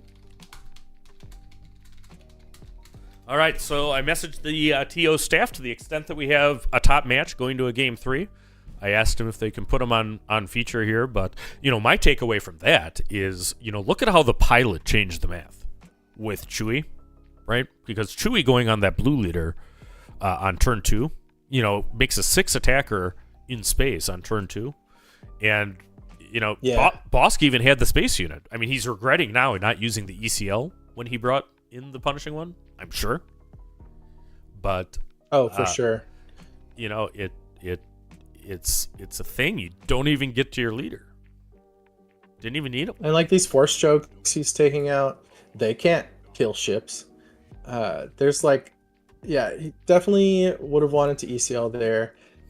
And these pilots, it's risky because you're leaving yourself open to a blowout, but Chewbacca's way less risky. He has so much protection built in, and you get to invest your resources in damage that turn. Right. And that builds up really fast. Yeah, and I people know I'm a Sabine pilot, too. That's one of my main decks. I mean, I like the Chewie as an upgrade more than the Darksaber, to be honest with you. I mean, Chewie makes that ship so that blue really can't hit him, and that yellow can't bounce him. And those are 2 very important things. That leaves a lot of capture. And we're seeing capture kind of have a moment, too. I mean, we have your compatriot, George Hudson, that, piloted CAD blue, but that has capture, and it was running Relentless Pursuit, right? Yeah, when Sonny played his L3 during the match, that's what I was going to mention, is that the capture ability on the L3 has been coming up for me a lot more recently than it used to, because we're seeing all these captures. Yeah, me too. I think that, people that watch our content a lot would know that I was on Rebel Quinlan's throughout, which is a very aggressive deck, and it's still much better into aggro type than kind of the good card random stuff Quinlan, but L3 is just real important right now. I mean, both for being a shielded unit that comes out, and then the capture ability helps you against decks trying to run that on you, which are plenty, because I mean you have to do something for Jango. All right, so we're gonna go to a break. Hopefully we get another match soon. If not, we'll see if we have any special guests. So we'll be back with either bonus coverage from round 5 or a guest relatively shortly. Thanks for joining us, folks. See you soon.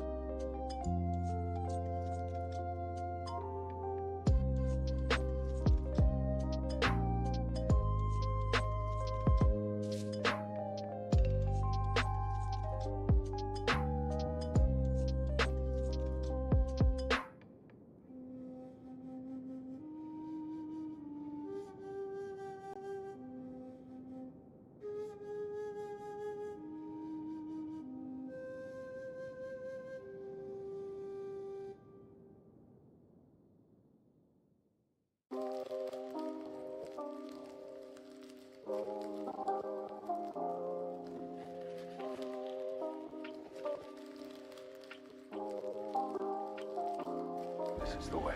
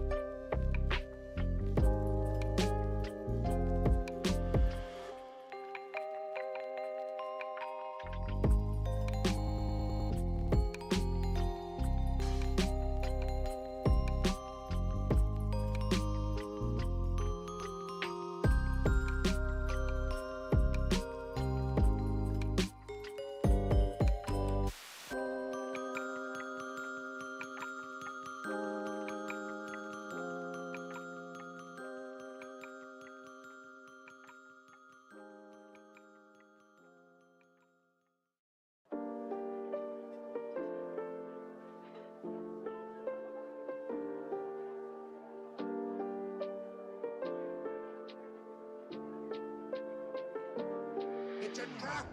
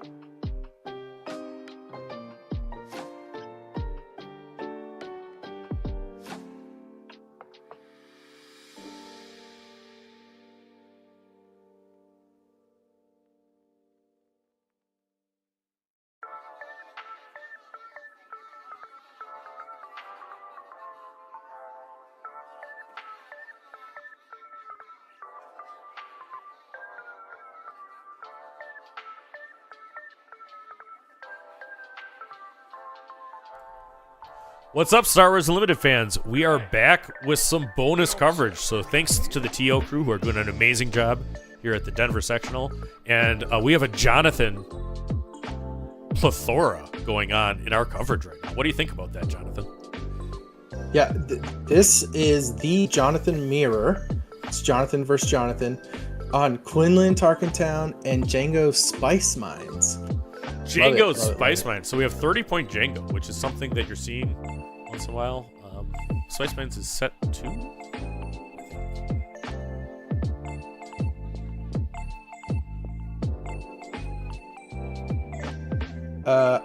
Did it just come out? I can't remember on all the bases.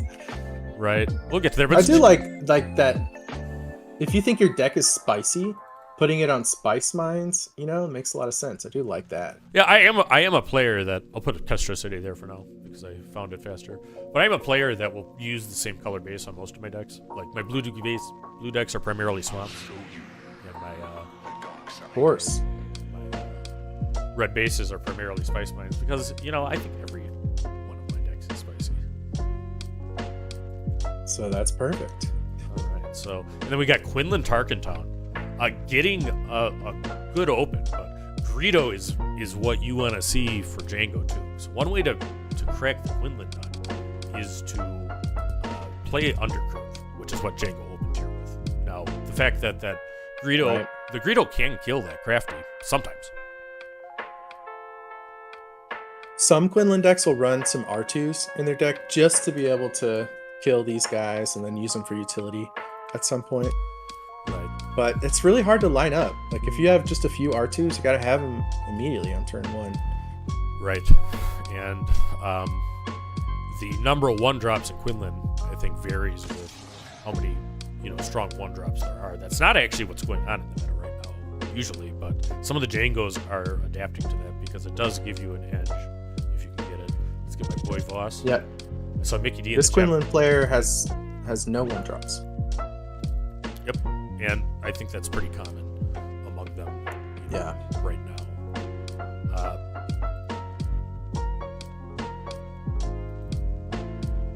Yeah, and I think the Quinlan decks are at a good spot. I mean, it's still a meta deck. Everything struggles into Django, but it's got his games everywhere. Okay, so we have Ezra Brizzer attack for 3 damage. Ezra Brizzer. It did not attack. It got tapped by the 2000. I'm sorry. You're right. I was moving from changing the overlay, to here. We do have the big new card for Quinlan hit with Ahsoka. He discards an event. I think. Yeah, but it wasn't a bit. It would have been great if that was a unit for the Ahsoka or the Quinlan player. They would have loved that. Yep. Because their Ezra would have been safe another turn. Right. But they had an event to discard. Yeah, and Boba unit from set 1 is having kind of a good time lately too, because it's good at killing Django. I mean, it only costs 3. And what you saw right there is he got a lot of value by killing the Ezra and not taking any damage back. Having done 1 damage to tap it down. I love it. Yeah, we briefly mentioned it in the previous Django match. It's just, it has those natural synergies, and it has to be good enough on its own. And then when you get to use its synergies, that's great. All right, so we are to the flip turns. Neither deck can ramp unless they have a cam, and the other side is ramped. So Django's I going to can't see the Quinlan's hand. Yeah, go. Oh, yeah. Go ahead. Django is opening with TDR. So what will he pull? It looks like it's a War Juggernaut. Now he gets to tap one of the units now, but he gets to kill the crafty. So I think that's actually, solid play right there. Realizing I only need 1 tap, and sequencing right with the jug off the gun. Now this is where you want Commandeer. I mean, Commandeer is lined up right now if he's got it. I do think it's listed. So. And he's in another position where Boba can attack into something, kill it, and still survive. Right. And this is actually very good for showing off. The Ahsoka. Why did the Boba die? I think it only had 1 damage on it from the War Jug. Yeah. Right. Oh. So shouldn't have died. Yep. And thanks, RT. The music is at waiting level. We'll fix that. The Boba had 1 damage on it, and it just died attacking into an Ahsoka, right? Yep, absolutely. Are we supposed to say something? Is that for sure that it was only 1 damage? Yeah.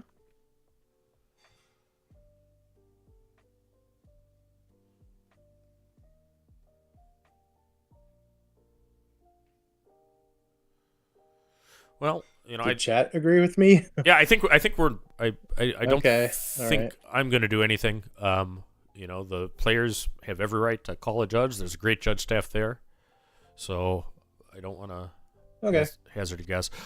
This is not a replay of round 5. This is live. So this is actually bonus coverage that they got to us. They seeded table 5, which is Django 30 versus Quinlan Tarkentown, for us, and we're going into the 6 resource turn. And it's 6 damage on Quinlan's base and 5 damage on Django's base. And Quinlan comes in with a hotshot blaster. So going to do 5 damage to... Let's see what it tries to go. He goes to base. All right, so... Looks like they're shuffling up. Something I was going to mention earlier. The number of force throws you draw can also be really critical in this matchup. You already had a force unit. You got your force leader. Yeah, that's actually true of literally every Quinlan match. There's never a matchup you don't want force throw. You can check out it's a bit like TDR. I think Woo's recent video did a good job of explaining it. His favorite card is the same as mine, which is force throw. So I think that he explained. I thought that the War Juggernaut did ping that Ahsoka. so that's why it didn't occur to me. But I'm spinning a lot of plates doing this kind of coverage stuff and producing it. Is there? So and they're talking about it now. Here's what happened. Yep. Yeah, here's what happened. The Ahsoka had 1 damage on it. Boba also had 1 damage. It attacked the Ahsoka, which had been on the table at the start of the turn. So Boba's ability triggers, does 3 damage. It only takes 3 back, and it's still alive. Yep. So they're fixing it now. So good catch by the judge staff and/or the players who called to it. I think that is the. I did message. We do have that judge channel. Yep. I messaged in Discord. Probably too late, but just letting you know. So they're fixing it. Yep. And we want the matches to go exactly how they should. I mean, that's in everybody's interest. So we're getting back to it. We do have a badly wounded Boba Fett, but a Boba Fett nonetheless in the ground arena. And that's super relevant, too, because he can hit Quinlan for 6. If Quinlan doesn't have an answer, like right now, any 3-drop. He needs anything that costs 3. Yeah. That bit of an awkward fix, honestly. But yeah, there we go. Okay. DJ. So so he's one of the players that DJ's not in this deck for his smuggle ability. It's just for a 3/5. I mean, if you get to 9, I guess you could do it, but that's not where Quinlan wants to be.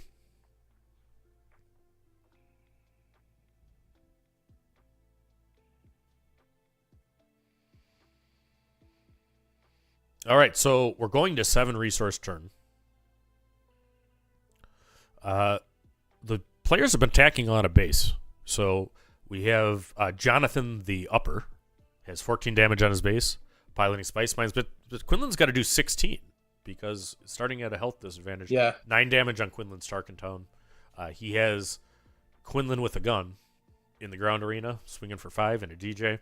Django has Django Fett, Greedo, the indirect Stormtrooper, and P-38. Whoa. Yeah. We're going hard. I appreciate Carlos and Absolute Unit in the chat. Thanks for any like, subscribe. I'm really bad at asking people to do that, but please, if you're not following Late Night, like and subscribe. We'll have coverage of both sectors and the U.S. regional here, and we have masterclasses and other content. And also make sure to subscribe to Across the Network, the podcast of my partner in commentary, Jonathan. Yeah, myself and Lego Pizza, Ian Klein, have a podcast. Check it out. Across the Network, Spotify, and YouTube. So this match, you mentioned it a second ago. You got to remember, it is a Jonathan mirror, which makes it really hard to call who's going to win. It's pretty even. And, the deployed Quinlan. And I was kind of surprised to see that he hasn't tried that hard to remove it yet. But, I mean, the pings are just brutal. I mean, he's got all these 1-drops. He's got the Greedos. Yeah. And he's got the Stormtroopers. Yeah. And literally anything Quinlan plays takes care of those things because he's deployed. It's just under. Yeah, it's a lot. And he's got a lot of damage on his base. And this is a game 3. It's looking in his favor. Just this Django deck can burst you out of nowhere. Yep. But if Quinlan has him in 1 action check, it doesn't matter. Not this turn. This turn is a Cargo Juggernaut from hand, which sprays damage and presents a giant threat, but does not there. It is post-board. I mean, we could have Commandeer from Quinlan. I mean, we could have Waylay from Quinlan. How is he going to keep up the momentum? Django's got to do 10 damage to him, and I think that's 19 on Spice Mine, so Quinlan needs to do 11. Or is it 17? I think you also just did, the most common misnaming of a card that I've heard in this set, which is to call War Juggernaut a Cargo Juggernaut. Yeah, you're right. Cargo Juggernaut. Everyone is doing it. Yeah, Cargo Juggernaut is the one that Bill Burr drives with the Mandalorian. The War Juggernaut is something else. All right, so Falcon comes down. So how much is that on his base? Is it? I believe it's 17. I think it's 17 on Django base and 15 on Quinlan base, and going to 20. They're both 10 away from being dead. Their bases are even. What an even match of Star Wars Unlimited here. Both players have to do 10 damage to the base. Both have a significant board state. And we are going into the 8 resource turn. Which I would expect to be the last turn. Let's see who wins it. Yeah, and I don't know that either necessarily resources at that some point. I mean, I think that it tells a lot. He does have to play the Falcon tax. Quinlan doesn't have any way to cheat that like Kaz and Han do. He's got his Falcon token for it. Yep, and that's good too. I mean, you never want to have rules there. So I think the War Juggernaut, I think he almost did it again, attacked for 6. I was going to let you this time. Yep. We're trying here, folks. We are 21. Trying. That's a dangerous spot to be in. Blackjack. All right, but can he finish him? I mean, he's got to do 11. I mean, he's representing 5 with Quinlan, 3 with the Falcon, 3 with DJ, and 2 for L3. Django can't kill him on board. The P-38 only attacks for 3. And Quinlan has all kinds of pumps, too. I mean, if you're not running 3 surprise strikes, you're not right. All right, what will Jonathan the Quinlan, the Voss Jonathan, do? I mean, Jonathan's thinking hard. I tell you, one thing Jonathan doesn't like doing is making mistakes. So Jonathan is looking at the board state, trying to think of their options.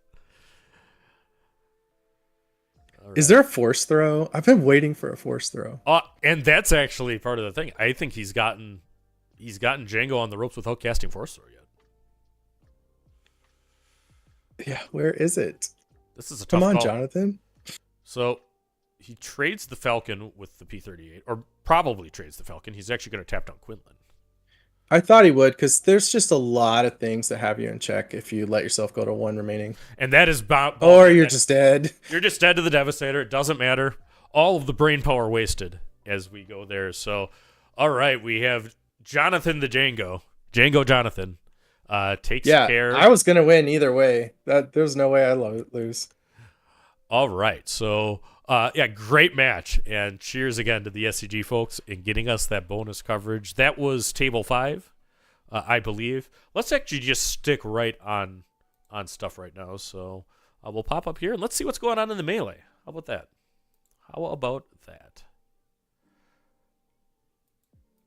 I need to how Carlos in our chat mentioned cargo pinging things.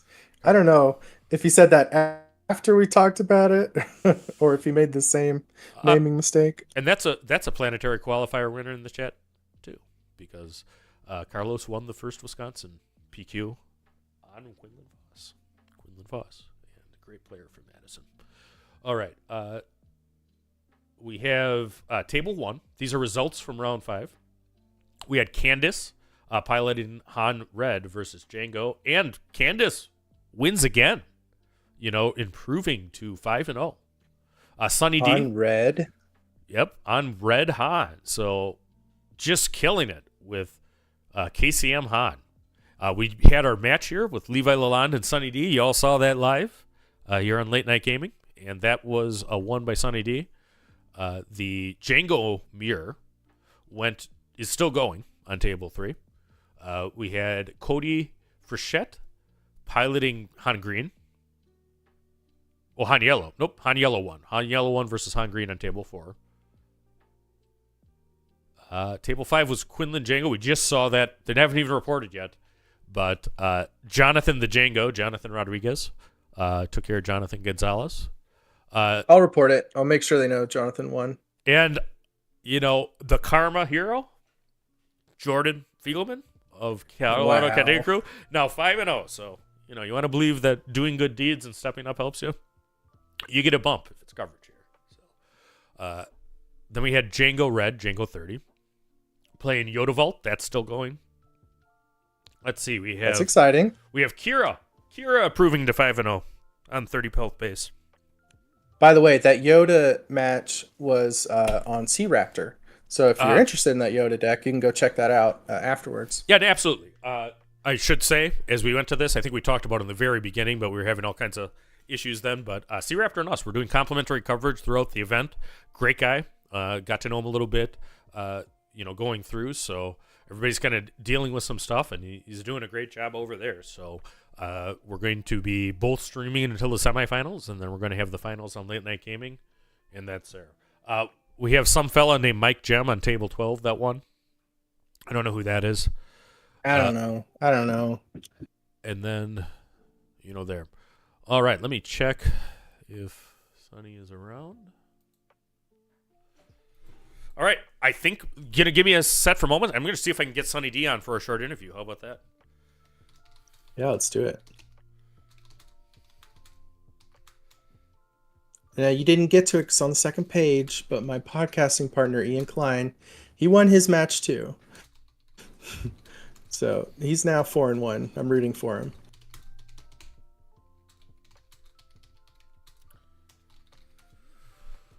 All right, so we're just going to go to the waiting screen for a moment, but we're going to be back with the winner of that match, I think, Sonny D, for a short interview before round 6 starts. So stick with us for coverage of the Denver sectional.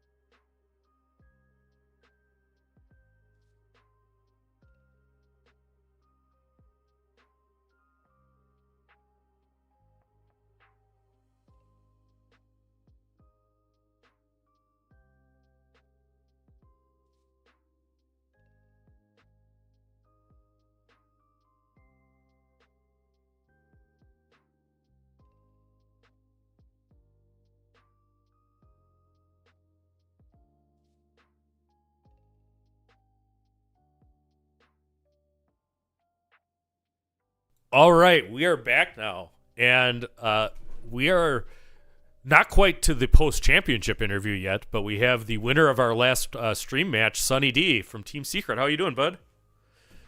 Doing well. How about you guys? We're loving watching this Denver sector. What's the energy like in the room? Sorry, what was that? What's the energy like down there in Denver?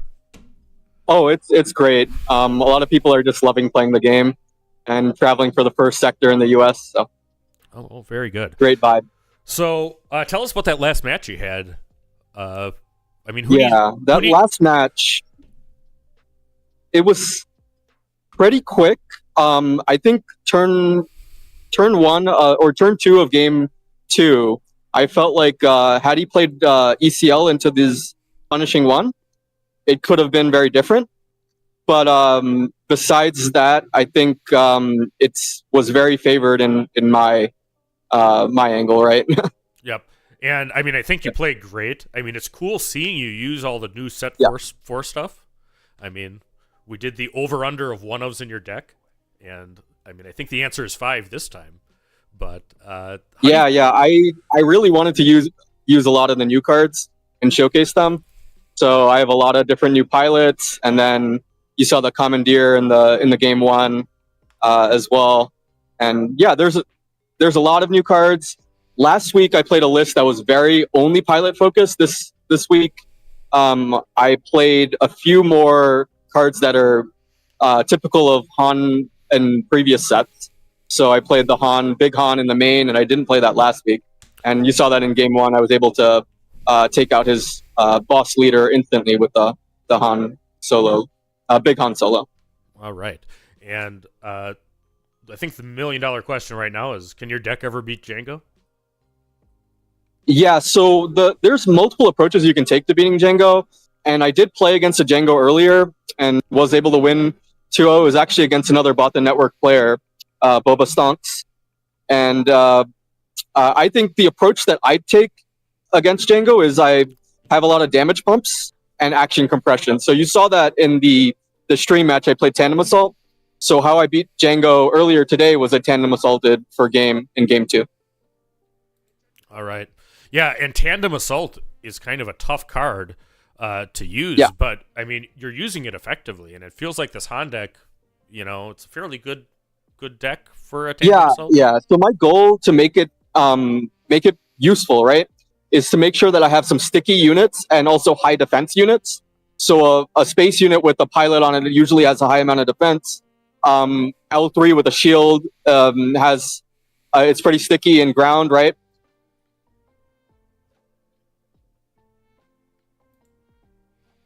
Units that tend to stick at the time you would want to play Tandem Assault. All right. I noticed a lot of your numbers are the same as in Beatle. So you made a little bit of changes, you said, adding the Han unit. Is mostly the same core, is it? Yeah. That's what I thought. Okay. Yeah, I mean, I reviewed your deck list at Beatle before you played, and I thought you had a pretty good plan against Django. Yeah. I think the other plan that you can take is Shields and Sentinels. But the approach that I'm taking is action compression and damage, right? There's 2 different angles to beat Django in this meta. All right, so props. Keep fighting here. But what I really want to talk to you about is tell us about Team Secret. Yeah, it's a team based out of the DC metro area, and we have 5 content members, and then a couple more competitive team members. So we had a team that went to Beatle and then got 3rd place at the team event.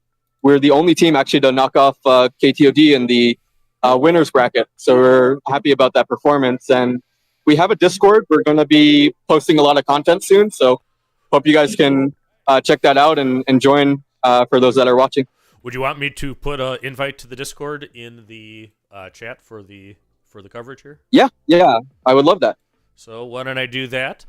John, any questions for Sunny D in chat? If you have any questions for Sunny D hopping in with an impromptu interview, this is the time. If you want to ask a question from a top tier player like this, post your questions. I will just do a shout out. At Beatle was my first time meeting Sunny. Great guy, super nice. It was great to meet all the secret people. I really appreciate you guys getting involved in Beatle. That was awesome. And I think, you see that Loopy and us over at Bothan Network, we love collaborating and working with people. So anything we can do to help you guys kickstart what you want to do in the community, happy to get involved, happy to help. Yeah, and definitely. I would love that partnership. And everybody, if you're watching live now, please subscribe to Team Secret. There's a YouTube channel too. Yep. There's a YouTube channel as well. And join these guys. Sonny, I know we had him before he was actually a content creator. Actually hosted a couple of masterclasses with us. It was Palp Yellow and Han Green, if my memory serves. Yep, that's correct. So, yeah, very much. And I really enjoyed meeting you at Gen Con. I mean, you're one that I have. Let me tell you this. You've done so well at the events. And you've won at least one PQ. Was it multiple? I think it was multiple. One PQ, yeah. One PQ. But how did you get ready for this? How did you get ready for Beatle and this? You're not bringing the boogeyman. You're not bringing the top deck everybody else is playing. But tell me about that process of getting ready for kind of so getting ready for the Sector and Beatle. Obviously, Django is so heavy in the meta, so you had to have a game plan for Django. So I made sure that I had that game plan, which I described earlier. But then also, there's the thought process of, do you just play Django? And I think if you're confident enough in the mirror and have a good deck list built for the mirror, you should just take that approach in the current meta. Right. I was not. I tested quite a bit with Django, and I felt that my better option as a player was to play the deck that I knew in and out, adjusted with the game plan for Django and adjusted for the meta, right? But that being said, I did prepare playing a lot of Django mirrors to understand the deck. Understand kind of like the weak points and how to address them, how you can make those niche scenario plays that will swing the game in your favor. And then I tested the matchup obviously with Han quite a bit. So that was my approach and mentality to prepare. All right, a couple of things from the chat. We have both Sean Capella saying Gogo Han Green and Noob Song just saying shout out to Sonny, saying he played you before. And we do have a question. Do you think Django, thanks everyone. Do you think Django deserves a ban? Is that a question for me? It is. I think that Django deserves a ban or a nerf to one of the cards. Yeah, I would ban the leader, but I could understand banning TDR as well. I'm not sure that just banning the leader gets you there, to be honest with you. I think that actually TDR really is what's fueling that deck. Yeah. Loopy, you don't think banning Django ruins Django deck? Well, I mean, right, but then it will be a different, yellow-red. Yeah, different TDR deck. Yellow-red deck that, does a similar thing. Well, thanks so much, my friend, Sunny D. Everybody, please check out Team Secret as we go forward, and we hope to see you day 2, Sunny, so keep on killing it. Yeah, thanks, everyone. All right. Bye. Very good. Okay, we're going to go back to the break screen, and hopefully we'll have round 6 coming soon for our coverage of the Denver Sectional. We'll be right back.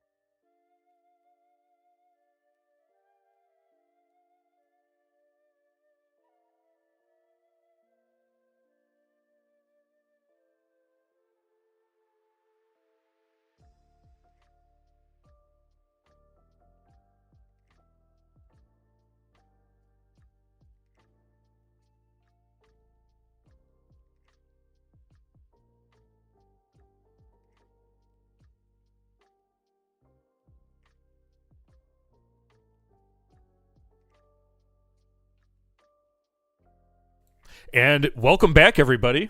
We are back with coverage of the Denver Sector Qualifier, and we're switching up the coverage team. So we're joined by the one and only Rebel Traitor from Take the Initiative. How you doing?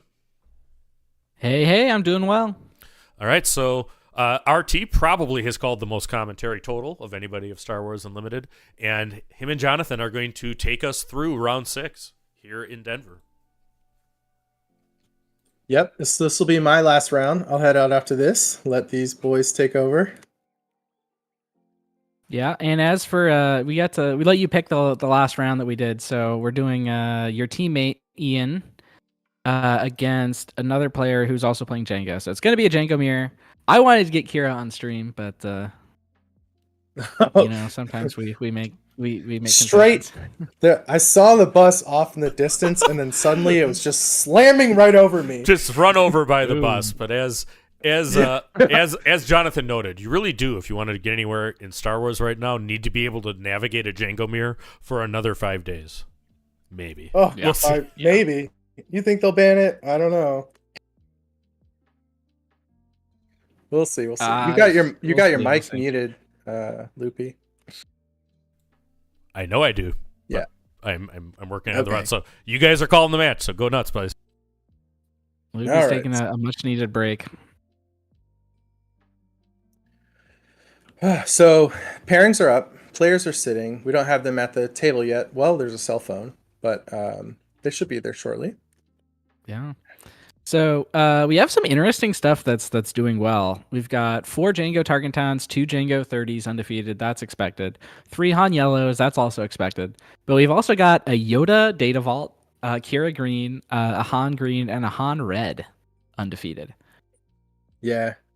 Those are all really interesting. The Yoda Data Vault being undefeated, add 10 more cards to your deck. You're still winning. Doesn't matter. That's pretty interesting. I thought this tournament was in America, but apparently we're in Europe. Just throwing those extra cards in. I mean, someone was like, the list. I'm going to the sectional this weekend. They think it's Liverpool. They accidentally buy one to Denver. If you're playing a European Data Vault deck, do you play 61 cards? Of course, yeah. It's a minimum, not a maximum. You got to add 10 more. Jordan's still undefeated. This round he's playing against Mike Gem, some unknown person in the Star Wars community, and Alex Blandon, teammate of Mike Gem, on table 2. Those guys are doing great. Mike Gem sounds like awfully similar to the name Bobby Sapphire, but just it's different first name, different last name. And then yes, I did make the argument that the Django mirror is an important matchup to understand. Y'all can yell at me. Should be fast, and then we'll get on to Kira. Yeah. Kira is playing against Django, which can be rough, but I think it's winnable for Kira. There's also, maybe you said it and I missed it, but there's a Darth Vader on table 7. That player's got to be very excited. Ooh. They're getting their showcase. Yeah. I mean, not yet, but they're battling for it. Oh, and they're playing the Han Red. Was interesting. I think C Raptor was trying to stream that one, but they didn't want to be on stream. Maybe they think their deck's a little spicy. They don't want to be on camera right now. Yeah. They should have chose the Spice Mines. We did in our testing. We have found Poe to be very good because it can kill Bingo in one hit. So ramping into Poe, that sounds pretty good with Han.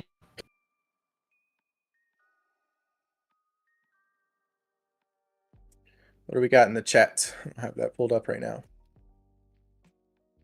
Well, being next, it's going to be table 8, the Django mirror.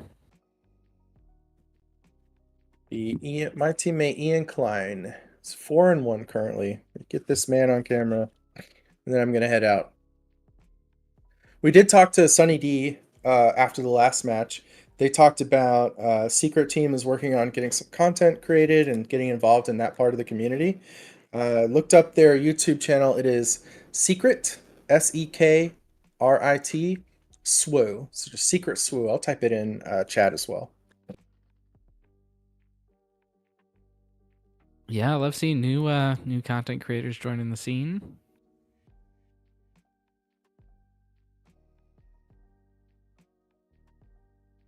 Okay, looks like the Sea Raptor stream has people there. Ooh, they've got a CAD green. They're doing table 9, it looks like.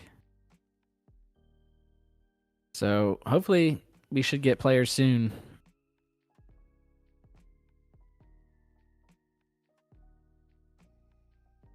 Yeah.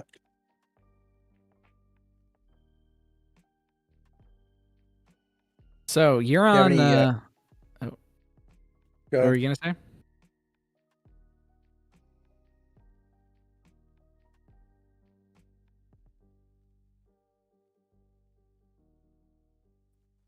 Yep.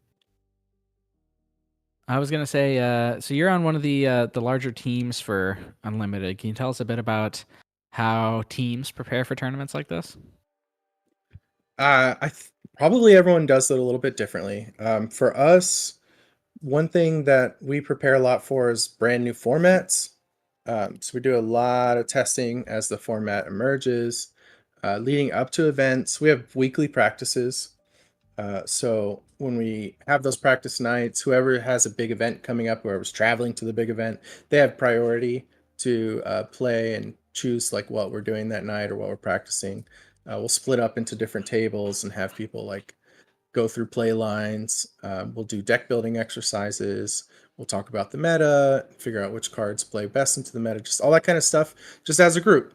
Same kind of stuff you would do with like a group of friends preparing to go to one of these tournaments, really. Yeah. All right. Someone was asking about bobas in chat, and there are a It's a few of good them. None of them question. are undefeated, but we've got a few that are X and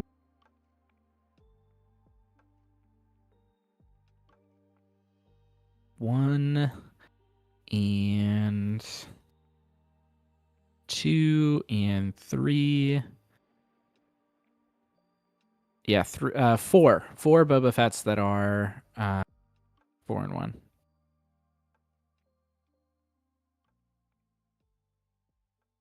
It's a little concerning that they're actually playing on the Sea Raptor table. Where are our players? Yeah.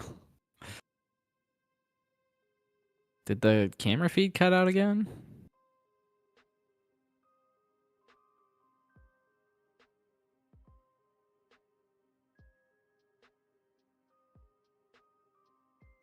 It looks like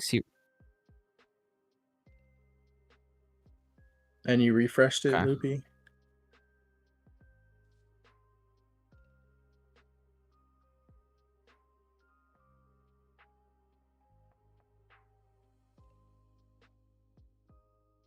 Uh-oh.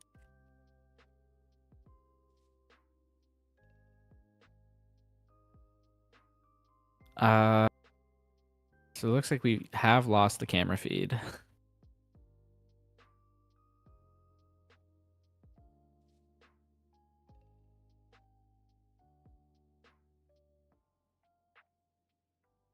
All right. I guess we're going to go to a break while we try and fix the camera situation.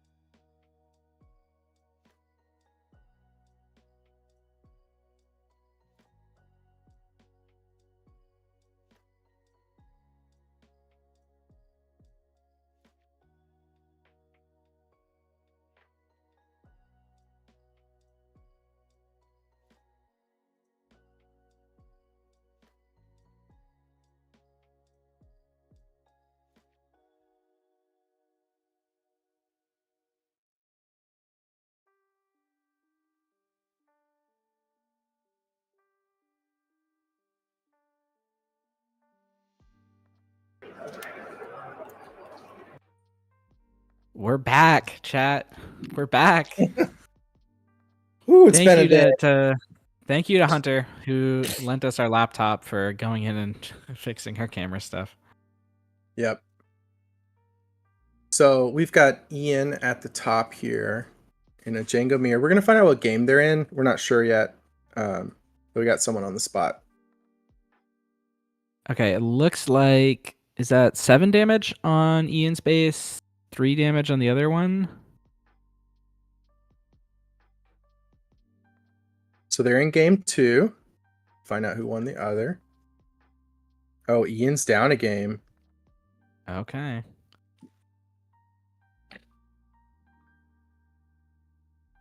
And the other player.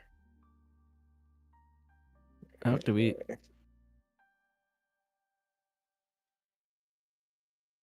Travis Okay, there we back.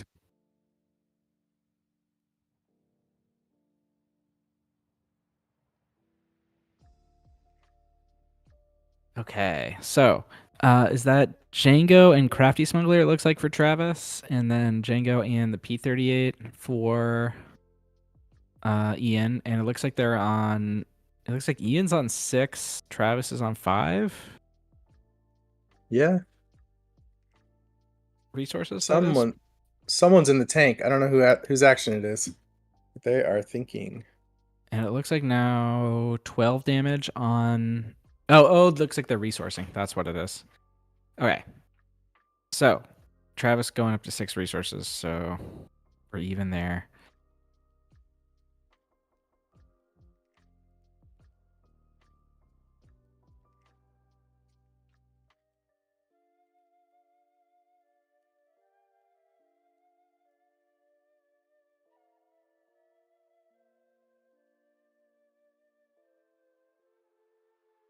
Okay, so I think the initiative token is on Travis's side. Yeah, it looks like it. Yeah, if they're using that token there. So, I'm not an expert on the Django mirror, but I do know 6 resources is when TDR into Devastator is online. Yeah, And and we're it's looking only at the 4 board. more to kill the opposing Django. Like, if you can clear the other Django, that's a pretty obvious advantage. Because otherwise you're doing this back and forth where you're just tapping each other's units, the entire boards. And in that case, you don't want to be the first to do it. Because if you look at this board, if the Ian now sneak attacks or TDRs, he can tap the entire board, and Yeah. his opponent's tank goes away end of turn. Yep. So, yeah, what happened there was just sneak attack into War Juggernaut. And that War Juggernaut is now 7 attack, right? Just 4 damage units. Yep. Yeah. So that's a it Guerrilla can- Insurgent, I think. Not a Crafty, as I had said. So here it is. So now if Ian TDRs into a tapper, that War Juggernaut just dies end of turn from the sneak attack Yeah. and doesn't get to swing. And Into a Devastator. This is the playbook. I mean, this is how you win the mirror. Be the second to play your multi-tapper, clear your opponent's Django leader, and just tap their board every turn. Yep. And Ian's almost got lethal this turn. He's gonna be able to put in what's that, 12 damage? And there's already 11. Yeah, it's 1 away. I don't remember. I think you needed to tap everything with the Devastator, but if you didn't need to, it might have been correct to put 1 more on base. I think he needed all the damage. He didn't tap the Juggernaut, but he needed to kill Django and exhaust the Juggernaut.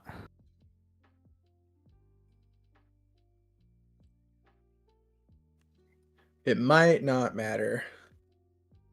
Yep. Yep. It looks like it didn't. All right, so we're going into game 3. Sorry for putting the Django mirror on the stream and crashing it. Hopefully we'll get the Kira match after this. That's our recompense. Django's still dominating. Yeah. So there are 13 undefeated. 6 of them are Django's. You can see Ian playing with his Beatle playmat that he won. think coming in third or fourth in our 6K. All right. Looks like we've got one match in from the top tables. Mike Gem defeated Jordan Flegelman. Our hero. Yeah, Jordan lent us our camera, so he's still in it, but a bit sad to see him lose. Mike Gem picking it up. Not sure who that is. Bobby Sapphire nowhere to be found in the undefeateds.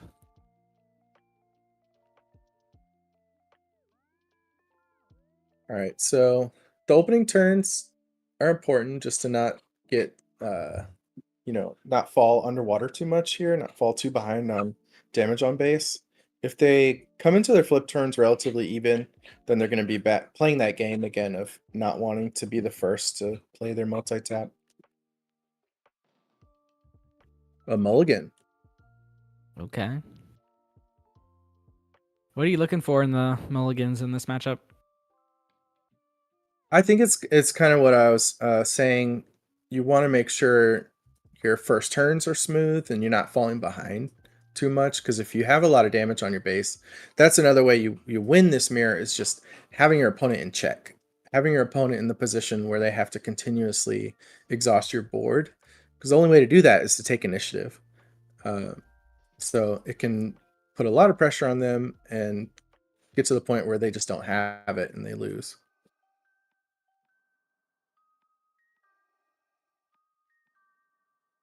So that All early right. damage matters a lot.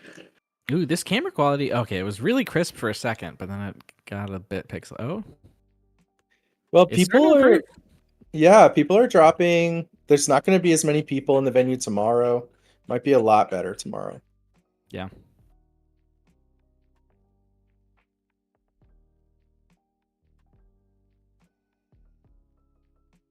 All right.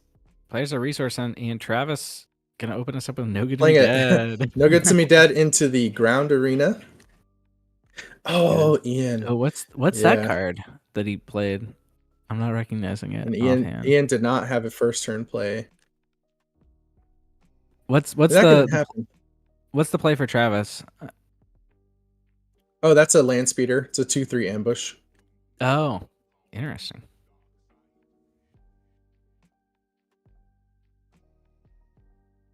Ooh, the All right, so not holler. not everyone plays that, but Ian likes it a lot. He thinks the stats on this really put a lot of pressure and it's hard to get rid of.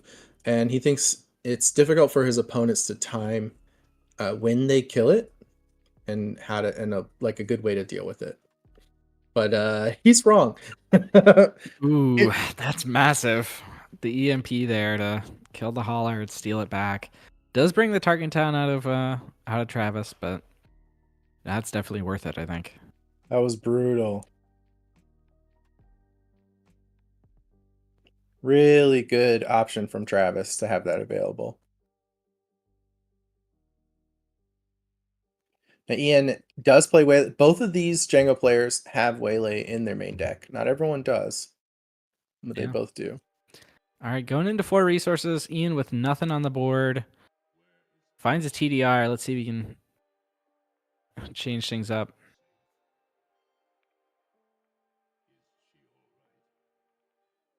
Ooh, Juggernaut. That'll do it. It is interesting with the hauler. When you kill it, it comes right back again. Okay. Did he just attack with the land speeder? Because it should only exhaust the one the AT hauler. That's right. I think Ian's gonna tell him. Let's see, did he attack? Looks like he didn't. He played the No Good to Me Dead, so I'll let them know. yeah. It's up to the judges here if they're gonna rewind. It's not impossible to imagine that they play on here because you don't have to attack with the land speeder.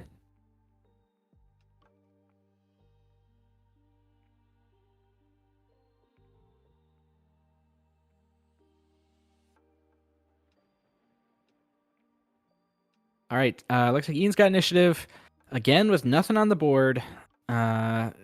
He's got another TDR though. He's staying in it. Wow.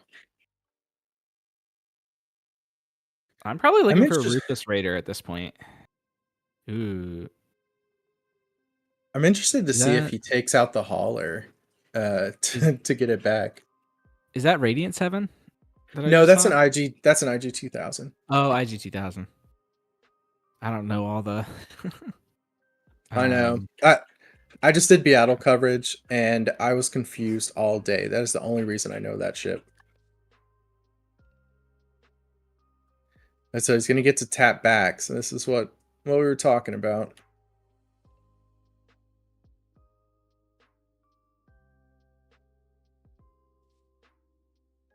So Ian does have his own Tarkin Town for the hauler, even after this tap. That's an option that he has. Yep.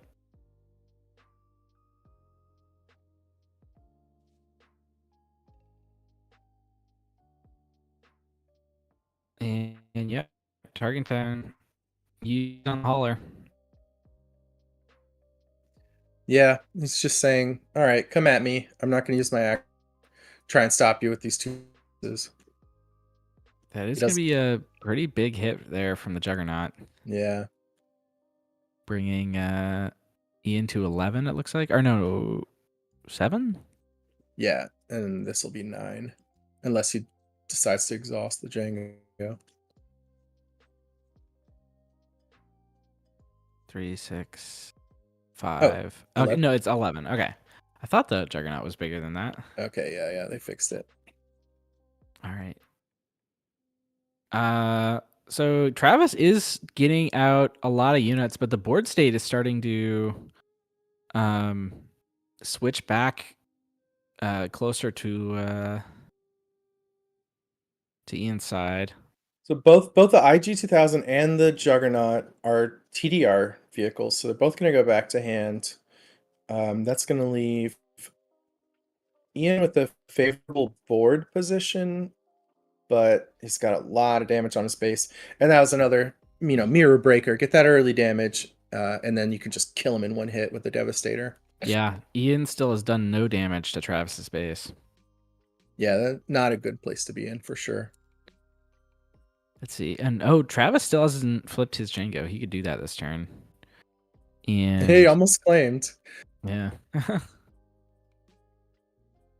So that's going to bring Ian to 17 damage. That is really high. Yeah. Game 3, that's a tough spot. We do know that Ian has the Juggernaut in hand from an earlier TDR, unless you resource it, of course. He also has the IG, so he can tap both of these, but that's going to use so many resources that he won't be able to tap back after he plays a sneaker TDR from Travis. All right, We'll see. There's the IG.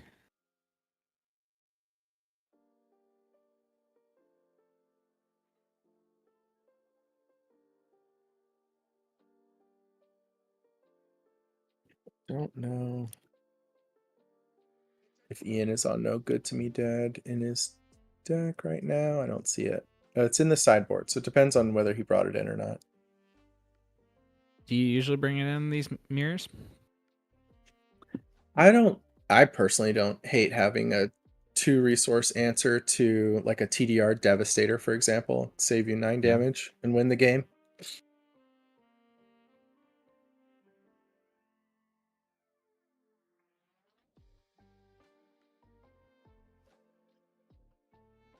Ooh, sneak attack. Yeah. For IG.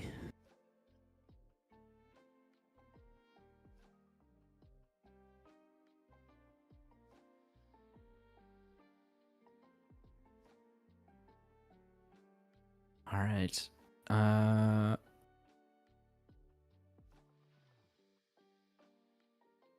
If Ian's got 2 resources left, right? Yeah. Okay. There we go. So he does have the No Good to Me Dad. There it is, just to save himself a little bit. So now Travis is considering claiming in this type of position so that he can once again drop his board juggernaut and tap Ian's board. Yeah, I not think a that's what I would bad move. expect here. Yeah, but if he makes a play, that it's a little bit risky. Ooh. Gorilla Insurgent coming out. Let's see. 1 damage going onto the AT Hauler. 1 going onto the IG 2000. There's no way you put it on base, right? No way.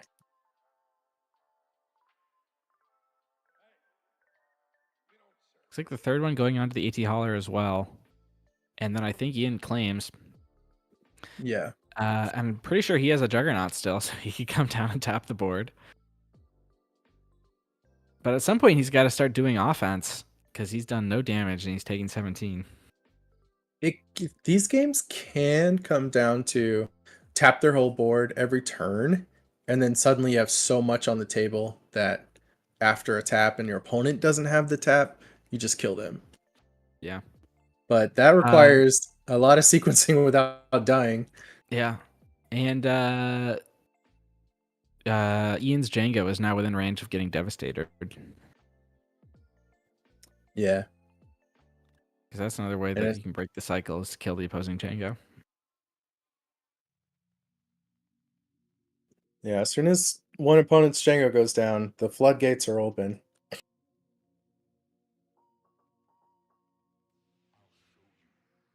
All right. So he's gonna choose to defeat the exhausted one instead of the damaged unit. Did he resource his War Juggernaut? Because I feel like that would be a better play if he had it. Unless he's trying to keep resources open for something. I don't remember Ian having a War Juggernaut. I know Travis still had one in hand from an earlier. He did. TDR. He TDR'd it very early. And there's Travis's.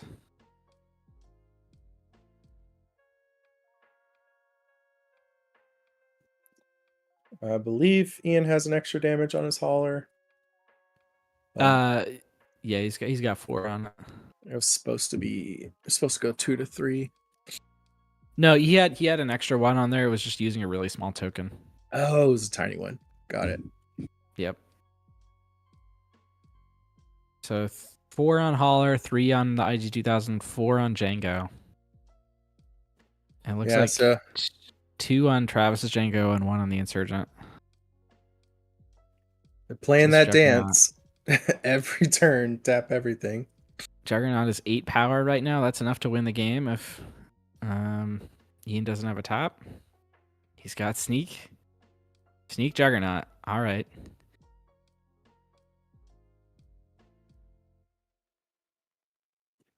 But because he's on the back foot and in check, it forces him to be the first to deploy his tapper. Yep. And then he's right back in the same position again. After too many cycles of this, his leader's going to be dead. Ooh, he's going to put 1 on the Juggernaut itself. So this Juggernaut is now plus 1, 2, 3, 4, 5, 6, 7. It's a 10 attack Juggernaut. I mean, you can have turns where your opponent doesn't have it, where they don't have a board tapper. Let's see, though. No. Yeah. Oh, yeah. That's not a board tapper. That's not a board tapper. It's a Juggernaut tapper, though. Yeah. And that's going to bring Ian up to 19. If he lets this attack get off, he's going to lose this turn because it's going to die from sneak attack. Right. He'll either attack the IG-2000 into it, or he'll have like a P-38 or something like that to get the tap off. But even then, he's in check.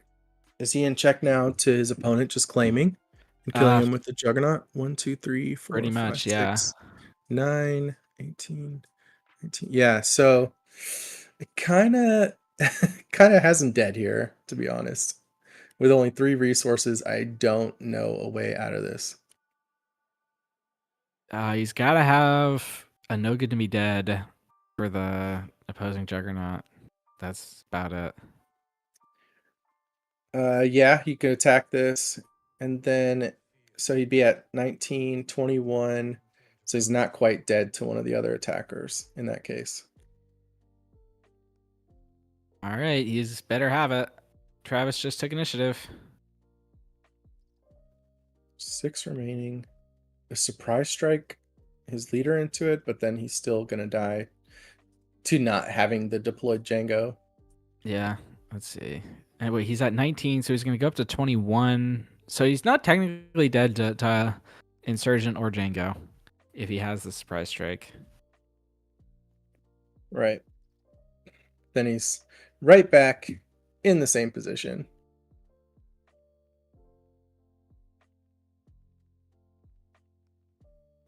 Yeah, I think he's just being careful, looking through his options, making sure there's nothing to do. Okay. Let's see if he can find. If he can find a Juggernaut off of this. Well, he has Or no he extra doesn't- He can't resources. pay for it. Yeah. He's got Umbar. Is that Umbaran Hover Tank? Yes. What does that one do? It does 5 damage. It's a Shadow Hover tank, so he's able to kill the Juggernaut now. Okay. This is like having Surprise Strike. It's gonna leave us with the same board.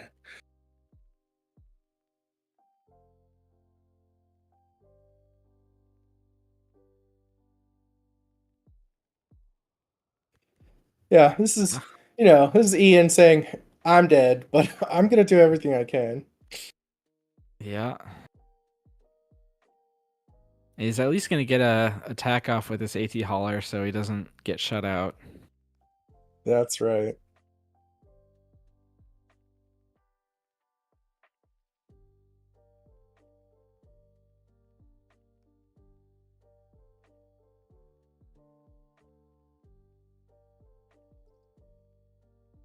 Well, let me tell you guys about this podcast that Ian and I make together. Because this match is almost over. But seriously, Across the Network is a podcast that Ian and I both create together. We bring guests on every week. Comes out Wednesdays or Thursdays, depending on how much time I have to edit. Check it out. YouTube and Spotify, Across the Network.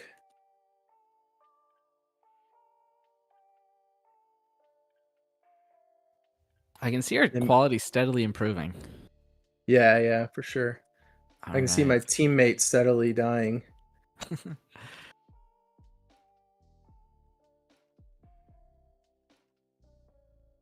All right. Django goes to base. That's 24 on Ian. He's got the P38 for the Insurgent.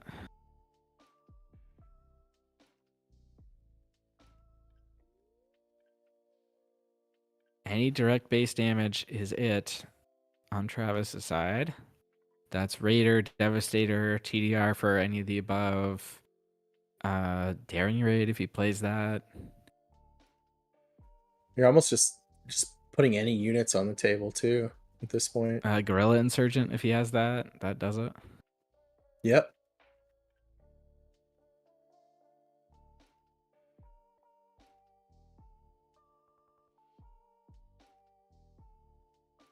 But yeah, really just anything.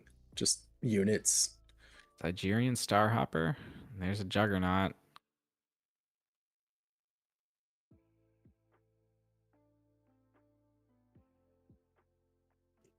That's gonna do it. I think so. See if that Kira has a game 3. All right, that's it. Congrats, Travis. Kira game is still going. We have some other results.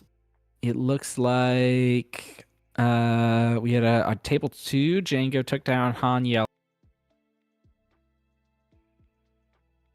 Doing good. Sounds good.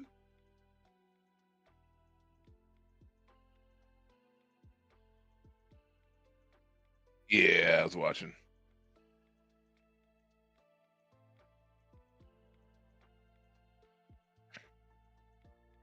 Yeah. Absolutely. You want the image of it? Yeah, I got you. Not that one. Yeah. This is Seattle. Oop.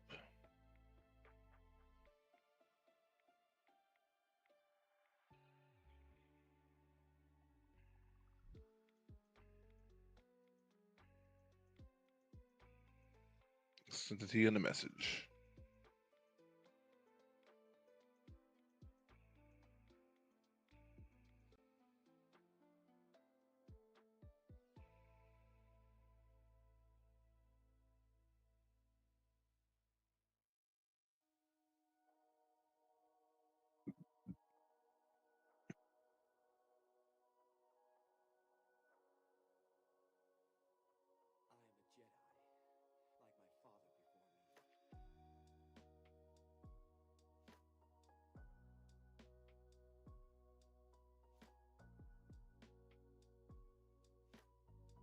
Yes.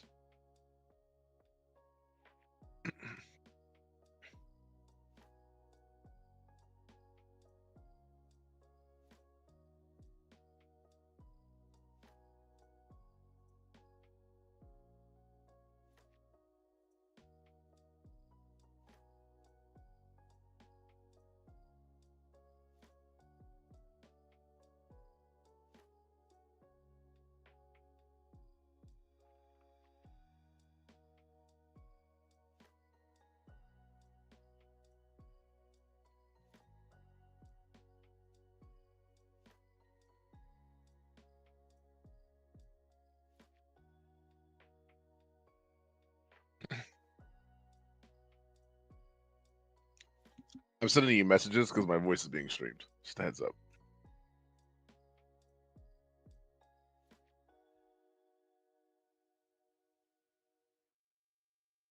Okay.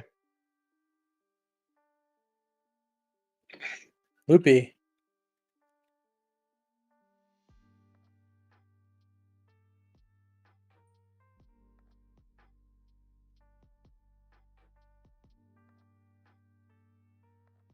Hello, hello. Oh, we're back on now? Okay.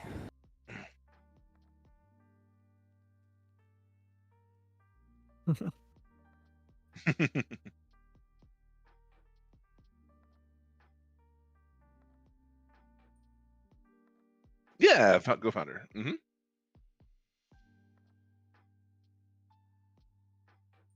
Thank you.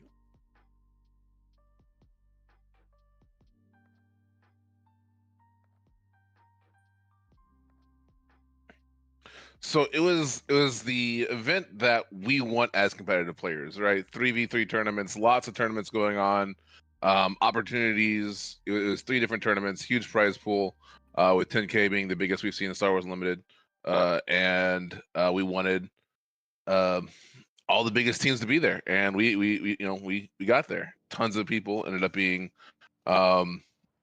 32 3v3 teams, 120, 111, whatever, people on the various pools, and then a great 2K event on Sunday as people were heading out. So from the get-go, it was, this is the event that we want to go to as competitive players, and it was a ton of fun.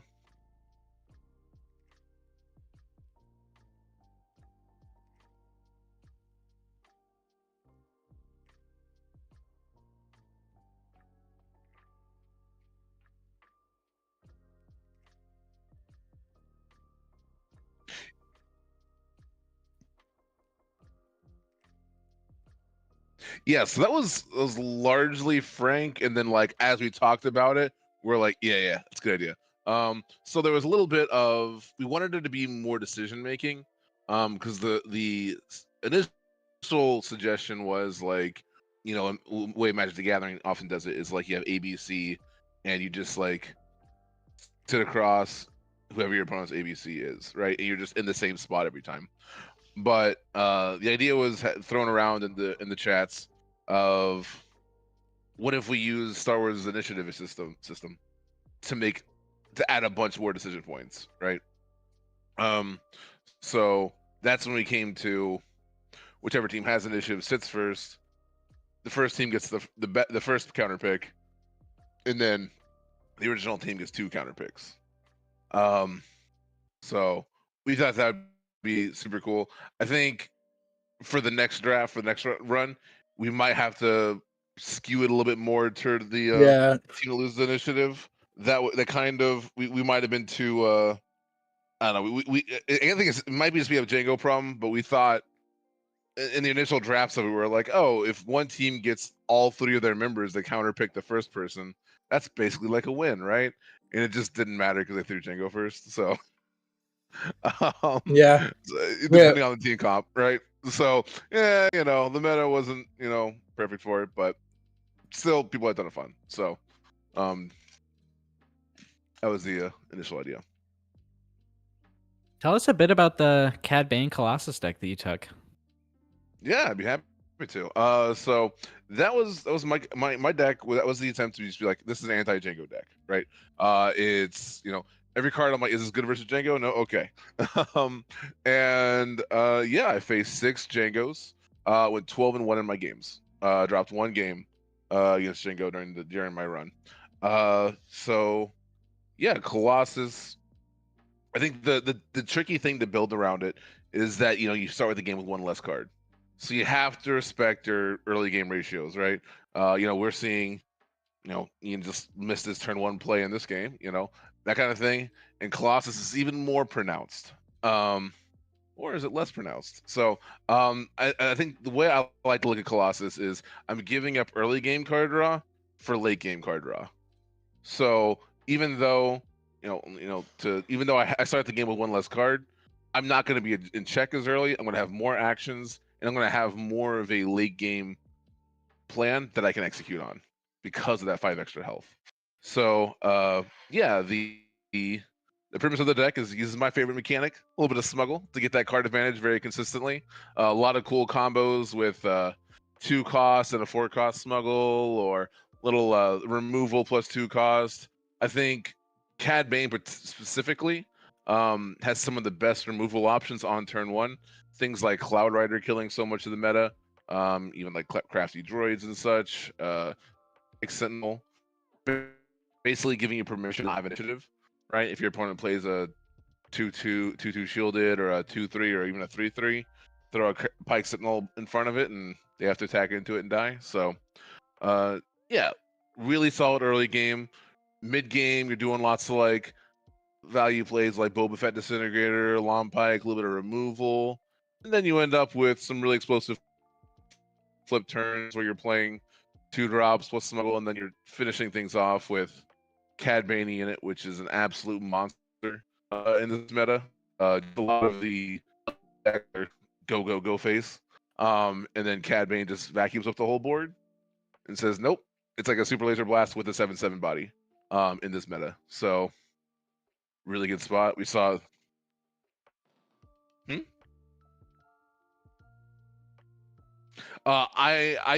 So not one. I did it on stream, but I'd already won the game. So it was a Dryden Voss playing stealing a Devastator. So my co-parts, Guy and Phenom, both got some Dryden Vosses. I know Guy helped him win a game against a Ray Colossus, I think it was, where he stole like Luke, I think it was. He stole Luke.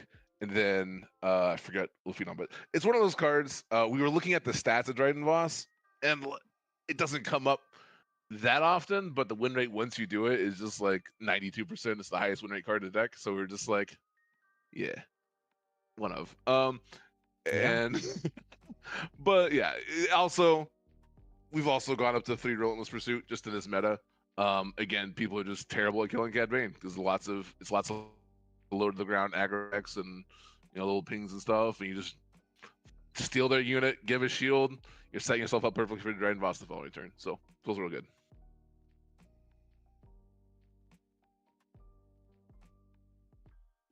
He's the win condition.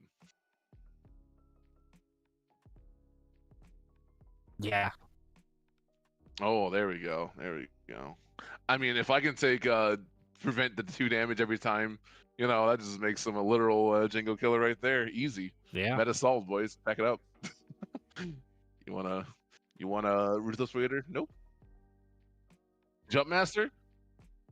Fantastic. So it is, the ping's relevant, the Sentinel's relevant. I think one of the cool moments is you'll see actually one of the few times I did miss my turn 1 play was actually in my top 4 match against Ian, and I was able to pass on my first turn 1, play Contracted Jump Master, and just value trade 2 TIE Silencers. That was the opener. So yeah, Sentinel super relevant. A lot of the end game sequences of Django lie around like I'm gonna throw out Sneak Attack Devastator, TDR Devastator. And Contracted Jump Master says, not only are you not dealing damage to me, you're also going to have to give me initiative if you want to kill it. So that's a very unique design space behind having a Space Sentinel. So no, absolutely love it. And you don't get the downside. Like the 2 attack is not a real downside with Cad Bane because you get the ping and it influences the board the way you want it to. So How'd Colossus go for you over a normal 30? over 30. So I think Colossus is a deck building restriction. Me and Phenom talked about this. He is sold on the 30 version. I won a lot of games at 30 plus damage. So not a lot, more than a handful, I'll say. Where it was just like very obviously powerful, and then more than even another handful of games where it was just like, oh, if I had 5 less health, I would have been in check faster, or would have had to play a little bit, less aggressively. Are all the mics open, Luke? Yep. No, Someone but in actually, chat saying, yeah, I saw that chat myself. So you guys could hear me, but George couldn't. George doesn't actually talk to himself. He was having a it was conversation just George. or maybe he does talk to himself. I've never seen him there. So but I can only okay. So this is a solo show. Okay, sure. They didn't hear Loopy's questions. The question there was, how does Colossus feel over 30? And the short, can't take it back up. It's deck building restriction. The fact that it's harder to like put together combos. Things like Forlom and Zuckuss, which is like a really strong combo in these colors. You have to like top deck it, which to me is a super high variance. Like you can't, like if you get that Zuckuss in your opening hand, you can't hold on to that for 3 turns when you're only having like 2 cards in your hand to play around. Like, yeah, it's that's a restriction. Obviously, I have to play a little more Smuggle to be more insulated against like Quinlan, because like trying to like this was actually one of the things that one of the advantages we had going into Beatle, where no one really saw us coming, was Quinlan might just go like, oh, they're playing Colossus. I'll play as like a normal control matchup and just like discard their whole hand. And you'll see in my deck, I have so much Smuggle where it's like I don't care if you discard my hand. I'm just gonna play out of Smuggle. And if you're not developing board, it's gonna I'm still gonna discard your hand. Hopefully with Force Throw. Well, good luck. Throwing your Snoke into Cad Bane, that's the dream. That's the dream. Yeah. So one thing that people don't know if they haven't been a long time done, but you actually had the Avenger Vader deck originally, and I see I Am Your Father still in the sideboard. How does it feel to actually bring a card from like 0% play rate to being in several decks? Since then. So yeah, absolutely. So I think I Am Your Father is actually like really good versus those discard kind of decks. And there's a psychological element that's even more pronounced with Colossus, where like set 1 it was just like a villainy card that was oftentimes like super open fire, right? That's basically how it worked. But nowadays,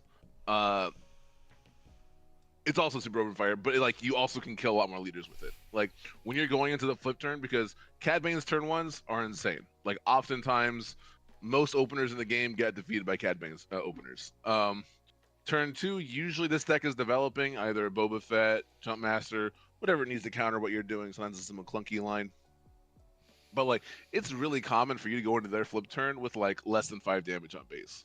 And when you're on 5 resources, even against aggressive sort of decks, you play I Am Your Father, they're going, do I just let you draw 3 cards because or I give up my leader? And it becomes a real puzzle for him. Spoiler alert, oftentimes they give you the cards. It's exactly what you want to set up an awesome flip turn and to set up a really powerful Cad Bane Snoke line.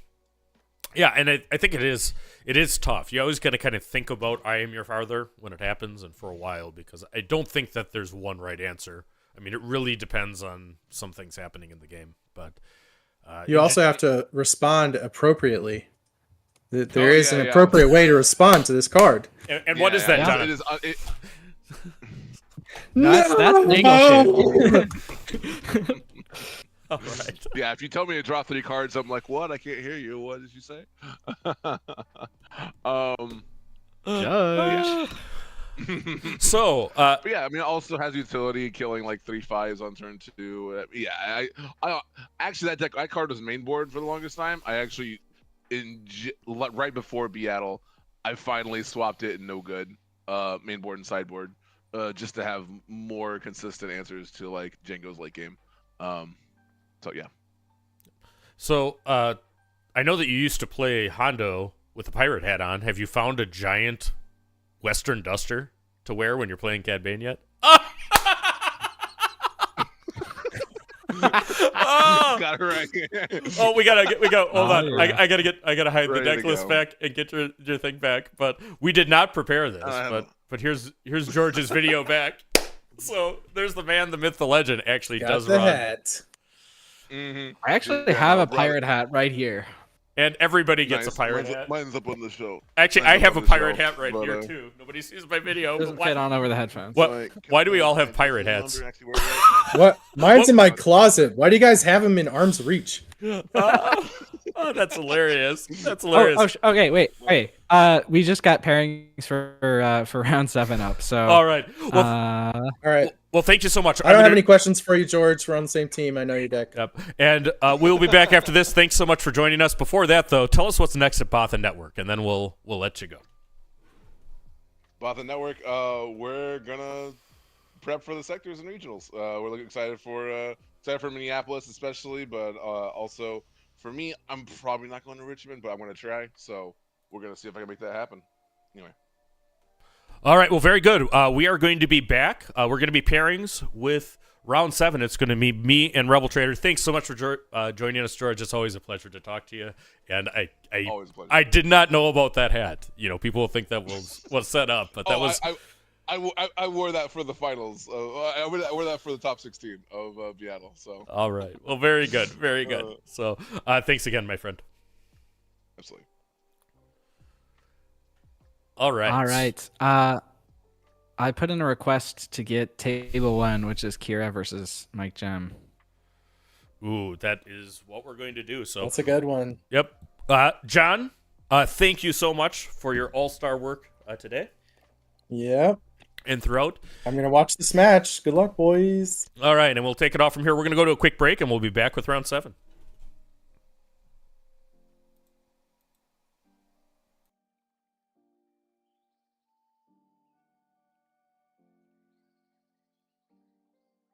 I'm just going to mute myself in here so I don't accidentally speak.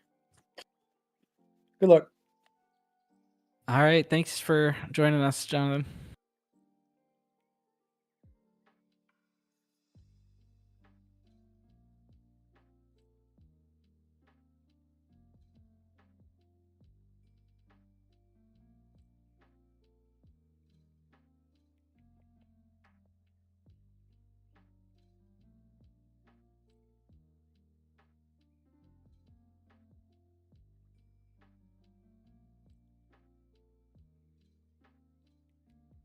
Oh, dang it.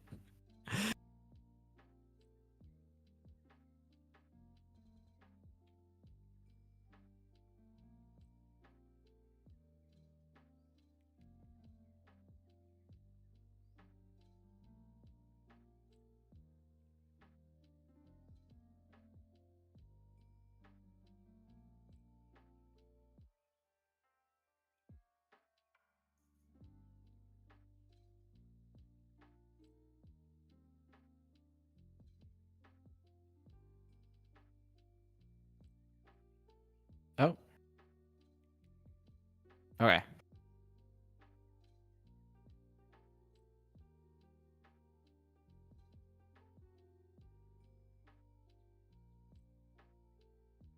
So you guys are casting, or you want me to join on this, or what's your plan? Okay. Sure.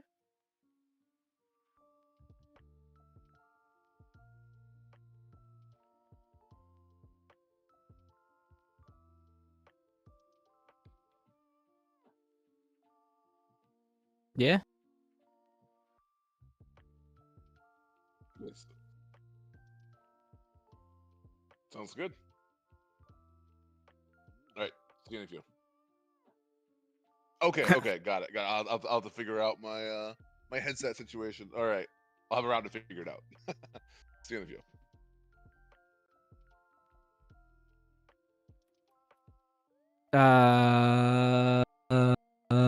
Landon. Landon.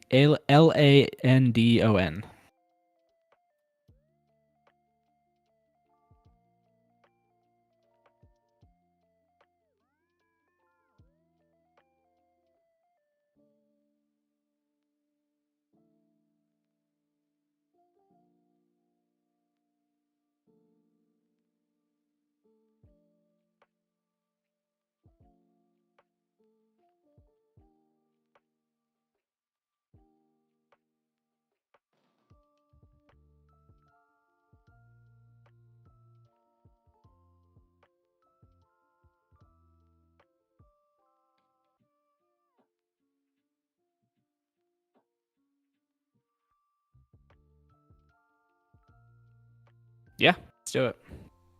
All right. We are going back. Let me transition here to gameplay. And we got round 7, and we got a barn burner for you. I mean, I'm excited for this one. I'm so pumped. We have undefeated Landon Lord running Kira green, and Bobby Sapphire of KTOD on the bottom running Django Tarkentown. So this is a match you've played a lot. This is table 1, by the way. Yep. So both of these guys are undefeated at 6-0 right now. Tell us about what you think the pressure points are for Kira. I mean, you've played Kira at a PQ, I've played Django at a PQ, so we should be set up for this matchup. Yeah, so I've usually played Kira ECL, which has struggled a bit more into Django. The 30-point is generally regarded as being better into Django. So the main pressure points are like not getting blown out early and making sure that you have enough, buffer room to answer big things coming down late, like Raiders and Devastators off the TDR. So you don't want to take enough damage early because sometimes those things will come out and you're going to be out of resources. You want to go long. You usually want to find ramp early so you can get to things like Devastating Gunship. The 30-point gives you a bit more health to spare than Django, than ECL into Django. And ECL often doesn't have a ton of good targets, which is why people generally prefer the 30 for the Django matchup. And this Kira player has won a couple big matches against Django, including last round. So yeah, I'm excited to see how it happens. Yeah, it goes. From Django's side, I mean, the first thing that certainly was true last set is that Django does have a lot of units that struggle into Snoke. So I think that there's some answers that exist, but it's don't lose to Snoke, and then try to play your high health units, right? The 3/2s, maybe have a place early, but late game, I mean, it's really not what you're looking for. So the players have cut. I think that Bobby Sapphire has initiative, and we are going to be going into game 1 of round 7 of the largest U.S. tournament for Star Wars Unlimited, the Sector Qualifier in Denver, Colorado. So thanks you all for joining us. Yeah, this is going to be a great match. So if you're looking to improve your game playing either one of this decks, this is what you need. I'll also say on the topic of Snoke, this deck list isn't actually running Snoke. I'm looking at it now. A lot of Kira decks have started to cut him because he is great into a lot of Django's units, but these days Django's playing things like Devastators and Radiant 7s and what's the other one that's escaping me?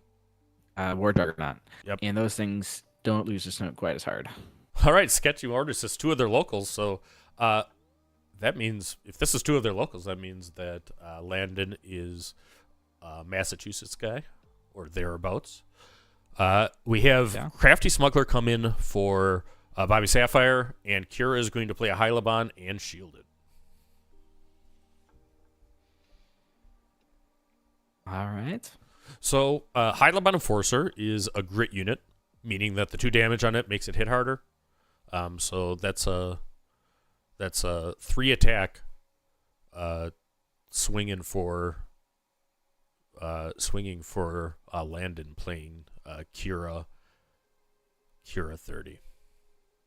All right, so Landon's hand looks like he's got double perilous positions, a Power of the Dark Side, and a Vader, which is kind of awkward. Although perilous lines up pretty well into the Crafty here. Yeah. All right, so Jonathan Riddell in chat says Landon's actually from Omaha. So it's one of the Nebraskans. We heard people shouting out the Omaha crew. I'm sure they're rooting along. Anybody that didn't make it to Denver is going to put 3 damage into Tarkentown.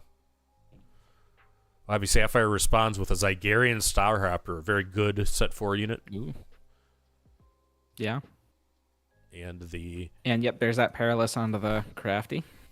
Absolutely.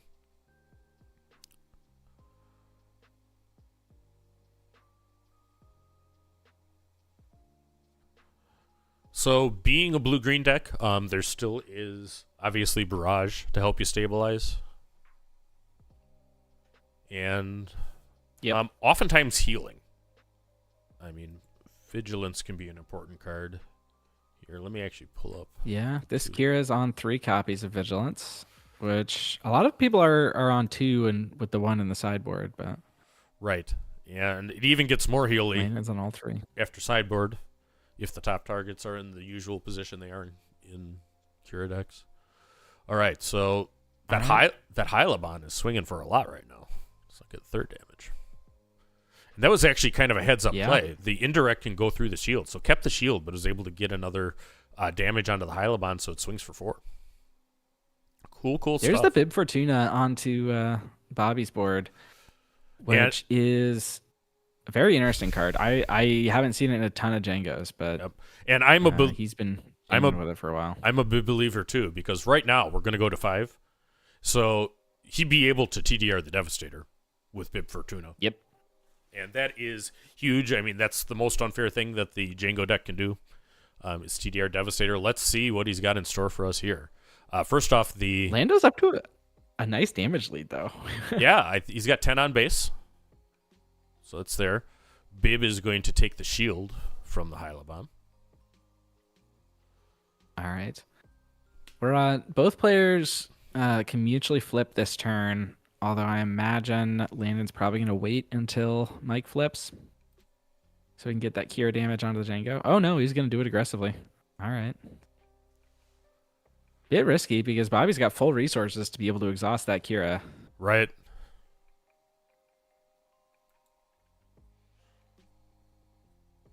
Aggressive play, but you don't get to 6-0 in this meta without, knowing your Jenga matches.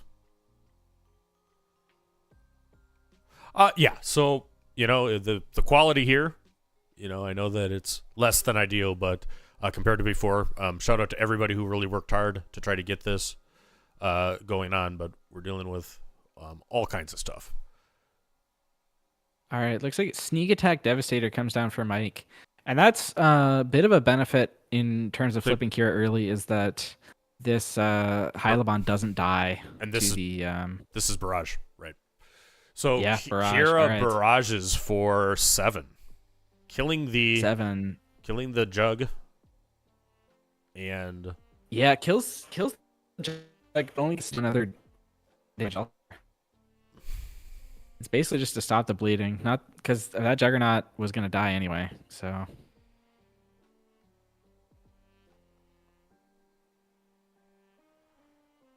all right, it was a bit bad to use the barrage there, but that's what I'm saying about not making sure you don't take a bunch of damage, because that Juggernaut was going to hit for 7.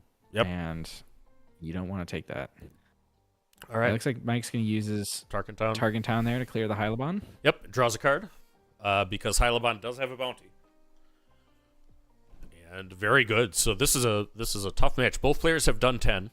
Django's got more of a board, but Landon has initiative, and Kira swinging for 5. Kira's actually is he going to base? He is going to base. No glory, only results. All right. Let's go, Kira. Needs to do 10 more damage to take out one of the great players of SWU and somebody that's playing this deck a lot. So I think that Bobby Sapphire is trying to think what that means with Kira attacking base, right now. Yeah. I will say I usually don't like playing things like that. I usually like playing control, but if you can't kill anything with the Kira, might as well put some pressure on. See if you can't get that win condition. And it gets you to 10. I mean, Kira's not long for the world. Django actually clears her. I mean, how often do you see a Django attacking into things nowadays? But I think that's the right play. Can't risk a barrage. Vigilance is going to come down. And he's got the Vigi. And he chooses to kill Bib Fortuna with Vigilance. Could have gotten Django. I'm not sure I probably would have gone Django there, because Mike's already on 6, which means he could already TDR Devastator. Right, and he's got 4 left. We're going to see a Crafty Smuggler come down. Now the board state is going to go strongly in Django's favor with the resource. Although he doesn't have a second 2-drop, so I mean it was 1 Crafty. I believe Lando has a Vader in hand, which could swing things back towards him. Right. Invader is a great unit. Spark of Rebellion Vader is coming in. It's going to be perilous position to kill Okay. Django. You know what he wanted? He probably wanted to make sure that he could have readies this turn. But really, green-blue can't play a lot of ready units. I mean, that's a yellow thing. Yeah. All right, so Django swinging away. Jake, CK, or Creason in the chat, or Fasan in the chat. I know that. He's a KTOD guy. Says Django or Bib has got to go. Yeah, Bib is a dangerous, dangerous unit. It's free daring raids, half-cost surprise strikes, and turns on your TDRs earlier. That is an Onyx Squadron Brute, which is the healing. And Sneak Devastator coming down. That's a massive play for Mike. Yeah, and it is hitting, and you want to see the power of Django right here. 18 damage on the base with the on attack, and another 9 to 27. Boy, does that swing again. Yeah, that's...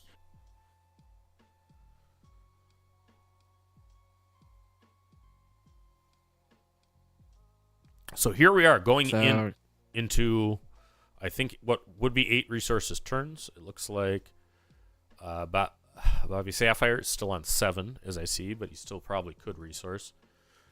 Can Kira recover from that body blow that just hit? I mean, everything was coming up. There might be another Vigilance, and if anything can do it, that's what does it. Yep, so we'll kill the Crafty, heal 5. Back to 22. 22 damage on Kira's base, 15 on Django's. 2 damage into base, taking him to 24.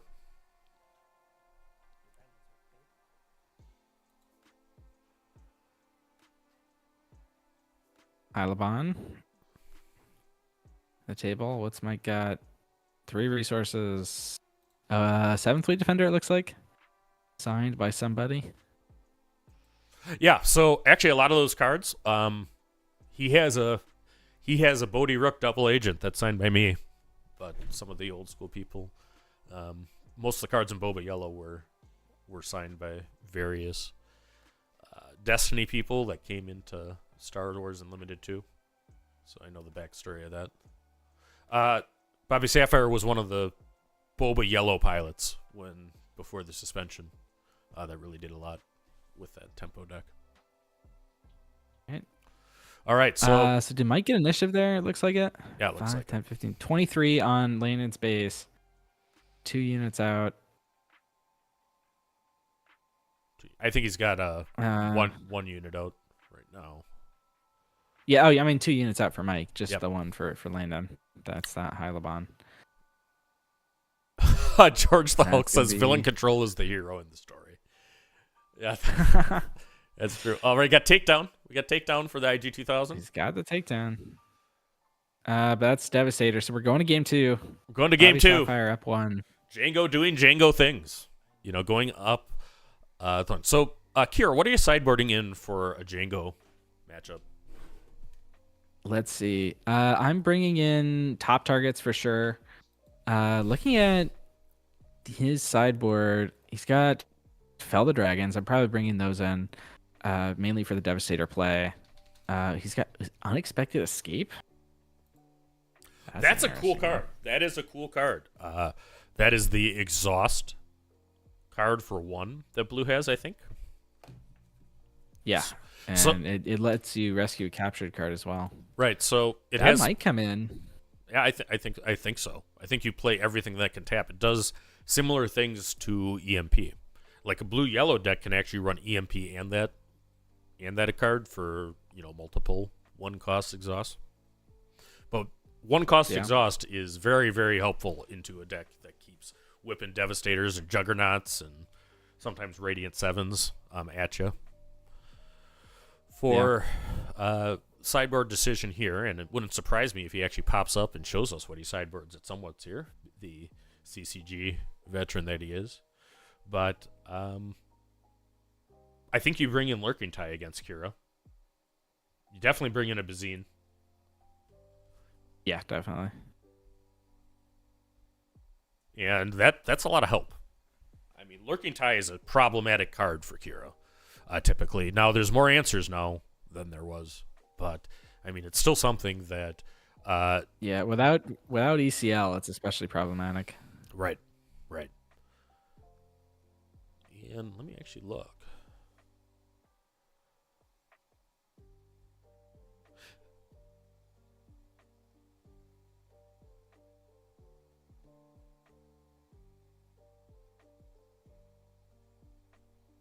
So, yeah. What are you looking for? I was just actually checking whether there are any Boba pilots still in BS list, but I don't know that there's there. We got Alan Preston saying "Go Team Flock," so that's a reference to Flockton at Golden Dice, who are great friends of Late Night, and we love all those guys. Been doing content for a while. Both players are mulling their sideboards. We're getting ready to go to Game 2 of Round 7 of the Denver sector, and we got a great one for you with Bobby Sapphire of KTOD on the really cool looking KTOD mat on the bottom of the screen against Landon Lord, who is undefeated 6-0 in Kira. Yeah. Going through the round. And One thing that we should say about last game is that Landon did not get his ramp, Right. which can be pretty critical. Right. Yeah, absolutely.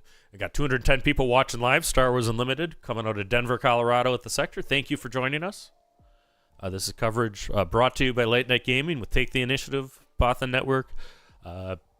Hopefully Josh from Next Gen Gaming is going to be able to still come. He's dealing off a bug, so we'll see if he actually does commentary with us tomorrow to plan or not. But this is really cool, being able to cover a tournament of this size. There hasn't been a tournament of this size till now, at least in America. Not in the U.S., yeah. Across the network says Colorado Cantina crew, who are heroes of the day. I mean, one thing that people that are watching here, FedEx actually shipped the computer that's supposed to be feeding the stream and the camera to Missouri instead of Colorado, and everybody's been having to deal with. But the community has come together, and we've been able to MacGyver together some coverage for you. So we're not going to give up easily. Our camera angel, yes, thank you, Josh. Yep. And he's doing great too. So I mean, if you want to thank the karma, he helped us do that, and he started I think 5-0, and then lost a mirror to Mike, I believe. This is only lost to Bobby Sapphire. Players today? We had around 430 players. 432 players playing in Denver, Colorado. Wes asks, why is there no participant mat? There is actually underneath the KTOD mat. There is a beautiful Poe Dameron participant mat. A Symbiote can show you when the internet hotspot was at its most overheating and the screen was as pixelated as possible. You could still read participant crystal clear, and that's the sign of a good mat, is if it's legible even through significant blockage. So both players are going through here. I believe Kira will start with initiative. Yeah, I'd expect Kira to start. Okay, we saw a top target. I think he resourced it, but good to know that they're in there. Yep, so apparently Landon has your same inclinations. And it looks like Landon missed his turn 1 play. Gonna take initiative. Which isn't a death knell for Kira. That happens. No. Aaron, Mike gets his crafty again, which is difficult to answer because of the shield. Mythic Game says FedEx is the worst. Yeah, guaranteed delivery. Guaranteed delivery, folks. That was the exact words of what we paid over $100 for shipping for. Ooh, Gorilla Insurgent coming down here. That's going to be 5 guaranteed. Don't like to see that. Yep. And Gorilla Insurgent is one of the top cards out of set 4, I think. It punishes things that keep your board clear.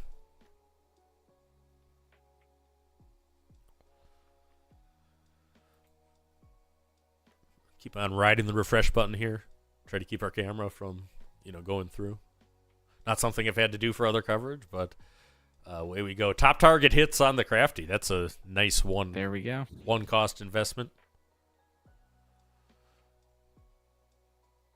Matthew Len said he's also Bivestaff is also a prolific Star Trek Star Realms player. I didn't know that. I don't even know what Star Trek Star Realms is, but I know that he's a sci-fi guy.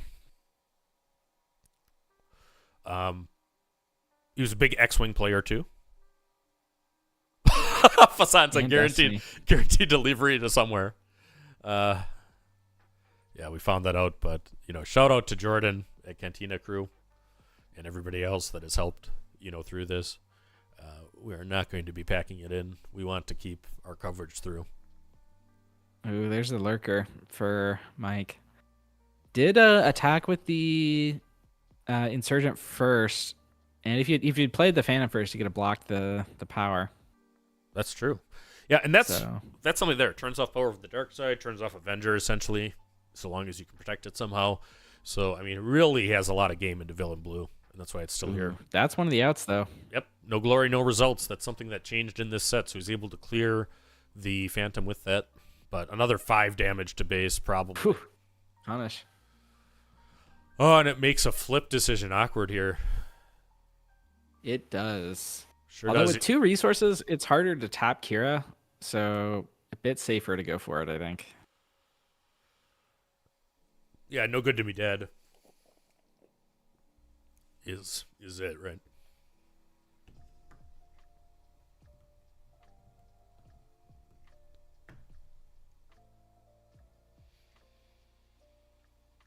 Mike's trying to find a 1 damage token for that Insurgent. Shout out to Metal. What's he doing? Yeah, shout out to Metal Fab. Jordan brought some Metal Fab, but actually I think one of the owners of Metal Fab is in Colorado, dropped off a bunch of tokens by the stream table. Our giant dials and our dice were also in the same box that got waylaid, on its way to Colorado. Kira's going to power up, and taunt Django to see if he's going to attack in and take 6. All right, Crafty coming down. That's nice to have with Kira only having 2 health left. Oh, it sure is. And Crafty Smuggler, it's kind of a card that you've seen from the beginning of this game till now consistently. A 2/2 shield. I'm told that Ooh, and Mike's gonna not run Django. He doesn't want Django to get barraged to death. Yeah, that's what I was gonna say. Playing conservatively here. Right, because Kira Barrage would kill Django and take the shield off the Crafty. Yep. Gorilla Soldier, not Insurgent. Does cost him 3 damage, though. Thanks, yeah. Usually it's kind of an expletive after Gorilla when somebody plays one on you with a empty board. But the indirect can do things, too. I thought we saw a really kind of smart play by Landon in the first game, powering up a Hyliban with 1 indirect. From it. So there's advantages. It's obviously good if you have a super laser tech out, auto kill. So it's a cool new mechanic for set 4. No out to the smuggler. Kira's just gonna go to base. Does 6 damage. And I think here, you have a lot of ability for Bobby Sapphire to lean into his experience with Kira. Wu is a great Kira player, is a member of his team. And, this is a matchup he has played before. Absolutely. It is Gorilla Soldier. I thought it was Insurgent the whole time.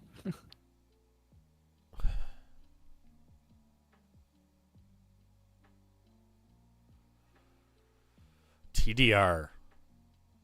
Hugely right, important. Drawing 7 cards. What is going to hit with this triple Dark Raid from Django?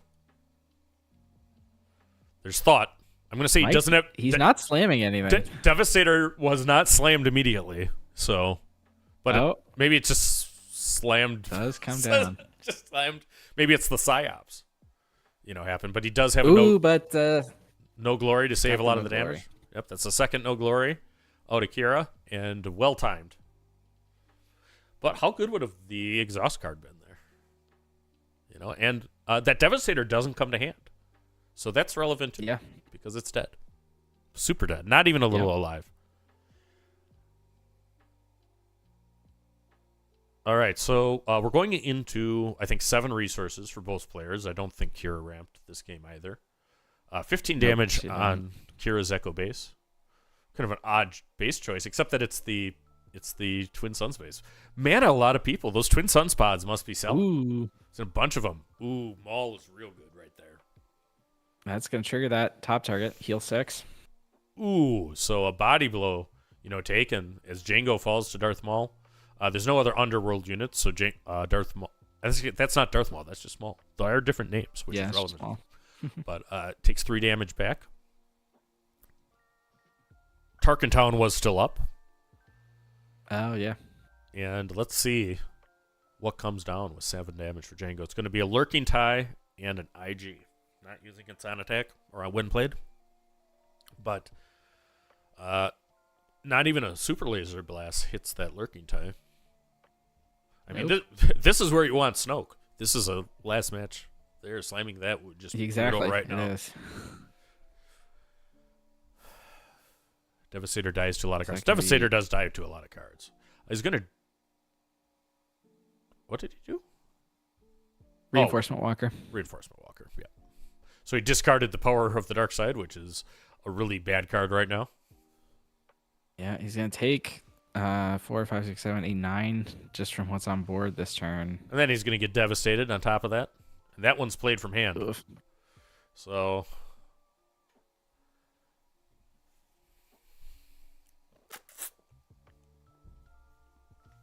A barrage would be nice here.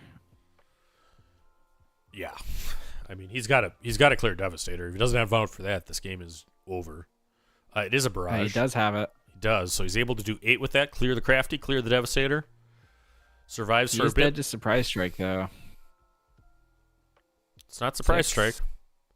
It is War Juggernaut. Juggernaut. Tapping down the Reinforcement Walker, which is huge. And if he's got nothing for either of these units, then that's going to be game. He puts a damage on the Lurking Tie. I like that. Might as well, right? Might as well. So it's not because it's indirect. It's because it's friendly. Friendly damage still hurts your own Lurking Tie. I was thinking about the IG too. Do we want to damage that or no? I think he didn't. He's playing around Vigilance. He's got the one card, 1 cost exhaust. Can he not exhaust Phantom? You could exhaust Phantom, but why did he exhaust IG 2000 then? He might have thought that he couldn't. He might have another out. Because that's 1 extra damage. Ooh, Bazine coming down to hit the Vigilance. Ooh, another body blow. Great piloting by Bobby Sapphire, which is what you would expect. If you haven't seen the Django Masterclass, him and Tata. See, everybody's. He's told me that the name is wrong, but or how the pronunciation is. But they were the teachers of or hosts of the Masterclass, and it's a very relevant thing right now. So Landon is on the extreme back foot, having taken 28 to base. 1 left. I'm not sure he's got anything. Oh, Devastator. That does do it. That's a lot. Keeps him alive. That's a lot. That's a lot. So the Devastator is a Sentinel, of course, and has an on attack that, or when played, that does the damage equal to the number of resources that you have to the thing. Okay. Maddie in the chat says Bazinga for the 1 attack Bazine. That is true. That is what should be said. Bazinga. When it goes. And that the Bazine. She does get to exhaust the Walker here, which is important. That is a huge, huge play. So Bazine dies a hero. What is the TDR? Right. He's looking for War Juggernaut for lethal is what he's looking for. Or Devastator. And it's Devastator. Devastator. All right. Good game. All right. So great match. Well played by both players. The Django Tarkin Town deck, piloted by KTOD's Bobby Sapphire, does prevail and improving to a perfect 7-0 at the Denver Sector Qualifier. Landon Lord, who's been killing it with Kira 30, is not able to take this, but is still absolutely in contention for Top Cut and looking to get to game day 2 of this event, where we'll be back with more coverage. So, all right, let me check. That was a pretty quick match. If they can get us some bonus coverage, we will do that. We are going to pop in this way, and we'll be back with more Star Wars Unlimited right after this. So stay tuned, folks. In the meantime, check out C Raptor's channel. He's probably got a match on still, and we're going to see if we can get another one up for you in round 7.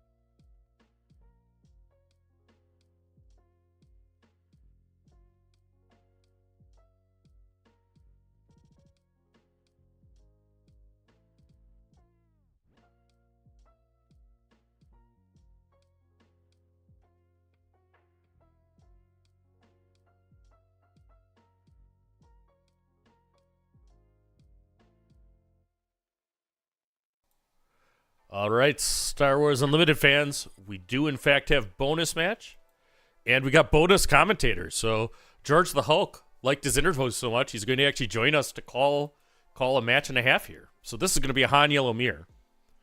And those that are late night fans, know how we're going to start a Han Yellow Mirror. So we're going to play the thing. 1 second.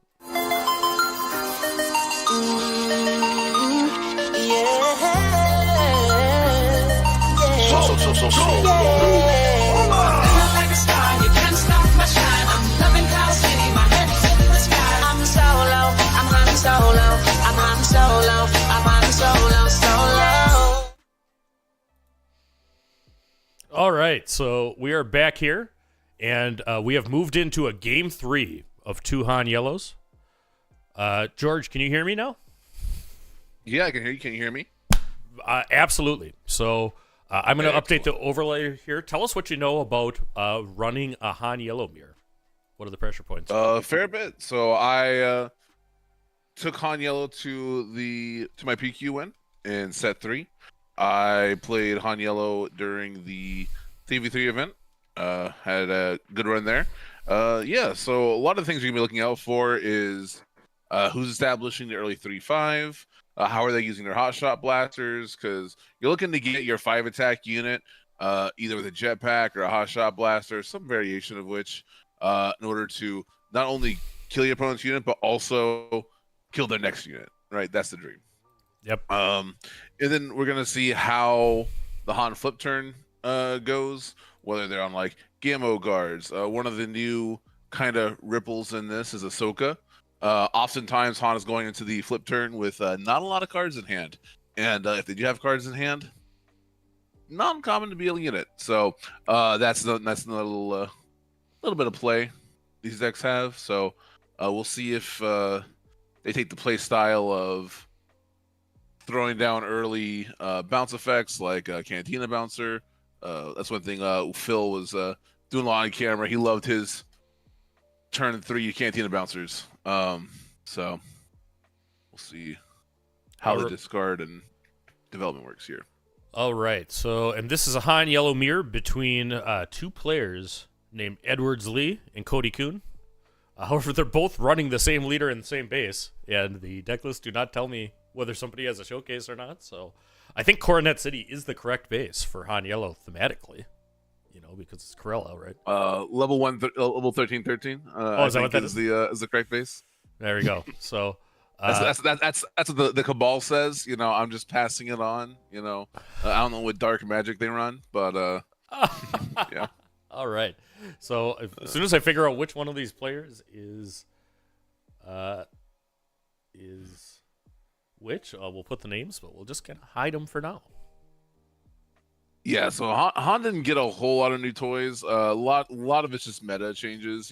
Whether you're running Bamboozle's main, whether you're running, I think Ahsoka's pretty much solidified herself. What you're doing with the Gammo guards, if they're sideboard, main board, those are some decision points. But okay, so a double L3 opener. Okay, no one brave enough to go for the 3-5. Or didn't have a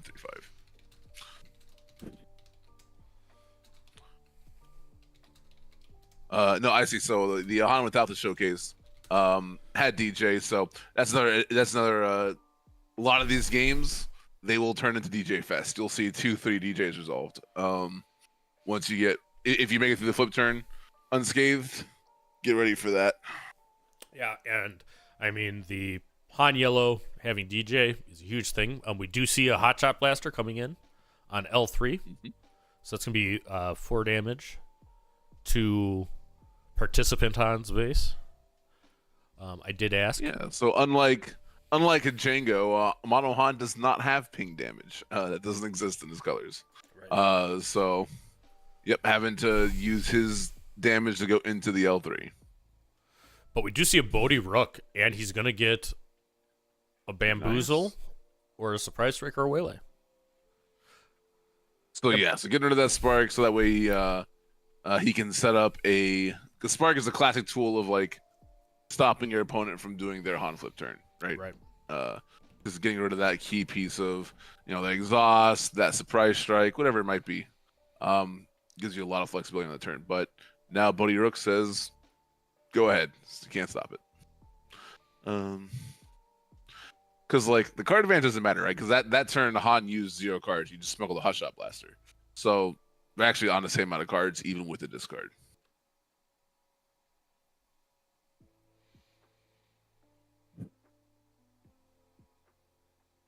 Yeah, these are real similar deck lists. I can only see one card that's in one deck, but not the other. So if that card comes, I'll know which player's which. But other than that, we'll see if somebody from the TO staff can tell us. Is it the EMP onto the for the liberated slaves?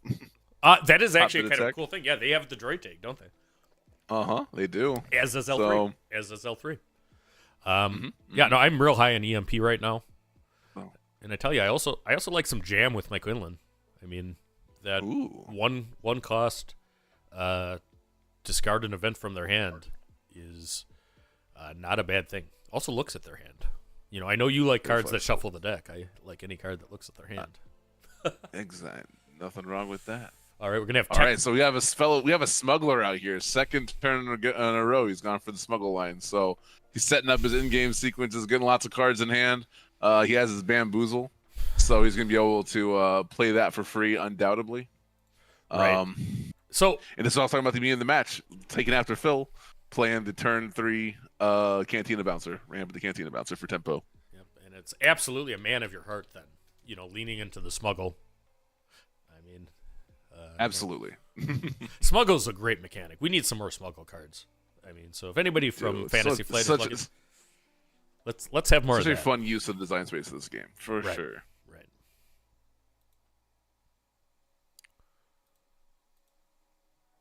All right, so yep, he's got initiative, so we're off to the races.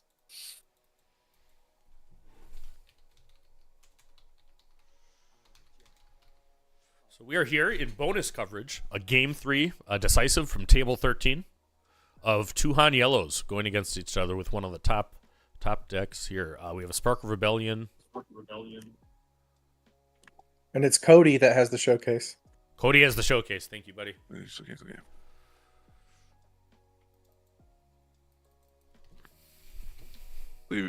He was not scared about the bamboozle. He is now information he has to play with. So, got rid of the Spark of Rebellion with his Spark. Spark Inception. One could say that happens. That happens in Quinlan matches. A fair amount too. Yeah, because it's funny. Cause you look at the game, it's like, oh, they both ended up with their Sparks going to the graveyard, discard. It's just that the player who played the Spark had to pay 2 resources. But yeah, huge signal that the Han is trying to protect something. And a Cura call. Ooh, this is a fun moment. So do you? Yeah, he called Cura. Okay, yeah, because you could call something like a Hot Shot Blaster from resource or a Jetpack from resource or DJ. Don't forget you can call DJ or DJ. All right. Yep. So naming the Hot Shot Blaster there, exactly what I was talking about. Yep. Because you already knew he wasn't gonna get Han that turn. Yep. Yeah, I think that was anyway. We're talking small things you can do. Yep. And good stuff here. So both of these players are doing very, very well. I think they're both 6-1 right now, or 5-1. Very nice. And Han is a deck that takes a lot of brain RAM to pilot for long periods of time. So I respect anybody that can do that. Absolutely, I feel that for sure. Yeah. Also traveling because a lot of people are coming in from out of state. Getting in there the day before. You don't get to eat much, so those matches can go real long. No. Depends on the matchup. Yeah, Han is a very flexible deck.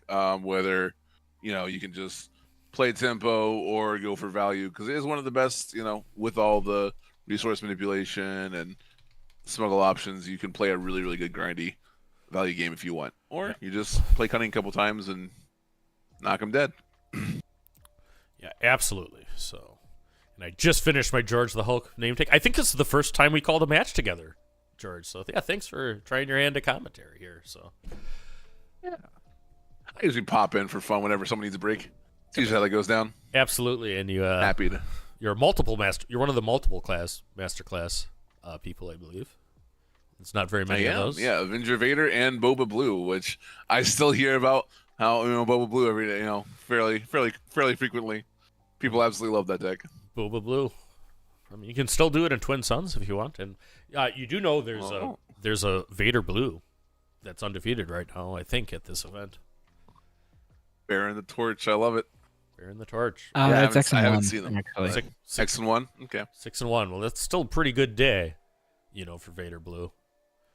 And we'll see if he can. Yeah, I think Blue Villain control. I think once you have the early game kind of figured out with Vader, I've been puzzling about it, and it's a little bit tricky. But the Blue Villain toolkit is really well situated to deal with Django, but it's the whole early game. I think you got. It's actually 501. Sorry, 501. I got it wrong. So they had a draw. So Ooh, no losses, Bamboozle. but a tie. Bamboozle hits Han, so he's not going to be able to ramp with the Han. And Bamboozle's having a moment right now. And a huge tell here. He discarded a card instead of paying the resources. So he wants to use his 6 resources. I think he only has 1 card in hand, so I don't think it's going to be a ramp into 7. Yep. So we might be seeing our friend DJ pretty soon. Mm-hmm. Big Falcon from the row. Big Falcon smuggles for 6, I believe. Doesn't get ambushed from smuggle, but still is a big, beefy unit in space. And there's not a lot of space units in either deck. All of them are called Millennium Falcon. I think both have a mix of the 2 Falcons.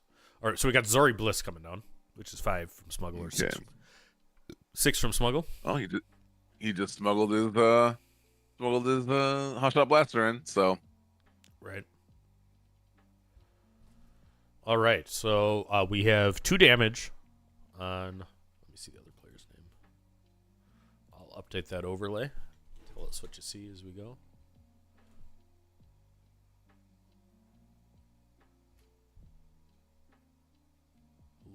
Lee Edwards is the top player.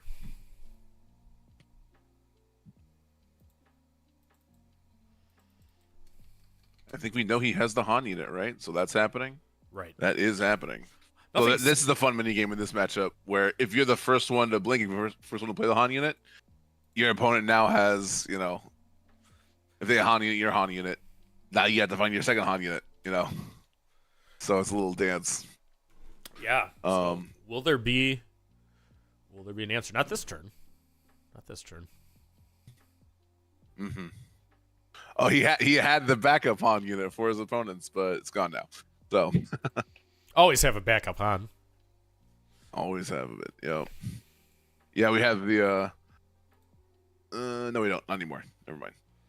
All right. There is the Vanquish at Home where you waylay into Spark of Rebellion. That's a fun one, but absolutely.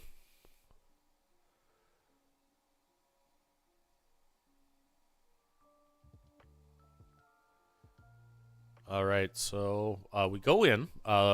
Lee, piloting Han Yellow on the top, is considering options. I see he has the late night initiative token, so I think that's what they're using.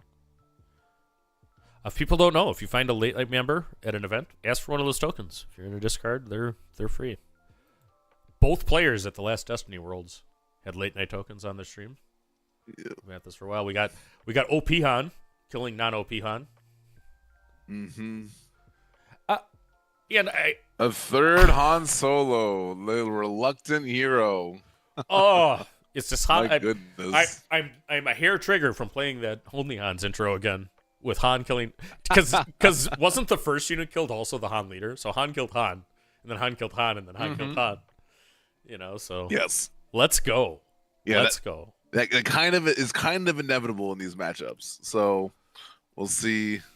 We'll see if he has to respond with a bounce. Nope, surprise strike. Okay, there it is. So he is out of, I like to call it the black hole, where you just, every unit gets swallowed up by Han Solo. But I think he got through it. All right, so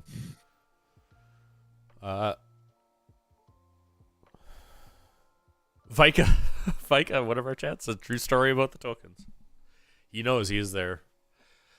What's up, my Saskatchewan friend?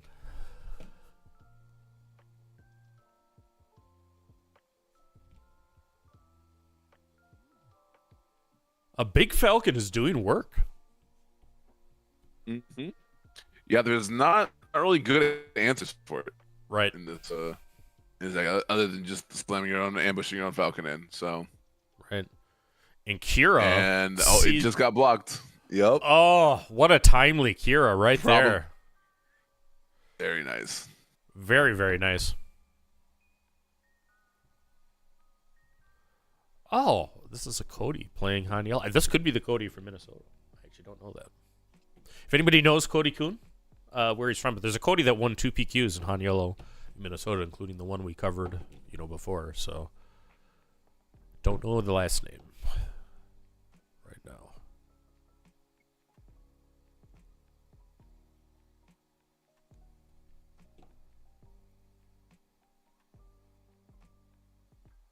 Yep. All right, we got even health was like 12 to 13 damage on base.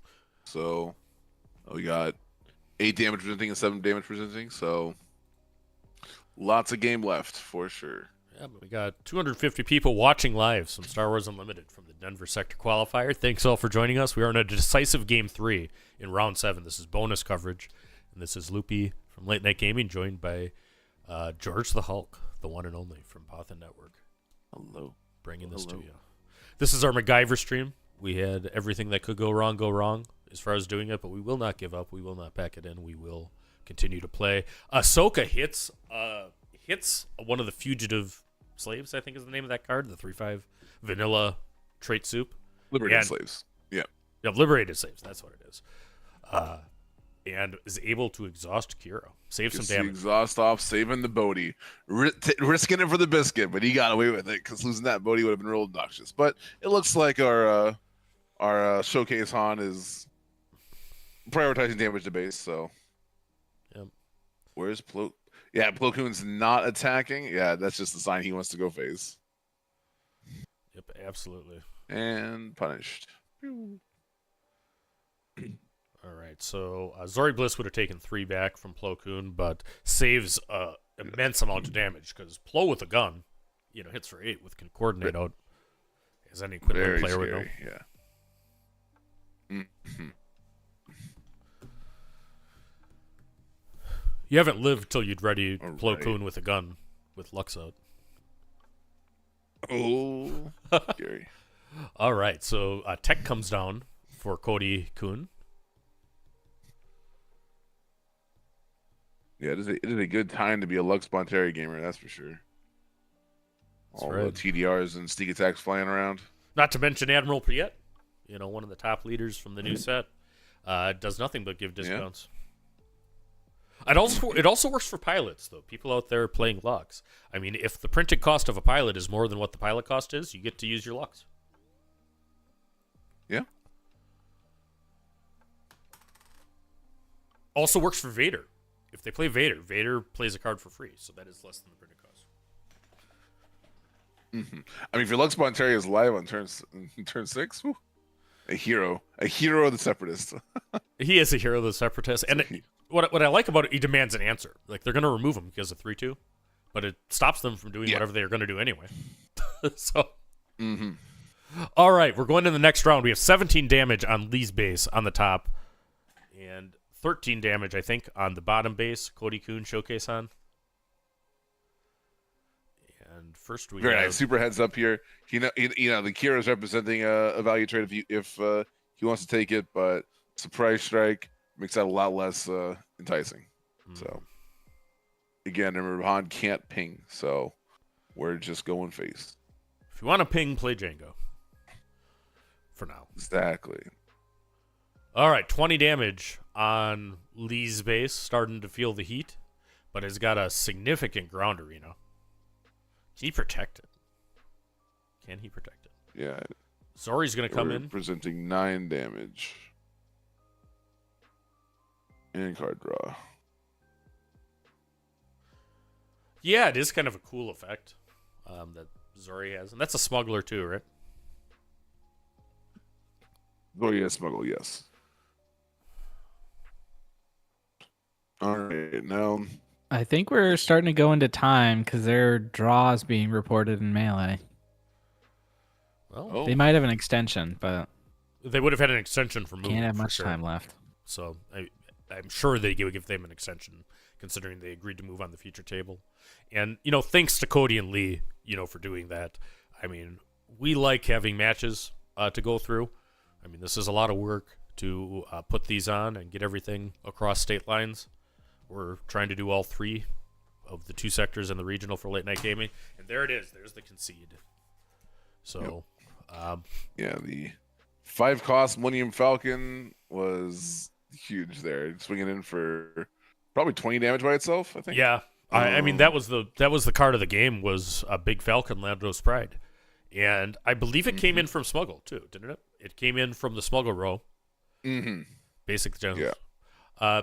Ando Commando says those giant metal tokens are hilarious. Yes, they are, and thank God for them, because all our dials and dice got waylaid, and instead we have these metal fab tokens. So B-Flow, that's one of the sponsors of K2D, hooked us up, and then our hero Jordan does that. So the Han Yellow match winds up. So wrapping that up, other than the Falcon, anything that you saw there for people trying to improve their Han Yellow play, George? Navigating the flip turn is super tricky. You saw lots of sparks. I think the spark on the flip turn is a classic. That way you 100% know, though, they don't have the answer, or they don't have something powerful to do with their flip turn. You saw the Han Solo reluctant hero dynamics of discarding them, Han Solo killing another Han Solo, and how important it is to sandbag those pieces. You saw our non-showcase Han kind of focus on card advantage in the beginning. That way he could set up those Bamboozles. explosive turns in the mid game. Mm-hmm. Yeah, bamboozle. He could set up the ability to hold more Han Solos into hand and keep them in hand. So yeah, you saw a lot of great play there. The 5/5 Millennium Falcon just he had enough space to keep threatening the board, and he had to get answered, and then the Millennium Falcon just ran away. There was a turn there. Did he discard? No, it was Kira. Kira calling the Millennium Falcon. Yep. And then I think Kira Yeah. from the non-showcase player, I think the Kira on the Han unit. Yep.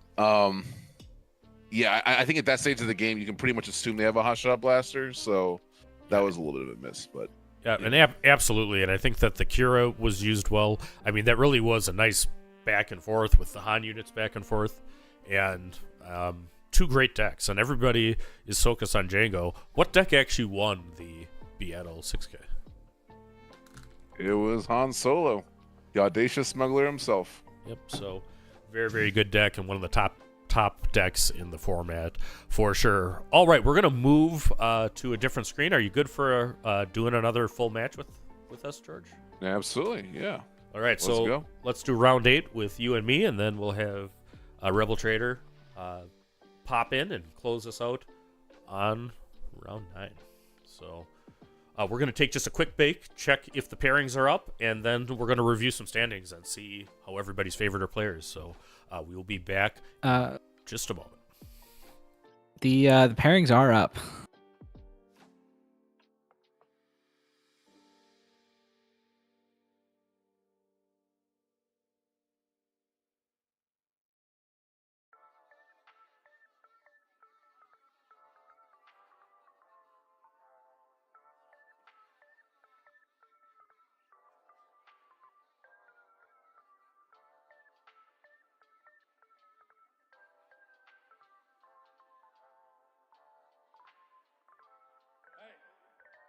We don't serve their kind here.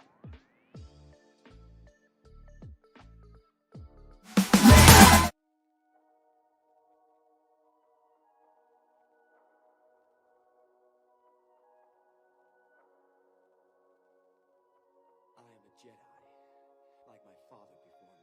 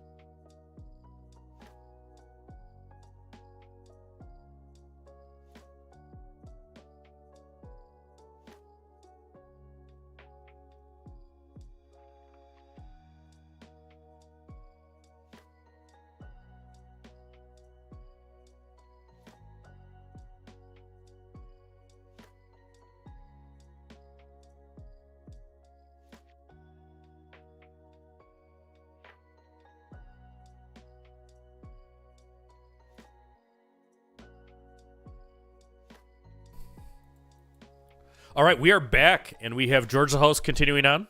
We got a great match coming on. So it's going to be Stevie Getz from KTOD piloting Luke Vaderveld. What was the opponent? Do you recall?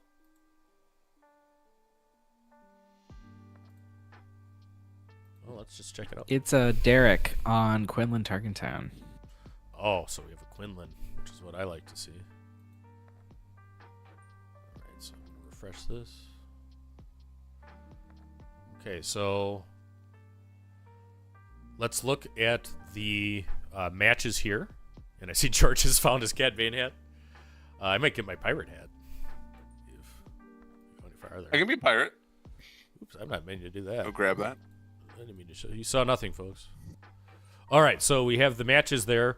We have a Django Mirror with Tarkentown on 1 by Matt Freed going against Daniel Hall for table 1. We have another Django Mirror on table 2. Mike Gem, Bobby Sapphire against Mike Overlay, whose name I recognize. Cody Frechette, who we just saw. I don't know if that's actually the Cody we just saw with Han Yellow or not, but there's a Han Yellow versus Sabine ECL. That list, despite being dead as a competitive serious list, is on table 3 of the Denver sector. We have a Django versus Quinlan Tarkentown face-off on table 4. Table 5 is the match we're going to have. Oh, it's actually not. It's Stephen Baroni. So, you know, I know that's... I was told that was a KTOD Luke list, so I think it's that list. It might not be Stevie. But we have Stephen Baroni, and we have Derek Schwartz on Quinlan. So that's going to be the match that we have on feature. Jordan Fiegelman. I'm pretty sure this is KTOD Stevie, right? Yeah, Stevie Yates. Yeah, it's in a melee. All right, so it All right, yeah. it's there. So, yeah, maybe that's his melee name is Jabroni. That actually might be a Jabroni reference. Is his melee name? But Jordan Fiegelman, who I think is Jordan from Cantina Crew, is killing it on round 6, on table 6. So all of these players are doing good. Let's actually pop into the gameplay a little bit here. We are starting to go. So I will update the overlay. George, why don't you tell us about what you know about the pressure points for these matches? Yeah, so Quinlan's going to do a little bit of hand hate, a little bit of force throw action, but Luke has this nice extra 3 health, which, you know, is a little bit of inconsistency having extra cards in your deck, but when you have so many cards to just say Sentinel and Heroes on them, you just throw some shields on them, so you buy yourself some time to find the key cards you need in any given matchup. So look forward to seeing the unstoppable force meets the immovable object, so to speak. Yeah, and as Quinlan Tarkentown, I feel better into Luke than I did set 3 only. And that said, that is a tough matchup. I mean, if Luke ramps and you can't, you know, line up the shields with the Quinlan ping, I mean, you can be in trouble in a hurry, you know, playing against a Luke Green. And it's really cool. For sure. There's definitely a clock on the Quinlan's definitely a beatdown here. The late game of Green Hero with whether it's U-Wings or home ones, all this sort of stuff. Yeah, they have a really good value proposition when it comes late game. Yeah, we were talking actually about Stevie in this match this morning. So it is Derek Schwartz.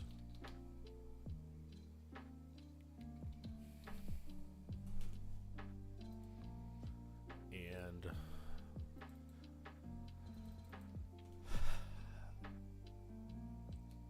Alrighty, so speaking of a nice choice in a data vault list, he's able to sift through his deck pretty consistently with the R2D2. He chose to keep it on top, so he likes what he sees.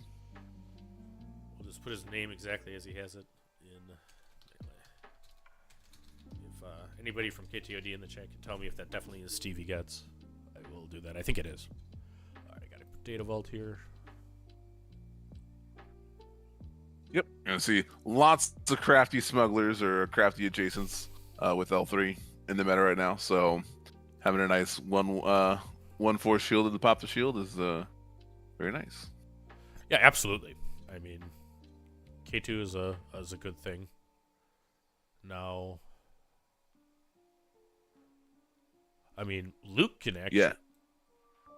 Yeah. So Luke opened with an R2 and shielded him, which is tough. Anytime you can play 1-drops into Quinlan, I mean, in the current meta, I was running 1-drops for a while in set 3, but I mean that's a good thing to do because you can dodge pings, and then if you can ramp, you can dodge pings the other direction. For sure. Yeah, no, we definitely have the Quinlan on the beat down path. He's not waiting for not waiting for opportune times to use Target Town. He is throwing down units and going face. So, and you have to. I mean, you will not beat Luke once he's like 8-9 resources. Absolutely not. And the village people come down blocking the way for Quinlan, and that's a tough one because he didn't see a Sabine. I mean, Sabine unit is a very, very key draw for Quinlan in this matchup. I mean, you want that Sabine unit to deal with all the shields in the ground arena. Yep. Both of these players are 6-1. Certainly looking forward to day 2. This is round 8. Looks like I have the overlay fully done. And you were talking about jam communications earlier. Using that jam communications to play off curve and still have very efficient turns. Yep. So we're gonna see that 3 cost come down, ping off the shield. So yep. Pings are really good against shields, but yeah, now you have 1 resource floating. Jam communications is that perfect complement to this sort of line and strategy. All right. So Stevie and the KTOD clay Quinlan played a Millennium Falcon to ping off the shield. Yep, and that's exactly what you need. Tax 4 dies. Okay. So yeah, he affirmatively attacks the L3, trying to save damage, I guess. Yeah, he did. Didn't want to. Yeah, he didn't want to get value traded by the 2/3 because the Insurgent is a 2/3. So like, if that lives, then he'd have to trade R2, and it gets a little messy. And, so just doing a little damage control. And the Falcon hits for 3 to 5 on the base. 28 to go though. I mean, that's the advantage of Data Vault. I mean, he's taking 5 damage and is still ahead. Let's go. Kanan is basically never a bad play. Yeah, has no effect on play, but the longer he stays out there, the more value he can accrue. Right. Clears R2. Sad beeps happen. And he's got a 1-cost Daring Raid to take out Kanan. He's going to Tarkin Town. Who got George to start calling it Surgeon? It's a guerrilla soldier, folks. We'll do better. We promise. We're trying. I call it Insurgent. That's funny.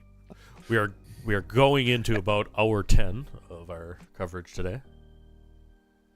It's basically a rebel, right? All those rebel scum are the same. I don't know. It's not even rebel. It's fringe. Never mind. It's a fringe card. Fringe card for sure. All right, so that's blue leader, right? Coming down for 5. Yep, that is a 5-cost blue leader ambushing into a 2/3. Yeah, so blue leaders can do really cool things in Luke deck, right? Because I mean, there's a world where you can ambush it, then use the Wendblade to drop it to the ground, and then after that, put a shield on it. So. Yeah, don't forget with blue leader that you can order the 2 effects. You can ambush and then use the Wendblade, or you can Wendblade and then ambush. For sure, definitely some of my favorite tricks in Hondo back in the day. But this is KTOD Stevie, so great fella and a great content creator, and KTOD's having a pretty good day. We have both Mike and Steve at pretty top tables here, so cool stuff. So respects the blue leader. All right, so instead of going face, went for the blue leader. And who doesn't like seeing Luke Skywalker at this? Quinlan clears the blue leader, taking a lot of damage.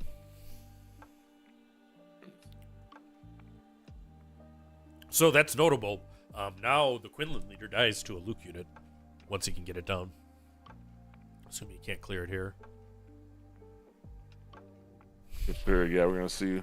This is the big turn for Luke, so we'll see what he can pull off. He discarded the Concord Dawn, so to Ahsoka, so he's gonna let that Millennium Falcon's gonna be running free for a little bit. So he's gonna pay his tax.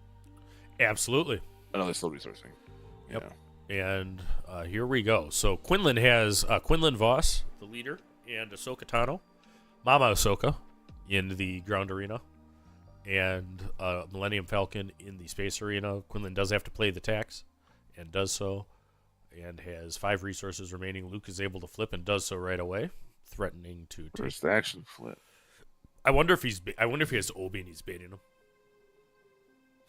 It's interesting, right? Because we haven't seen the Plo Koon yet, so but Plo Koon doesn't kill Luke because because Luke costs 6. So Fisan in the chat says that there's a Vader in contention for day 2. Absolutely, and it's a Vader blue, and we have the Master of Vader blue right here. Yep, it was exactly what I thought. That he had the Obi here, and is able to do this, and I was going to be able to shield that Obi, which is just a monster. Quinlan's praying to have a waylay. That's how you deal with Obi. It's Derek Schwartz. I do not know if he's a member of the Central Spacers team, but if you know something about that and are sure, please put it in the chat so we can share this information with the 225 people watching right now.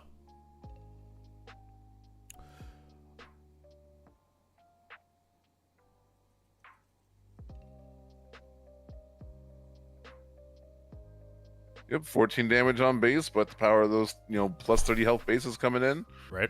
Still 20 more damage left to go. Yeah, and this game's far from over. How bad does it feel to run Ahsoka into a shield? Now, he does have an out, but it's an out that hurts. He had the Plo Koon. So he had the Plo Koon. Plo Koon's going to take 4 back. Luke's going to get 2 experience and get to draw a card, which is very relevant. I mean, Quinlan, your advantage is your ability to peek the other hand and your ability to make them top deck, and you really don't like to let them draw cards. It puts you in a bad way. For sure. And now we're in the stage where Luke unit's going to come down, so lots of scary stuff. And it'll be interesting, is he going to pay for Falcon, or are we bouncing for Han Solo unit? Right. I mean, and that, because with Quinlan's ping, he can Han Ambition for 6 can get the 7th damage and clear Luke and Cad Bane. Pay that resource. Without the Millennium Falcon don't work for free. Yep. He does need to pay the resource for the Falcon if it didn't bounce. So if I was sitting across the table, this is a huge tell that he's looking and thinking about Han Solo unit. Yep. And Stevie, is it in his hand? He catches it. Okay. Correctly notes that they do it. Yes. And he did pay the Falcon tax rather than assisting. Okay, so I think that Ahsoka's going to go base, but this game's getting away from Quinlan. We'll see if he can find an answer.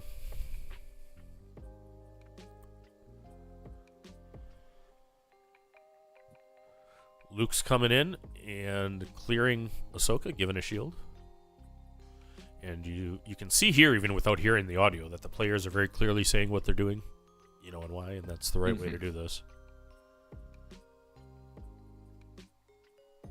This is Central Spacers Derek, and we love Derek, says Central Spacers. Symbiote says the Schwartz is strong with this guy. Who doesn't want to see Luke Vault win a thing?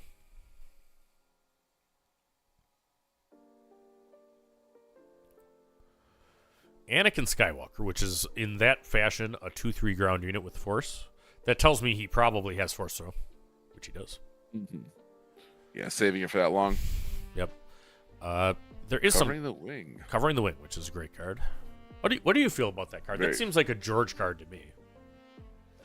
Yeah, so I think so I like Jetpack more is what it comes down to. Due to like the stats being able to be used immediately. So and the problem is like those kind of decks to me compete like over the same slot. And Jetpack's way more flexible. But like obviously he can't run Jetpack, right, in blue green. Right. The shield plus a body it's nice protection against like ping effects or just being able to value trade. Yep. So super flexible card. And the X-Wing tokens are good in Django too. Because, I mean, he has some real big space units here, but there's still a fair number of 2 health space units in the Django deck. For sure. your silencers, your P38s, all that good stuff. All right, and Derek from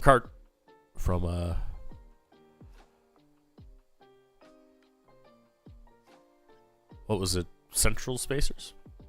The chat has moved on, but Derek is needing to do 14 more damage, and that hurts. That's a backbreaker right there. We have Redemption, which has a when played where he can heal damage, and he can heal damage from units. That's something that some players miss. It's not always just heal the base, and in fact, Stevie's the first thing he's going to do is try to look at his leader, probably take it out of range. Get that, yep, get out of Han Solo range. So it has 9 health with was it 6 damage on it, so he's healing it to 7. Yep, exactly out of Han Solo range. Perfect. Central Spacers. Thank you, yes. Patrick. I think I did that right. All right, so and then there's no healing from base. Did I see that correctly? I think so. yeah, and I think that Derek conceded. Yep. You're not going to come back from that. All right, so Stevie from KTOD, Luke Vault, goes up a game on a powerful Quinlan Tarkin deck, piloted by Derek Schwartz of Central Spacers. Very nice. Yeah, I've seen quite a few friends and players have been messing with Luke ECL even last set, and a lot of people are attracted to blue white. As full to see the 33 health. Just kind of change dynamics of the matchup, right? Where that was, they might have played it out a little bit longer, but because he had so much health on base, just conceded and moved on. Yep. You see that psychological element at play. Yep, absolutely. And I mean, if the game is truly lost and you're in game 1, I mean, 55 minutes is a lot, but it's not. So, I mean, it is important to concede sometimes. I mean, you can lose a match by playing too long in a lost cause. For sure. Any interesting sideboard cards? I can't see it. But, okay. Yep. Yeah. No. Let's look at the sideboard. So, I don't want to speak out of school. Let me actually look at this Quinlan list because it's not necessarily mine. So I'm certainly bringing in Waylay. There's one. You want all of your Waylays against Luke for absolute sure, and that exists. Bamboozle can be good against Luke. I haven't actually know this Luke list enough to see if there's lightsabers in it or not. And I mean, we'll probably see. Well, and the other thing is, if you have more Han Solos, you need as many Han Solos as possible. This is the matchup you absolutely need Han Solo, because this and Cad Bane are the two things that really it's important to answer that way. All right, so both of these players are thinking it through. If I'm Stevie, let's see, what do I want to do if I'm Luke? If Falafel's around, maybe we can get him in for a little recap after this one, because I know he's a Luke guy. But I'd be guessing some sort of card advantage options, maybe Luke or I don't know what's in the sideboard, but like I'd be looking at stuff to counter discard. Make sure you can't get scammed on that front. All right, so I think that you bring in Tech for sure against Quinlan. Tech is a great card against Quinlan because he gives you your whole row as a second hand, and we'll see what else. There's some spicy stuff in the sideboard, but lists aren't public, so I'm not gonna say too much. Oh, okay, gotcha. Yeah. So yeah, tech is super interesting. It's also super great in like these control matchups or anything like that. So all right, see if you bring that in. So yeah, people are picking into the stream. Absolutely show off this match. This is one I'm excited about. If you're expecting to see nothing but Django mirrors, that's not what's happened today. And we have a great one here between two 6-1 players. We have KTOD's Stevie on the top, playing Luke Vault, going after that first ever American Luke showcase that's going to be coming from Asmodee, and Derek from Central Spacers coming in with the deck close to my heart, Quinlan Tarkin.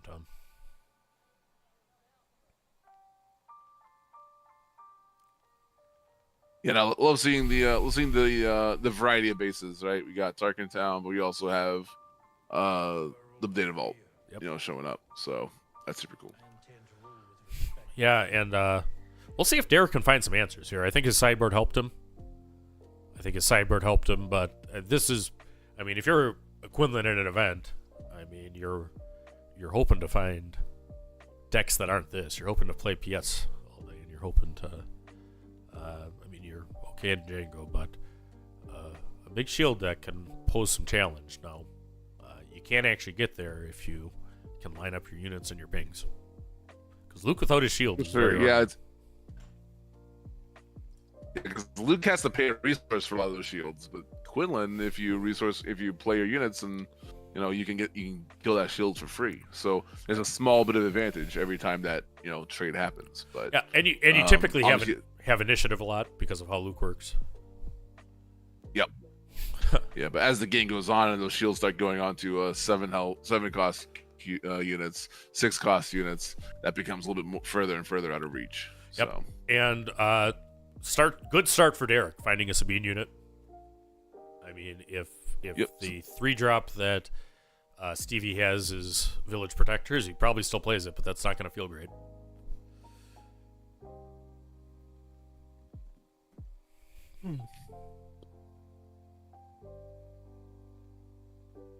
There's a discussion going on in the chat about reading cards. I read cards at events.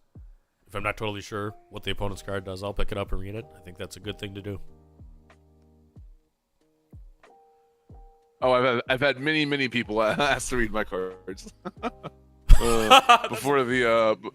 That's the nice part about being before you, the George. finals. That's the nice part about being you. So Luke resupplies. Stevie resupplies, so he does get a ramp. That's certainly better than playing a Village Protector into Sabine, and takes 3 damage from there, and then loses the Restored Arc to a Falcon coming down. So good board presence by Quinlan. Up 3 damage. We're going to get to see Luke the same turn as Quinlan. For sure. Let's see what he does with that ramp with 5 resources. Usually it's going to be a 4 cost plus a shield. Yep. Lots of options. And I'm really hoping for a Cure right now. He actually has Falcon out, so unless he bounces it. It's probably a tell he doesn't have Kira that he didn't bounce the Falcon. I think so. Yep. All right, so Falcon gets hit by Fearless Position. That's a good play. 2 resources left for Stevie playing Luke Vault. 6-1 at the Denver sector. We have Battlefield Marine, which is a great play. And then we have Ezra come down.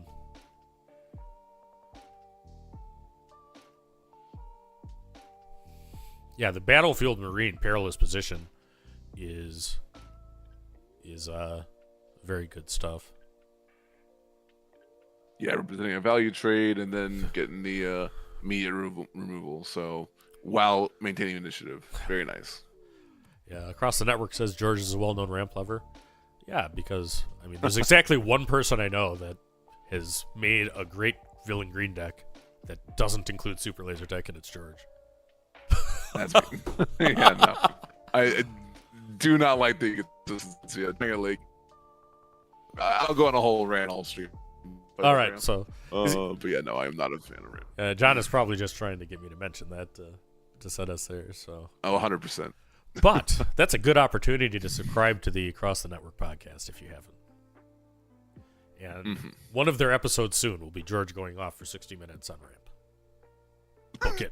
Book it, Dano. About the trap that is ramp. Yes. All right. So the camera just went south. So we're gonna pop there. We will be right back as soon as we get the camera. Hopefully finishing off this match, and go from there. So stick with it.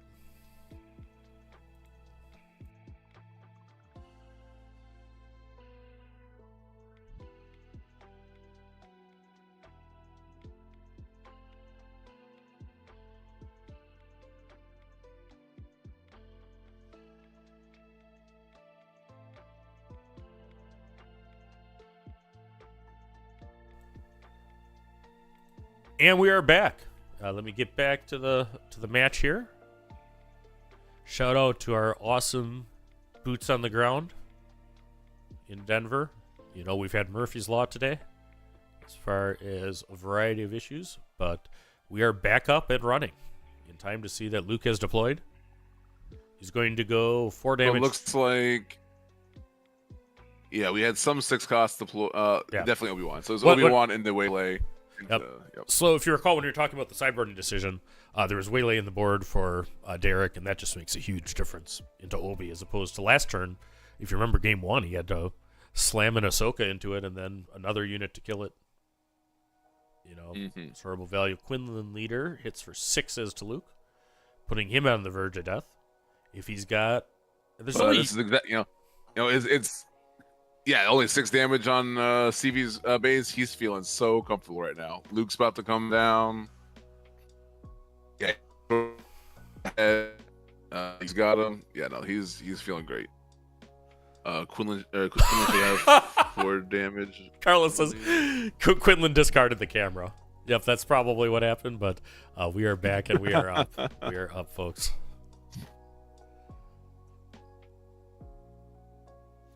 Yeah, there should be 4 damage on Quinlan. Absolutely. But I guess Stevie's already got the Quinlan in his sights and is thinking, huh, is he slamming a Luke first action to kill it? We'll see. All right, I'm going to send a DM. I'll probably look up and be like, why isn't your Quinlan dead?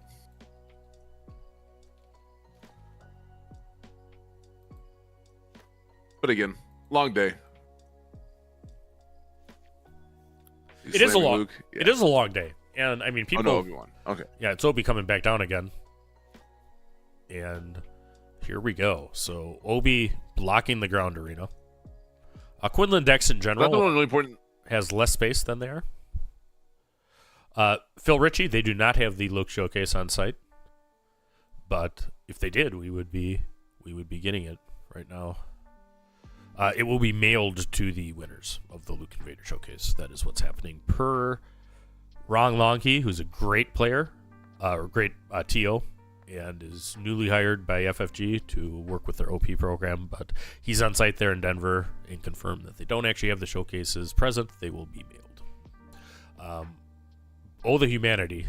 What happened to the board? Yeah, it was a surprise strike into Obi-Wan with the Ezra. Yep.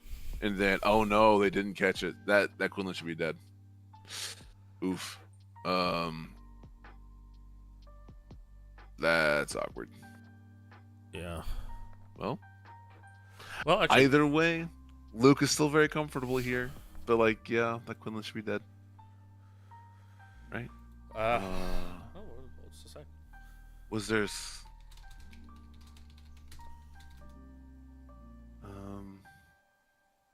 Was there some trickery?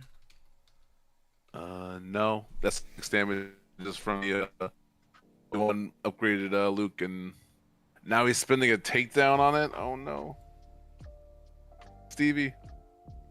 Oh well, yeah, that Ahsoka should have been dead. Oh well. The thing is, this is exactly where the Luke wants to be. So, yeah. All right, so we have Redemption getting discarded by Ahsoka, but there's nothing to exhaust. Sabine's Masterpiece is in the deck. That's cool. What does it do for blue? It heals a unit. Yeah. I think a base as well. I think a unit or base. I'm pretty sure. And core card, Cassie coming down from the row. Yes. Now we got Quinlan presenting 6 and him presenting 3. So in top deck mode.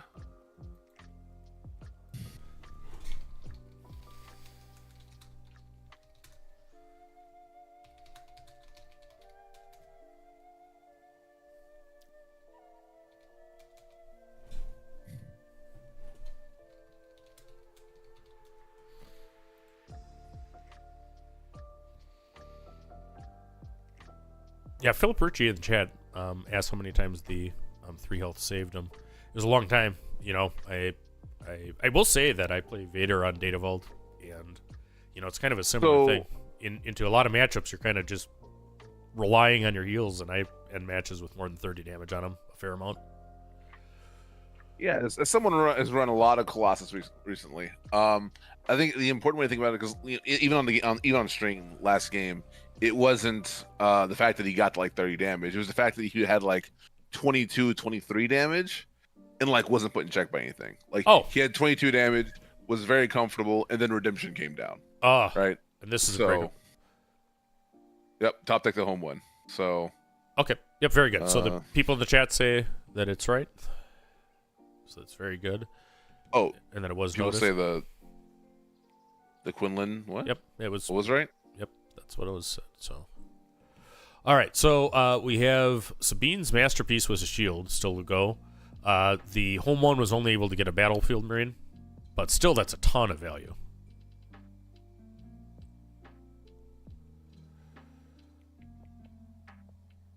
Oh yeah, for sure. Multiple bodies. We got restore. We're threatening restore now. We got Quinlan on a 2-turn clock because of the experience he's going to get from Sabine's masterpiece. That'll be a 4-attack unit now. Yep. And he puts the experience on the Sabine masterpiece. Ahsoka's going to hit for 3, taking him to 19 on base. Yep. Again, you're seeing the Luke player. Not so much. He probably won't win this game with a heal from others. Yeah. Not so much. It's he needs to be at 30 health damage to feel value from Data Vault. He's able to make aggressive lines because he's not in check. Yeah, absolutely. He is not, and also, I mean, today I don't think that Quinlan's been able to line up Tarkentown yet. All right, so that's going to get the shield from Sabine Masterpiece, which is nice value with that Falcon coming down. Yeah. We're gonna see Tarkentown. Yeah, we are gonna see it. He needs to get rid of that Sabine's Masterpiece, so he's gonna use the Falcon in there. So Quinlan is in desperation mode, playing control. 14 damage on base. As a very strong grounder, you know. Yeah, it was representing 11 damage, so he can get him to 30 damage. Oh, Yep. so like again, it's showing up again. If he was only on a 30 health base,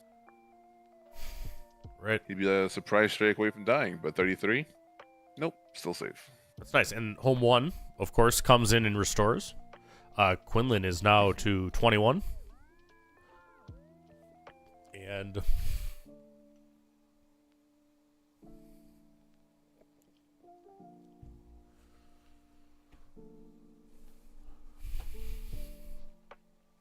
On the Quinlan players, you know, debating whether to clean up the battlefield marine, give them initiative. Yeah, this in-game sequence is very, very, very much on the razor's edge for a Quinlan player here. right, you know, and he just hasn't seen enough force throw. I mean, you're not going to beat Luke Green without seeing that card, usually. I mean, because you got to ideally get Luke with it. Yeah, Spark is good, but you got to also kill the board too. Right. And you know, the blue-green hero. I mean, it's big value, and Luke, Stevie gets from KTOD with the he's flashing the tech. So yep. Tech threatens him in a million different ways. So yep, GG's. Yep. So there we go. So for those of you that thought that Luke Skywalker was out of it, he was a very represented deck today. I mean, we can actually go back to that on the deck list. Why don't we do that? And there's a bunch of stuff here. I'll hide the melee standings for now, but let's actually go back to the meta breakup on this slide. And I think that 5.6 of the field, I mean, Luke is right up there as the second most played leader with Quinlan. So people are both looking for the showcase and doing well, as we just saw from Stevie. Very nice. All right, so that was our round 8, normal match. Let them know if we get any bonus coverage.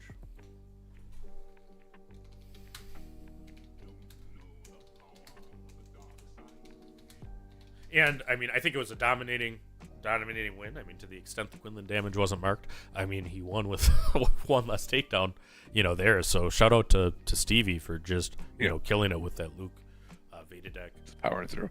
I mean, that was so like the Quinlan discard. This is my general problem with discard in this meta is like decks just have so much reach and so many bombs, right? Like if they're going that direction, they can, like try and discard Django out of the game. It doesn't really work because like you spend all these resources discarding them, and he's like, oh, there's my in-game stuff anyway. All right, let's go.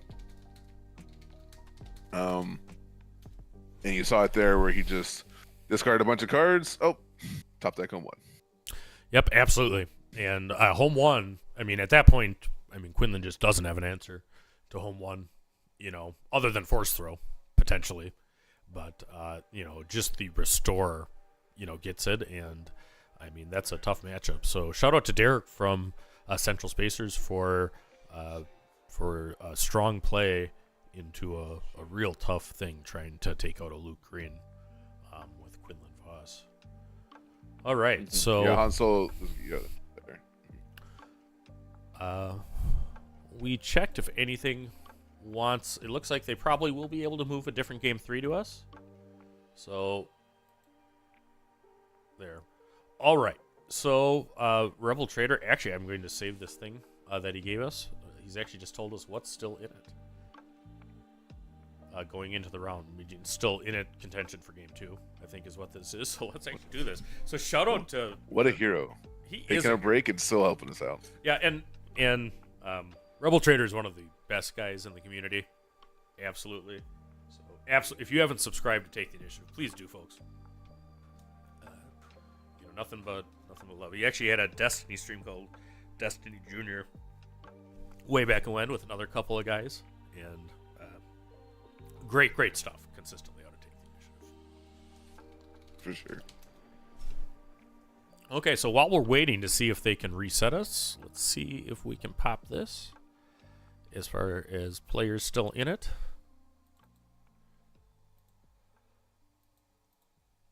Actually, I think I can do it this way. Other direction. All right, so this is what we have still through it. We have, I'll just zip your video for a second here, George, so we can see all the names. But Django Fett, no surprise there, with 31 still in contention. Quinlan Tarkentown. Everybody who played Quinlan played Tarkentown, which is correct. 11 still in contention. We have our lone Kira holding up,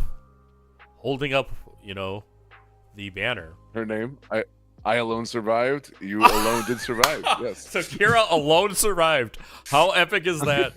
So shout out to what was his name? Landon Lord, I believe. Yeah, the hero of the story. Yep. So he alone survived. The Django Menace. Here. Sabine ECL, despite being dead as a competitive list, is doing well today. That's a good conversion rate. Yeah. And there, Yoda Data Vault, another hero, sensing darkness but doing good. We got 9 yellow Hans still in it, a Han green, and a red 30. Look at this, Luke Skywalker, 3 Data Vaults in contention and a green 30. Leia Lake Country, Eve, shout out to her. Lunch TCG guys. Channel she just started. Check her out there. Look that up. But great stuff, great content that Eve is doing. Bosk ECL, 1 ECL, only 1 Bosk Colossus. So there's no Bosk Blue 30. There's a Bosk Colossus, and 5 health is a lot. I would have thought there'd be more than that with hard control being, something that can be there. It's tricky, right? With Quinlan running around, with Han Solo running around, like there's definitely some landmines in the meta. But anyway, all right.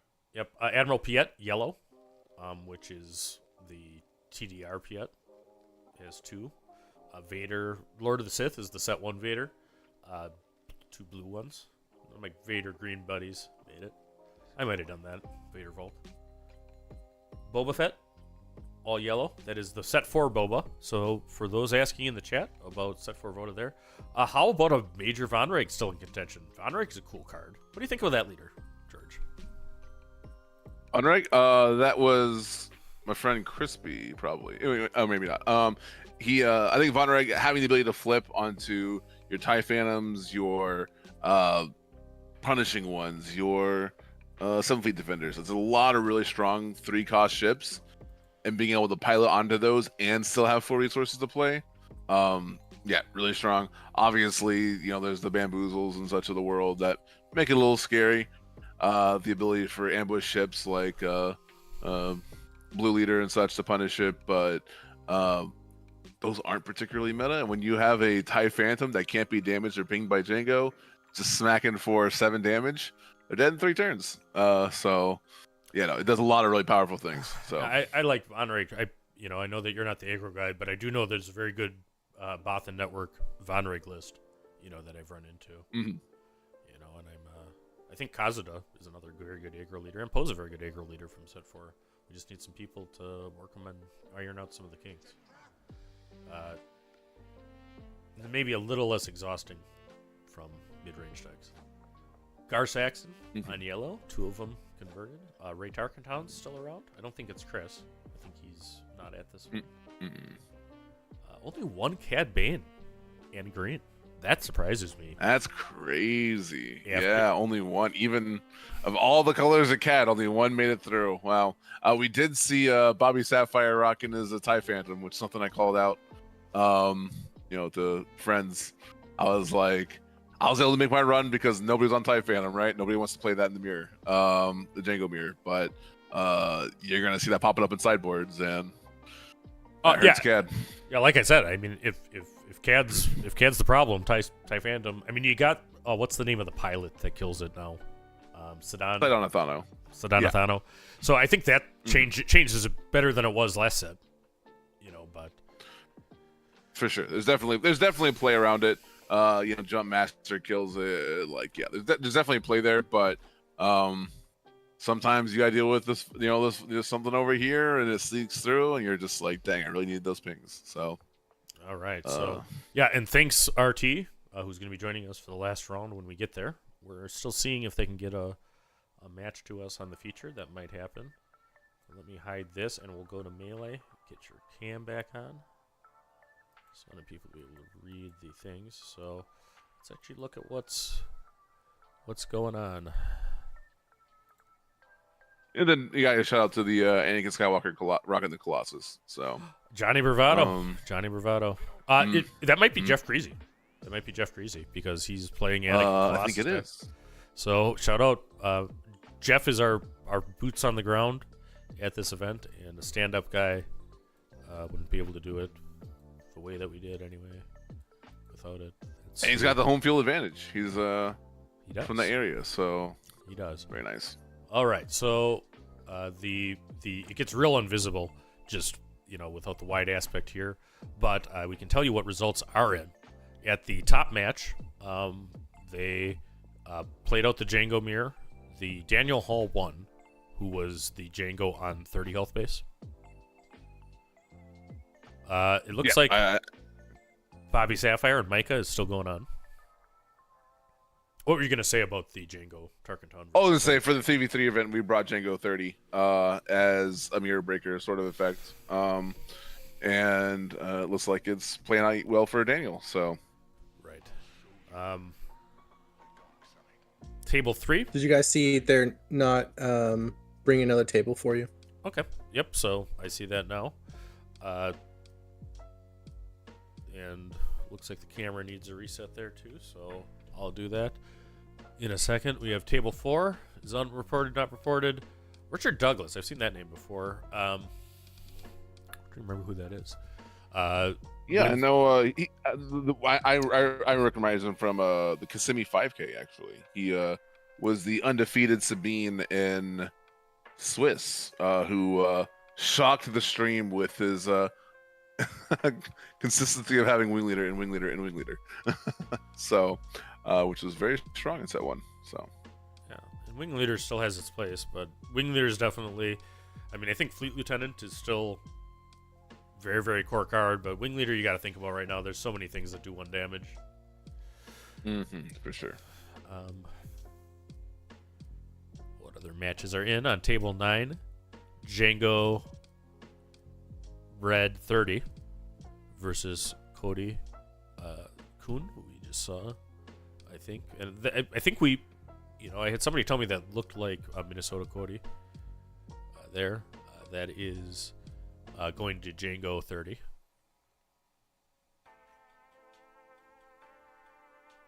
Oh, table 12 was Eve on Leia playing Yoda Data Vault. So two of the Cinderella stories went 2-1 towards Yoda. Oh. And 11 was Levi Lalonde, who we saw with his cool Bosky CL deck. Had to deal with a Han Yellow. Not what he wants to see, and not able to do that. All right, we're going to take a little break. We're going to reset the camera. We'll be back for the last round of today. There's going to be 9 rounds of Swiss today. George, thank you so much, my friend, for coming to join us. Any final thoughts leaving as we get to the next commentator? Nope, it was a pleasure. Good luck to all the competitors. Yep, and join up Bothan Network. Is there a free Discord for Bothan Network? Yeah, absolutely. Discord.gg, the Bothan Network. So check us out. We're coming out of dark mode and interacting with our. We're just doing a bunch of prep for Beatle, so we're looking forward to engaging with the community, talking about Star Wars, and having a good time. So. All right, and if there's any Bothans watching online, throw up a invite to that Discord right now. For the chat, see if anybody else can join and see what they're doing. So, all right, we're gonna be a quick break, and we'll be back with round 9 after this. It's gonna be me and Rebel Traitor.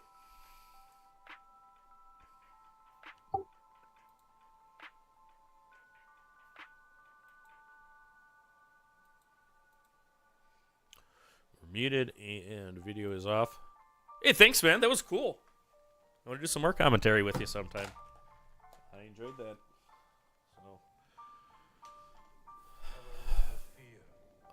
Okay, so let's see what I need to do now. I should check the messages.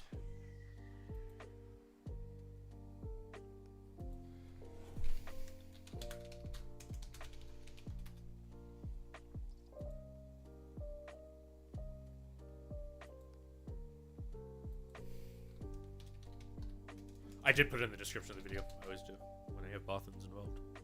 Yeah, and your man Jeff. What a good guy. I love Jeff. And John, too. I mean, they're like my right.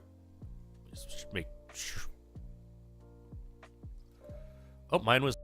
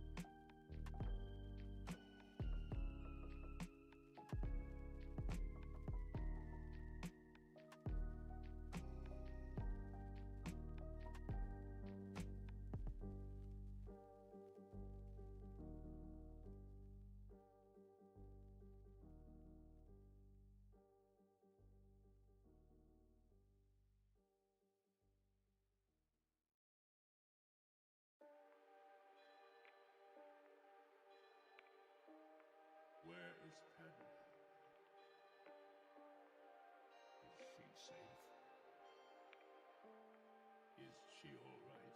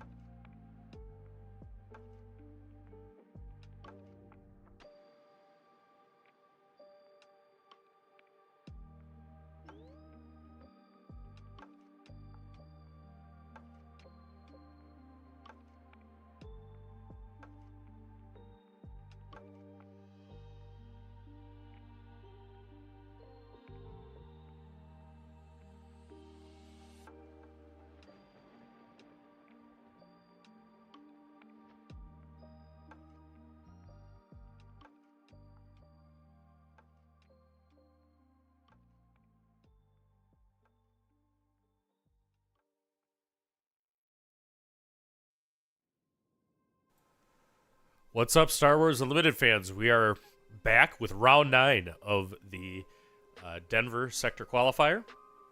And we've been going into, I think we're about hour 10 of coverage, and we got a great one. We're going to have Luke Data Vault versus Yoda Data Vault for our match. Before that, let's look at the standings of the event overall. We have one undefeated, Daniel Hall, with Django 30-point base. 2, 3, and 4 are Django's. Landon Lord. Is Kira I alone surviving alone? Richard Douglas, who George knew from Kissimmee, Florida, from that 5K, is playing Django Tarkentown and doing well. Giovanni Siolis is our Yoda pilot for this match. And then we have Bobby Sapphire coming in at 8, Cody Hill at 9, and the list goes on. So, and it looks like we're about ready to get to gameplay. So let's transition over here. So, All right. yeah, this is some really, really cool decks here. We have a Yoda green against a Luke green. What do we know about these pressure points, RT?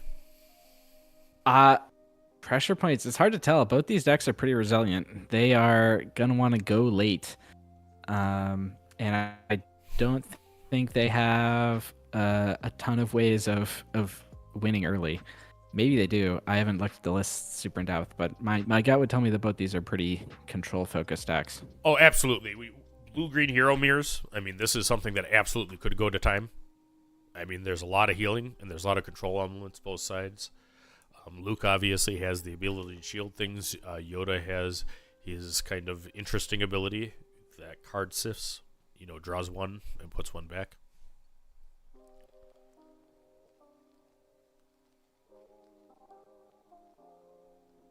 People are saying missed opportunity.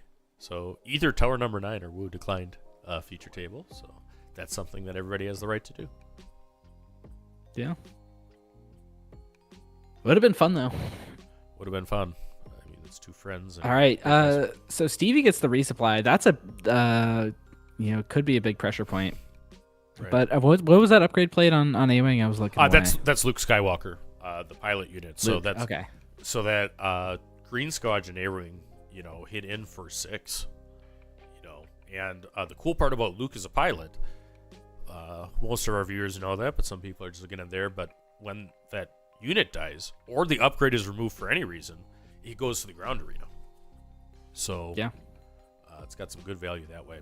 The Fleet Lieutenant answers with Battlefield Marine, putting 5 more damage on Yoda's base to 8. Looks like they are playing it kind of aggressively. Like the Luke on the A-Wing could actually be a way to mass a lot of damage early for this Yoda player. Absolutely. And I think that's covering the wing. So we have an X-Wing token, a 2/2 space unit, is created. That's his X-Wing token, I imagine, and then also gets to give a shield to the Battlefield Marine. Probably valuing the Battlefield Marine over the Fleet Lieutenant due to Sabine's masterpiece. Because green units and Sabine masterpiece are together like peas and carrots. So I will say, like, oh, sorry, I was gonna say if this does end up being a control matchup, both these players are on 60 card decks, and neither of them is on vigilance. So mill is probably not going to be a factor. Yeah, probably not that. No, these are very grindy unit matches, is what they tend to be. Yeah. Phil Ritchie, who would know blue-green mirrors more than anybody, says he enjoys them a lot. He feels like a chess game.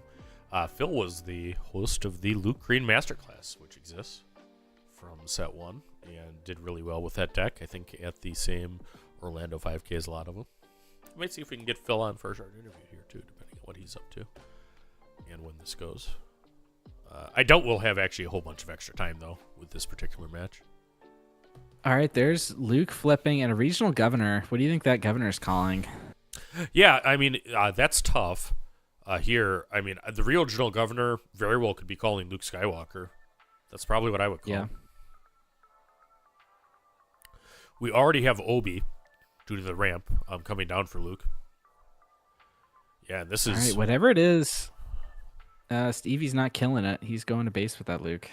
Yeah, I think Yoda's looking for answers right here. This is a great start for Luke. Yep. Looks like both players are actually even on damage at 18, but that that Obi with a shield, pretty nasty. Both of these players are 6-1, so this is not a a low match. This is table 6. 7-1, I believe. 7-1.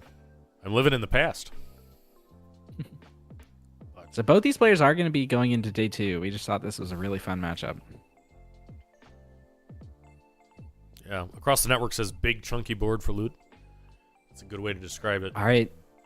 And with that X-Wing hit, Luke's now taking the damage lead as well as it looks like the board state lead. Right. And I think it really all comes down to that resupply. That's what allowed Stevie to really take off here. Right. And Data Vault does have the effect of thinning your deck, which, I mean, I don't know if either player is playing Spark or Hope or not, but Villain has a lot more ramp, right? So a Villain Video Vault deck, can still consistently ramp. I don't think that's true of a Heroic Data Vault deck. Let's see. Looking at it, looks like Giovanni is running Spark of Hope, but Steve is not. Right. All right, so Yoda, he looks and reads the card and the flip, right? So the Yoda flip basically pulls a card off the deck and discards it, so you lose that card, but then can kill a unit with that cost or less. And he has got to set that up. I don't think we're 2-7 yet for Giovanni. Fell the dragon. So Luke comes down to the ground arena. We see the Yoda action.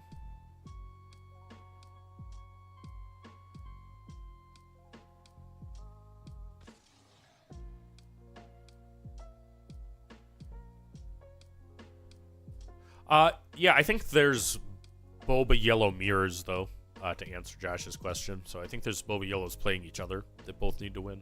But that tells us there should be at least. Are they really? There were 2 Boba Yellow mirrors in the last round, so they knocked each other out. Maybe that was the last round.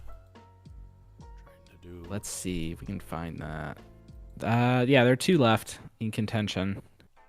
One's playing a P at yellow, the other's playing a Sabine ECL. All right. Okay. Sorry, I looked away for a second to check on that. Looks like Yoda flipping here. Did he take out the Obi? Is that what happened? Yep. And I think the damage went. So there's now 29 damage on 29. Yoda's base. And 18 on Stevie's. There is a Village Protector out as a Sentinel. Yoda does have Restore in addition to an attack. So he'll be able to heal a little bit this turn. Giovanni clears the Village Protector with his Battlefield Marine. That's a very good value. Fleet's going to get in. I think Stevie's going to get this one because the Yoda has to attack to get the heal off. But then Stevie just claims. And he has the 5 attack Battlefield Marine. Yep. So he clears the Fleet Lieutenant. Restores 2 down to 30. Has 3 left. And let's see. The action is claim, which is the correct one. So I think it's dead on board for things. So it is Luke game 1. That was actually game 1. So he has just gone up. Yeah, 1-0. wow. That was the last match. And I said that was going to be a control game. That was a pretty aggressive game by Stevie there. So, yeah. And, I mean, knowing the matchup, great player there. And I know that they've been working on this Luke Vault deck. And, love seeing Stevie right up at the top tables here. Great player from KTOD, one of the 4 members of the main content team. And looking in good shape for the Luke showcase. Though there's a couple of Lukes performing well. I think there's another Data Vault Luke in contention. Yep.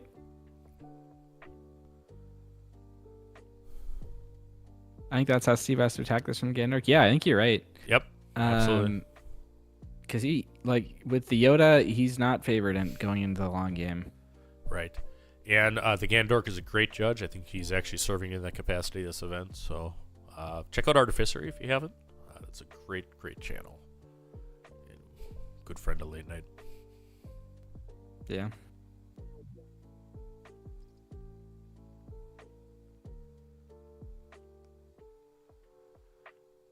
All right. So Stevie was able to win that. He did get a his copy of Resupply out of 60 cards. So we'll see if he can do that again, or if Giovanni can get it this time. Giovanni's also on Spark of Hopes for ramp.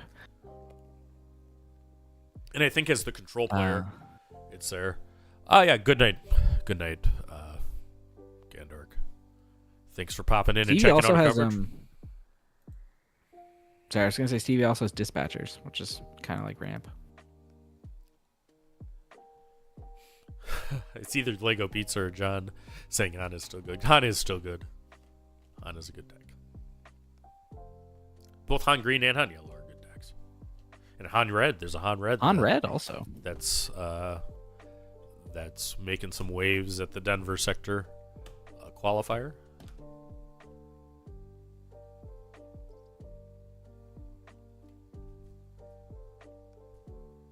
Yeah, both of these players, Noah, are 7-1, and we're going into the last round of Swiss and a marathon. I mean, these people have been playing cards for 10 hours at this point, and looking to go to game 2 or day 2 of the event. I think that actually I can tell you that I believe it's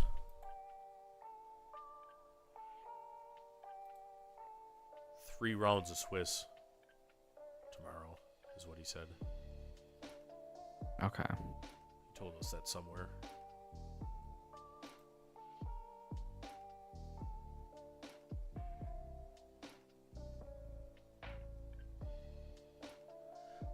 Rebel Traitor will be starting our coverage tomorrow. It starts an hour earlier, so check your watches. The first round tomorrow starts at 9 a.m. Mountain, not 10. So that'll be 9 10 a.m. Mountain Time. That's 8 a.m. my time. I'm gonna have to get up early. Yeah, I'm sorry about that, buddy. I'll be joining in. Someone saying 2 rounds tomorrow? He did tell us that. So he said 2 rounds tomorrow. So there'll be 2 rounds of Swiss and then the top cut, and we should have coverage of all of that. Okay. Up to it, including the finals. And are you gonna be ready to switch immediately for Top Cut? It'll be 2 after the 2 rounds of Swiss. I'll be able to switch. Yes. All right. I should be back and able to commentate by 11 a.m. Central, which is 10 a.m. So I'll probably be there for round 2. Ooh, and Stevie gets the resupply again. I see what you did there. Out of 60 cards, how does he do it? Yeah. Ooh, is that? It looks like Giovanni got it this time also. Yeah, absolutely. So both players ramp, and that's what they're looking to do. This is going to be an even matchup. Let's see who's the aggressor. No damage on any base yet. We have Bright Hope coming down from Stevie. That's probably not what he's looking for.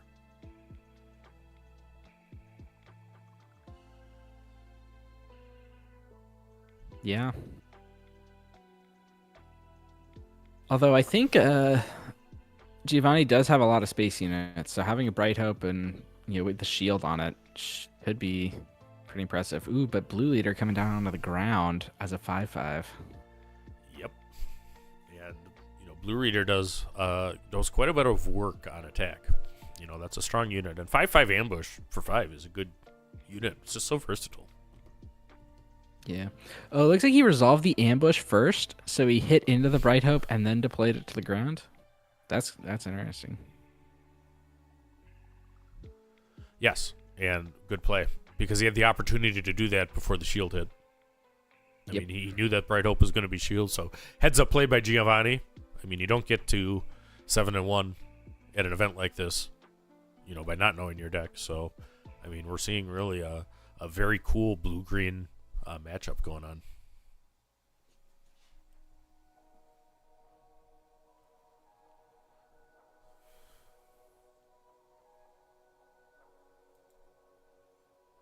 I am a Jedi, like my father before me. All right, so shouts to YMCA grow as Village Protectors hit the field. That, of course, comes with a shield. But he doesn't even get a chance to place it because the Blue Leader attacks and kills the shield, I think.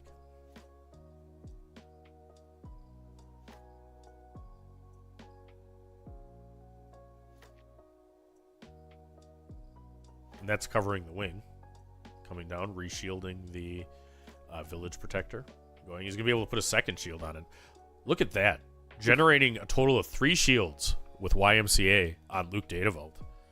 You know, that's some epic stuff. And it's going to be 4, potentially. Yeah. And Blue-Green is not known for Saboteur. This game is definitely moving a lot slower, though, because this Luke's going to attack into the village people here. Luke should take 2 damage here. He should. They didn't get that. Oh, I think they got it now. Looks like he's doing it now. Yep, absolutely.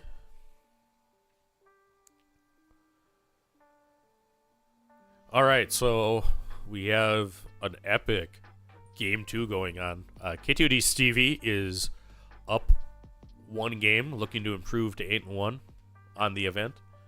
And Giovanni is also 7-1, trying to find a way out. And he does deploy Yoda, and I think he might have You want to hit something higher. I think he just top decked it, and he did not get a good hit. Yeah, So he had Spark of Hope, which he could take out the X-Wing token, but... Yeah, so we'll see if that makes a difference long-term in this game, because he obviously could have used the Yoda ability, drawn a card and put one on top of the deck before deploying.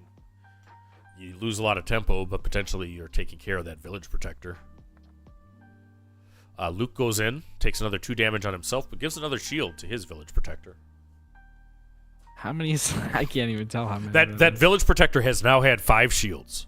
You know, so maybe if I get this matchup tomorrow with Stevie, which looks like it is, I mean, I might actually have a shields. You know, we'll do a little icon or a sound every time that he gets a village protector shield on. All right. Okay, looking for a Luke here off this Ewing reinforcement.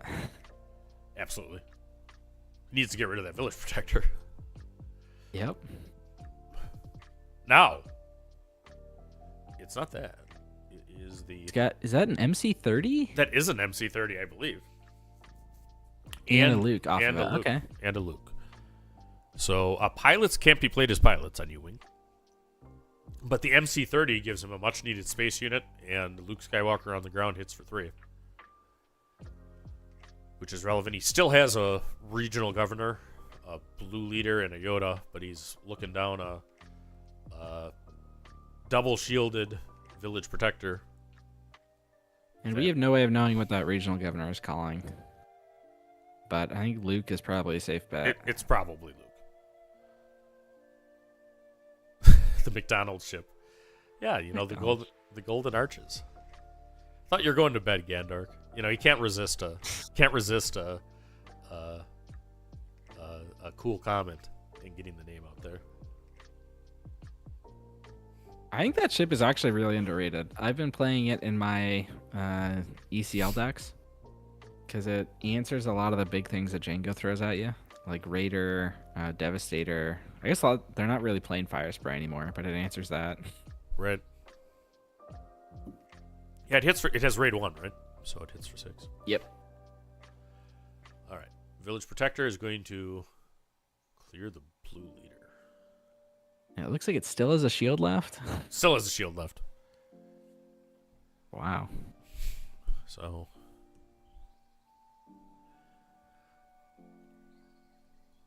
Oh, well, very good. Well, thanks for tuning in. We got 200 people watching live across the channels. Thanks for very much joining us in our coverage of the Denver Sectional. We are on the last match of Saturday. We'll be back tomorrow morning with 2 rounds of Swiss and a top cut as everybody tries to advance to the Galactic Qualifiers. Obi-Wan comes down for Yoda. Powerful Sentinel in the ground arena.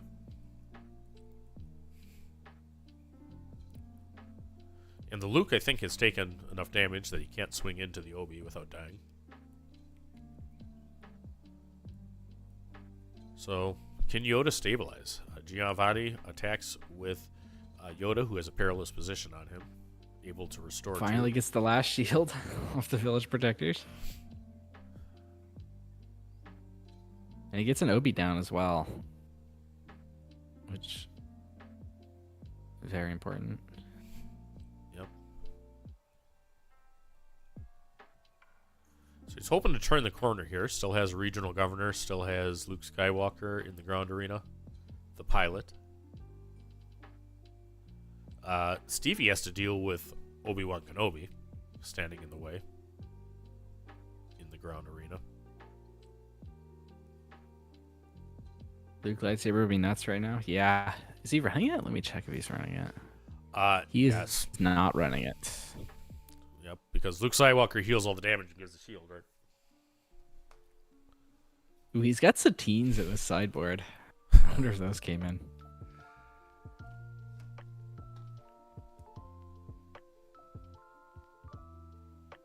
He's got the Sabine's Masterpiece. That's an interesting one. Oh yeah, Or and nice I mean, if you have that green one goes.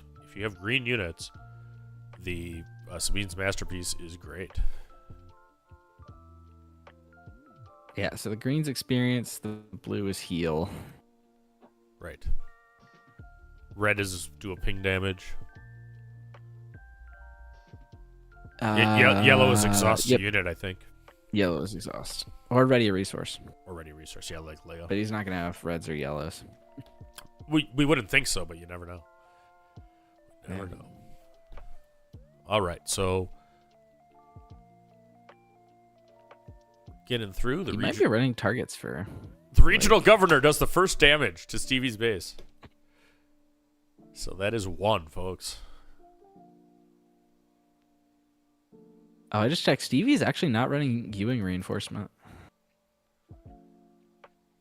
So the 2 players are going here, and we have the Village Protectors, a brand new one coming down in the ground arena for Stevie. And it looks like the regional governor is going to sacrifice itself in to eat the shield from the Village Protector, presumably re-enabling Luke Skywalker Jedi Knight as the call. Yeah.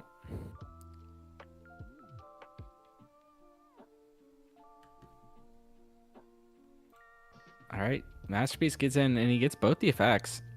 Can give itself the experience, and I guess, heal the only damage that's on his base. Yep, absolutely. So 8 damage on Yoda's base.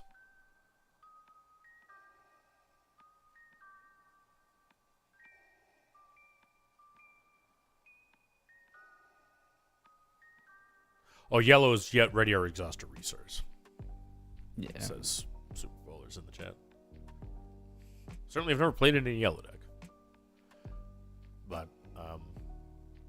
the experience there is always nice. I mean, in ECL, Sabine's Masterpiece is a game changer. All right, so we had a prestige ship hitting. That is home 1. Ooh, that's I think that's home what that is. 1. I think that's... Wait, no, that can't be home 1. Is it Radis? Could be Radis. Trying to investigate that. Yeah, it's Radis. It's Radis. Radis is a great card. It's not a Sentinel right now because I don't think that there's Yeah, none of resistance these are units up. resistance. But So it's 8/6. When you have another resistance card, it gets Sentinel, and when it's defeated, you get to deal damage equal to this unit's power to an enemy unit. right, and one thing I know is red-green resistance is pretty good. I don't know about Holdo as a leader or Poe as a leader for it, but there's a lot of cool resistance interactions. I mean, if you have a mass of that tribal, Snap Wexley is a great card. The Poe Damerons are great. So, yeah, cool stuff. So we see a Radis. Can he find a resistance unit to play?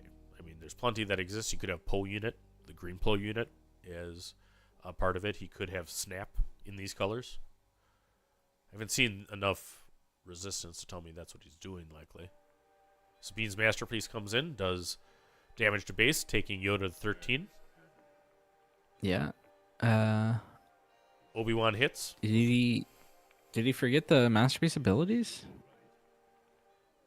I don't know. It would have just been 1, because I think all the cards are green, so he should have been able to give an experience. Oh, that's right, yeah. And there's an experience on Sabine's Masterpiece, so it's probably from that. Architon's coming down. The ambush ship, which is having a moment. Ooh. That's a great card, and we didn't see much of it when it happened. When it first was released, because the deck weren't there. But now that Piet's a thing, I mean, Architon's is getting a lot of play. Yeah.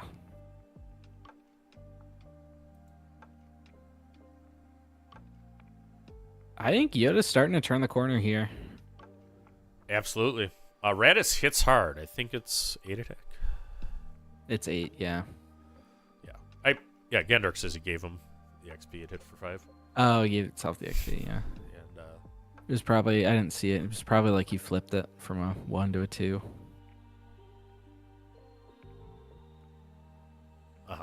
that's actually what it is, because that's that double-sided Game Genic token. I think that's exactly what that is.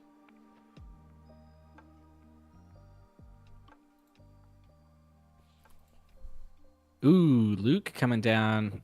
Gonna clear the Radis. Radis does.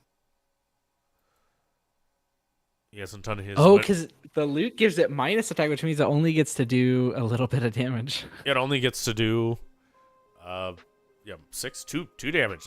I never thought about that, but that is actually how that works. So, yeah, Sabine's Masterpiece is going strong for Stevie. We're now at. All right, Yoda's. We're now at 9 damage on Luke's base, Stevie's, and 13 on Giovanni's.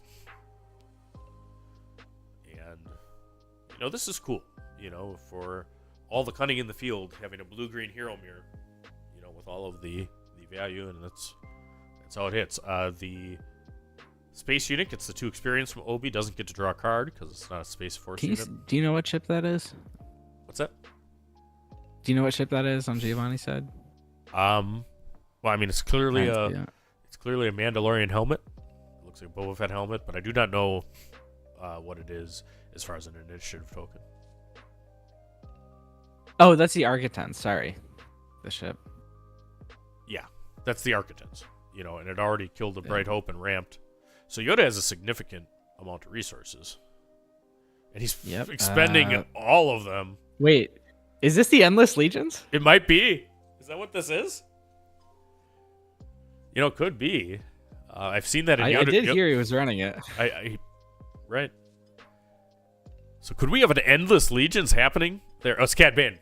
Cad Bane. Oh, okay. Out of aspect. For 11. Yep. For 11. But that's pretty good. And there's the answer that he needed to the capture. So we have an 11-point double out of aspect, Cad Bane. The idea is to pull it with U-Wing, but Cad says I can just cast this if I ramp enough. Now the Architon has a clear path in the space arena. Yeah, hits for 9. Yep. All right, so that is a huge swing in this play. Look at the capture happening from the U-Wing deck that just hard casts a Cad Bane unit. But Obi's going to get a shield. With the shield. And Regional Governor comes back down. So presumably Luke Skywalker is back off the table for Stevie. Could also be like Fell the Dragon or something to keep this cat alive. The Gandorf correctly says now it has flipped. It absolutely has flipped. So can Giovanni close the deal and even this up in round 9?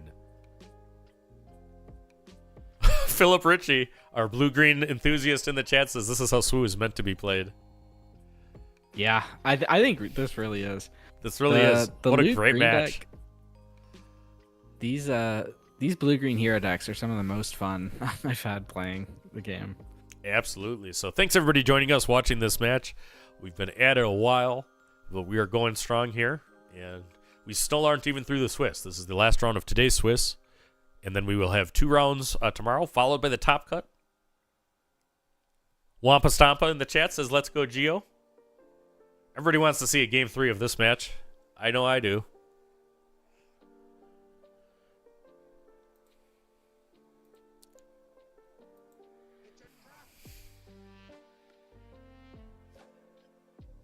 Dropping Cad off a U-Wing? Wrong. He hardcasted this Cad. Dropping Cad off of a hardcast for 11 is what he did. But that resource ramp with the Architects, and then knowing that he needs it. Right? I don't know when he drew the CAD, but he might have been holding that for a while, because as both us and the chat recognize, that Sabine's masterpiece was Wrecking for Stevie, and he was able to capture it with Cad Bane.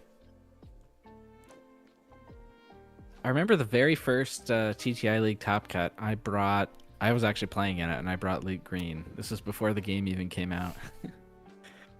First deck I made was Luke Red, and that eventually became Turret. I know that's one that Wu played too. All right, so Relentless coming down. Oh, look at the spice from Giovanni. What is going to happen next? You know, are we playing Palp Yellow? We have a Cad Bane and a Relentless on the ground. No, this is Yoda, folks. That is crazy. Let's go.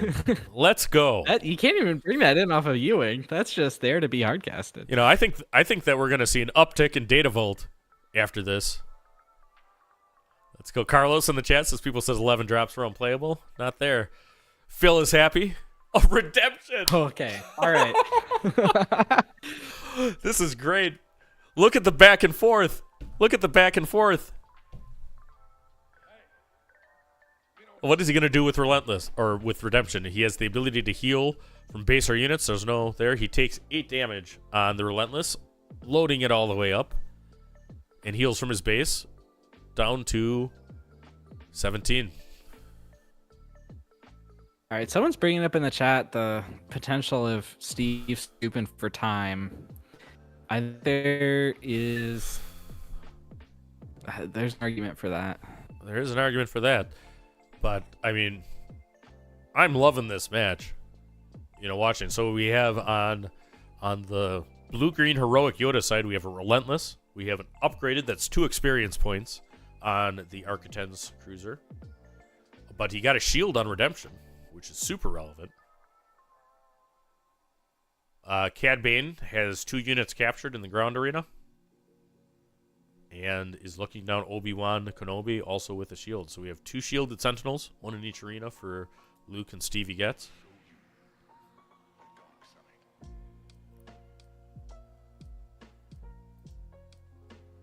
All right. There's a Luke. That's going to clear the redemption through the shield. And Stevie's going to call it. Wow. All right, so there you go. Where's the match? The rest of Giovanni's deck. All right, so anything else we're missing. So Saturday at the Denver sector is saving the best for last. I mean, we have Luke on Data Vault, Yoda also on Data Vault. The 2 players are tied now 1-1 in a very important match.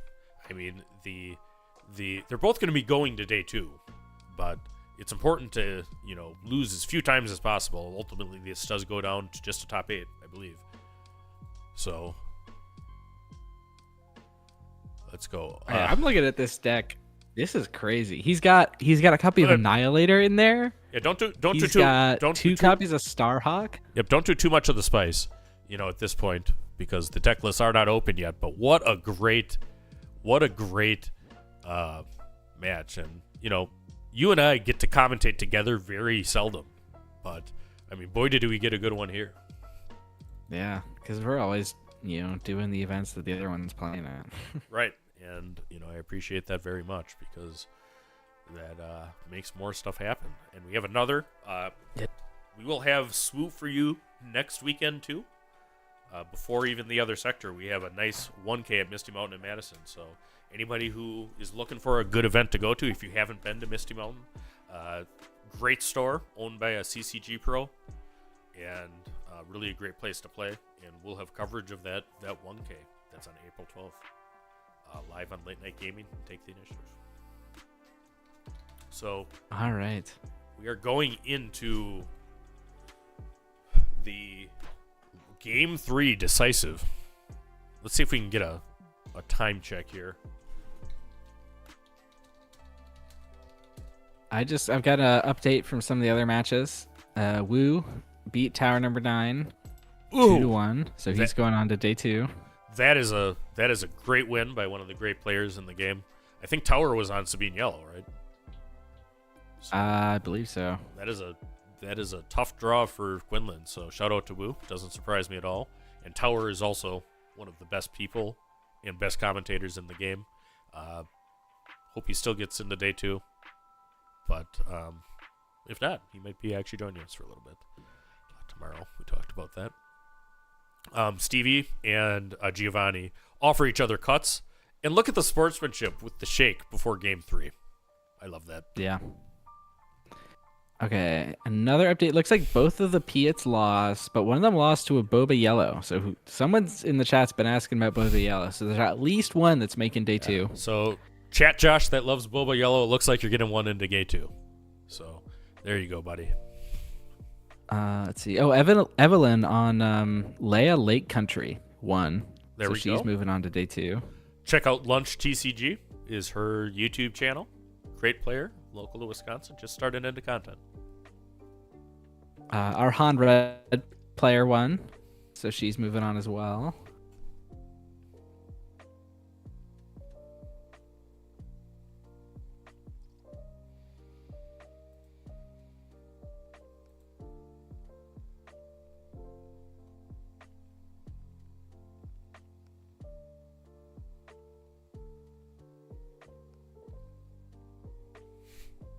Oh, it looks like our one Bosk player lost.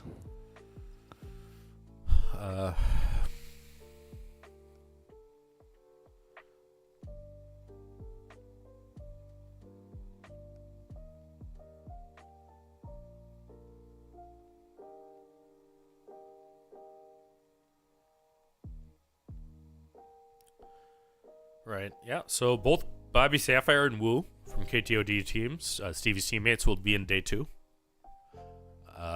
BS ended up 8-1. We had a great match. Actually, we had some bonus coverage in the midst of the technical difficulties. Stream kind of turned around, actually, when he popped on our stream. So, good luck. But we are persistent, and we've MacGyvered all the way through today. And, what a reward at this last match. Stevie opens with a restored Arc 170, and Giovanni answers with Battlefield Marine. Both players are going to go on to turn 2. Now we get so based on... We get the ramp turn now. Oh, yeah. Yeah, we do. Who has resupply? Based on the last 2 games, if the aggro comes down for Steve early, he's going to get it. Now, Giovanni also has some tools to aggro out early, but if it goes late, Giovanni's heavily favored. All right, so there is no ramp for Stevie, but he does get a Sabine's Masterpiece with the Restore Arc, the Sabine's Masterpiece on a blue unit heals, I think. Yes, that's correct. Heals 2 from a base. Right.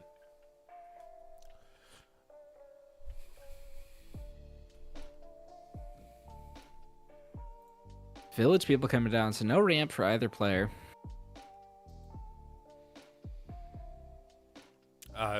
KTOD has a great Discord. So that's actually the team that Stevie's on. For those people looking for a competitive edge, check it out. I probably have the KTOD Discord in the comments here, or their Patreon, to do that. But I really am involved in that community, and a good place to be. So yeah, I've been hearing about this Luke Data Vault deck, but it's really cool to see it in action, here on the big stage. We have Fleet Lieutenant coming down. Ooh, that's a lot of things happening. So he heals 2 from his base and does 5. It's about 12 minutes in the round, Loopy. Thank you. 12 minutes. Thank you. And I think that was John still hanging out. What a stud. He might be catching up to you in total commentary. John and Jeff do a lot of commentary. Maybe, yeah. All right, 12 minutes is, it's not a ton of time, but maybe it's enough to get through another game. These players might also have an extension because they're on stream. Symbiote is back in the chat. Hey. Is one of the best people in the community too. Master of Memes, friend of Late Night Gaming. If he's made any memes from Denver, DM to me. we'll have a little wrap up when we're done.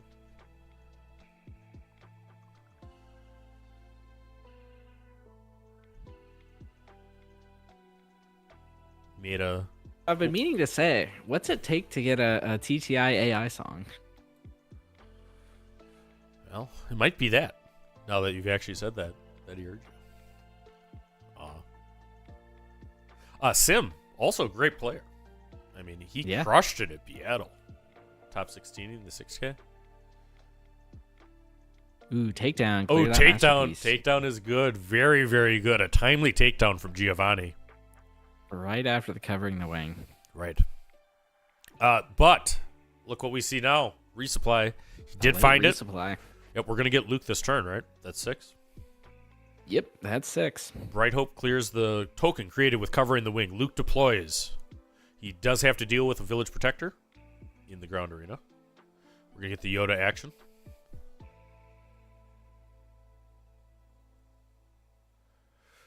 Todd says, we just tuned into the end of the first match.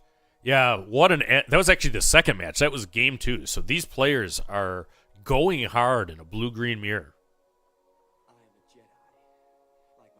Yeah.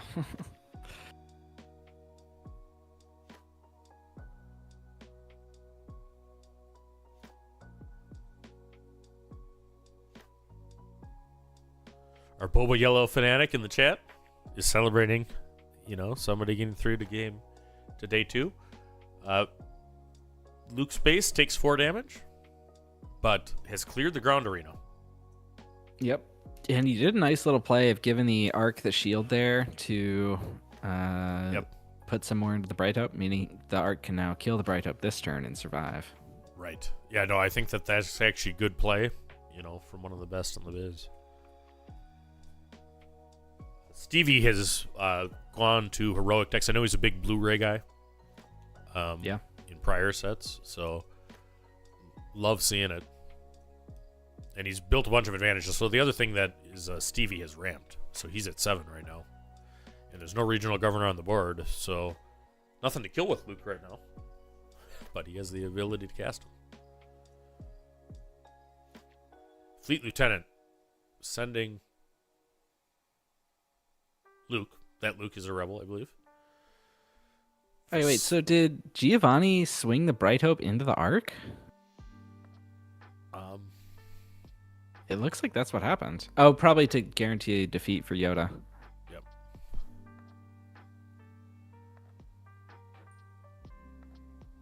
He might have his own resupply or maybe a Spark of Hope in hand to get to Yoda this turn. I bet that's Spark of Hope.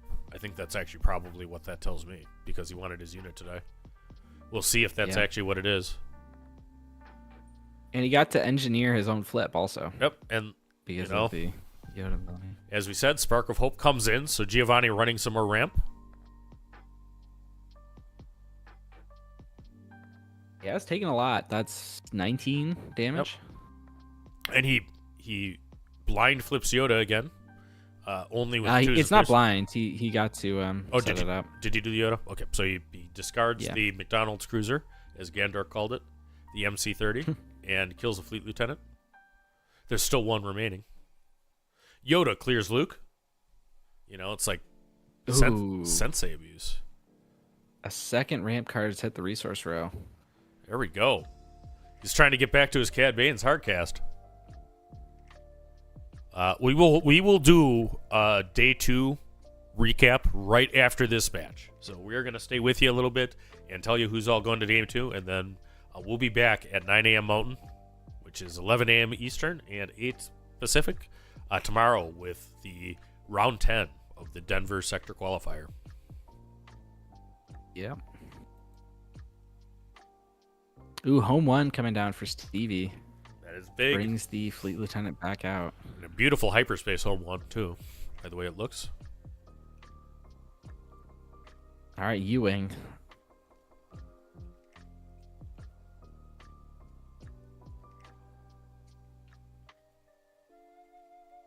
Ewing can't really bring out an answer to home 1 other than CAD, I think. Yeah, but that's an answer to home 1. It is, yeah, and he gets the CAD. So I'm I mean, it's not a given that he takes the home one. I think he probably will, but he could get the other 2 units. Is he going for the other 2 units? He's going for home one. The arc had one. Oh, health the arc left, had so he 1 can health. go Home one arc. So he might be thinking 3 steps ahead. I mean, maybe that was why he put 2 damage on the arc, and then also got the Spark of Hope. So if what a swing. So now Stevie's got to find a way to take care of Cad and free his home one and free his arc. Yeah, this match has a lot of haymakers back and forth. You know, it's like 2 prize fighters at the end of a long match. You know, punching and counter punching. 15 damage on Yoda's base, piloted by Giovanni. We have 2 damage on Luke's, but he just had a giant swing with Cad taking care of a home 1 and a 1 health restored arc.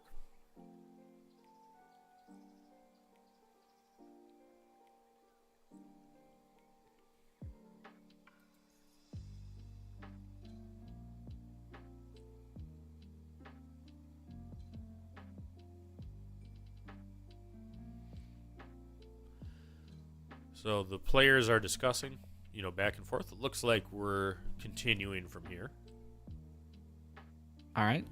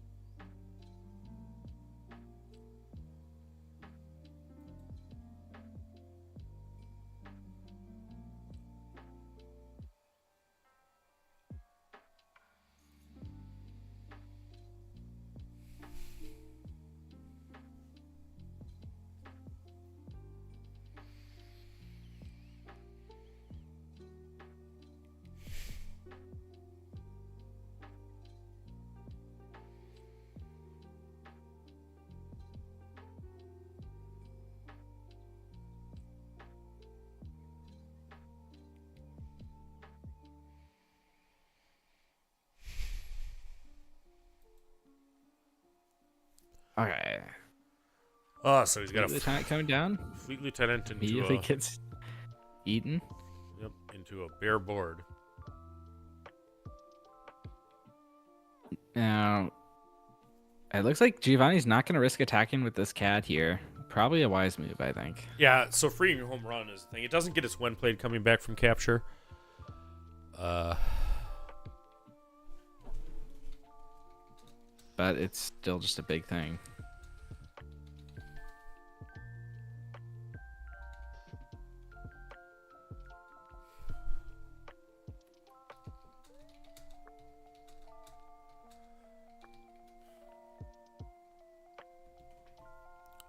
All right, so another Fleet Lieutenant played with the home one ability. We have Luke hit for 6, restoring 3. Giovanni down to 12.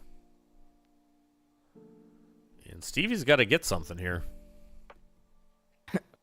See, I see what you did there. I learned from the best.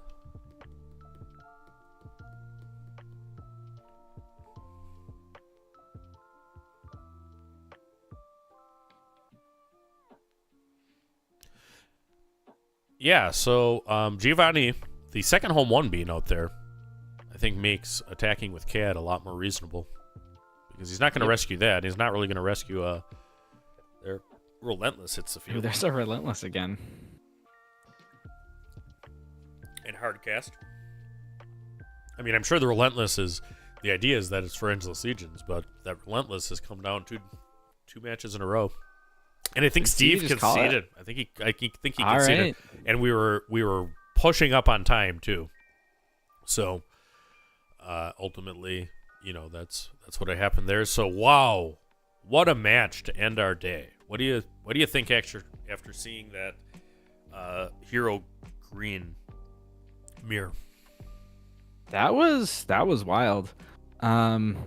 I'd be interesting to see how this Yoda deck does into Django because it feels like it's very top heavy, and it might struggle into that matchup. Yeah. So But I mean, he's 8-1. He's got to have beaten some Djangos to get there. yeah. So yeah. Shout out to Giovanni. Shout out to Stevie. Chat's going wild. What an incredible matchup, and everybody that stuck with us towards the back end of our stream today, was rewarded by a good time. So 224 people, still watching through. So let's kind of pop up, Melee in my window here and see if round 9 is all the way in for standings.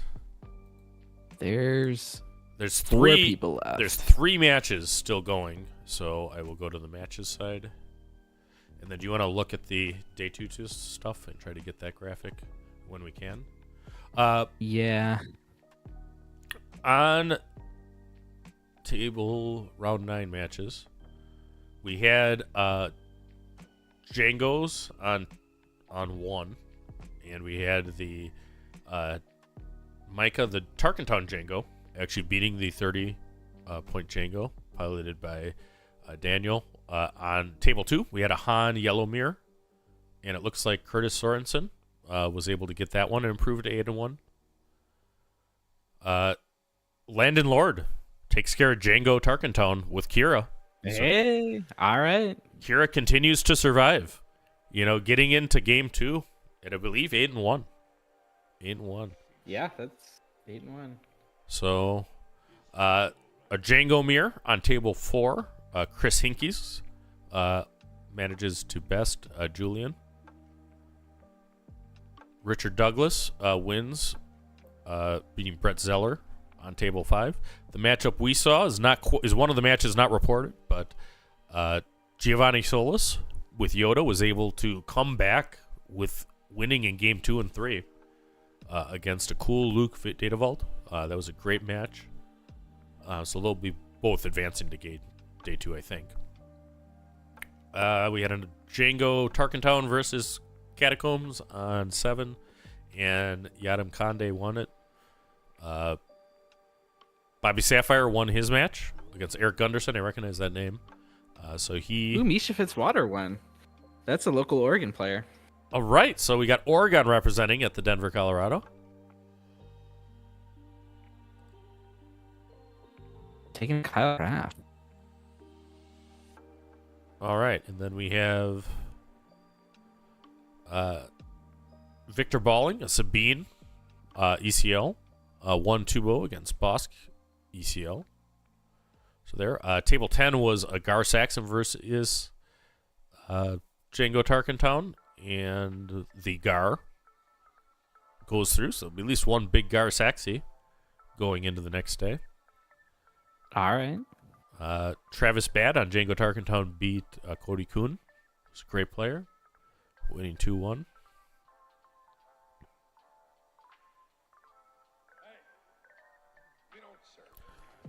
Jordan Figelman, from the Colorado Cantina crew, played a Quinlan Voss. Looks like Quinlan won that. So Thomas Newell, shout out to him. So yeah, what a great day. Now we're down to 2 matches that need to report yet as this goes through. Do you have the graphic of the day 2 for us yet? I have a graphic. What was at the start of round 9? That's in the commentary chat. Okay, let me see if I'm working on getting a full updated day one. 2.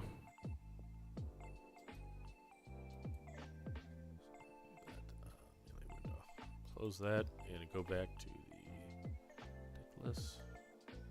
This was the graphic as we went through. As to the leaders still in contention, Django's having a good day, and conversion rate-wise, very good too. Quinlan's having a good day. There were 11 still through, and we saw a couple of the Quinlans get through. We got the lone Kira surviving, and we know he won. So that's 8-1 and looking good for Top Cut here. Yeah, I'm really impressed by the Sabine. I mean, if you look back to the play rate, I mean, Sabine was only at 6.5% of the decks and had 10 alive at that point, which is quite a few. Han is expectedly good. So yeah, this is a cool meta, and I think that it's more diverse than Milan. Certainly looks to be. And we should have some really key matches as we go into the last 2 rounds of Swiss tomorrow.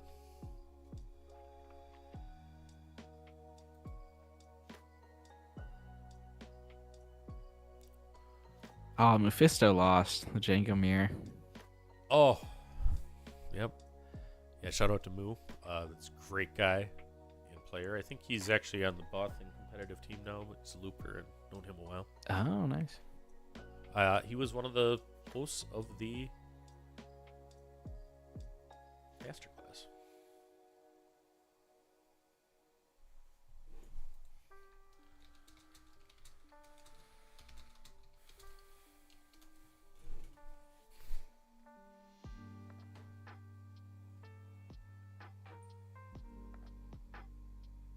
Oh, Derek Moyer lost.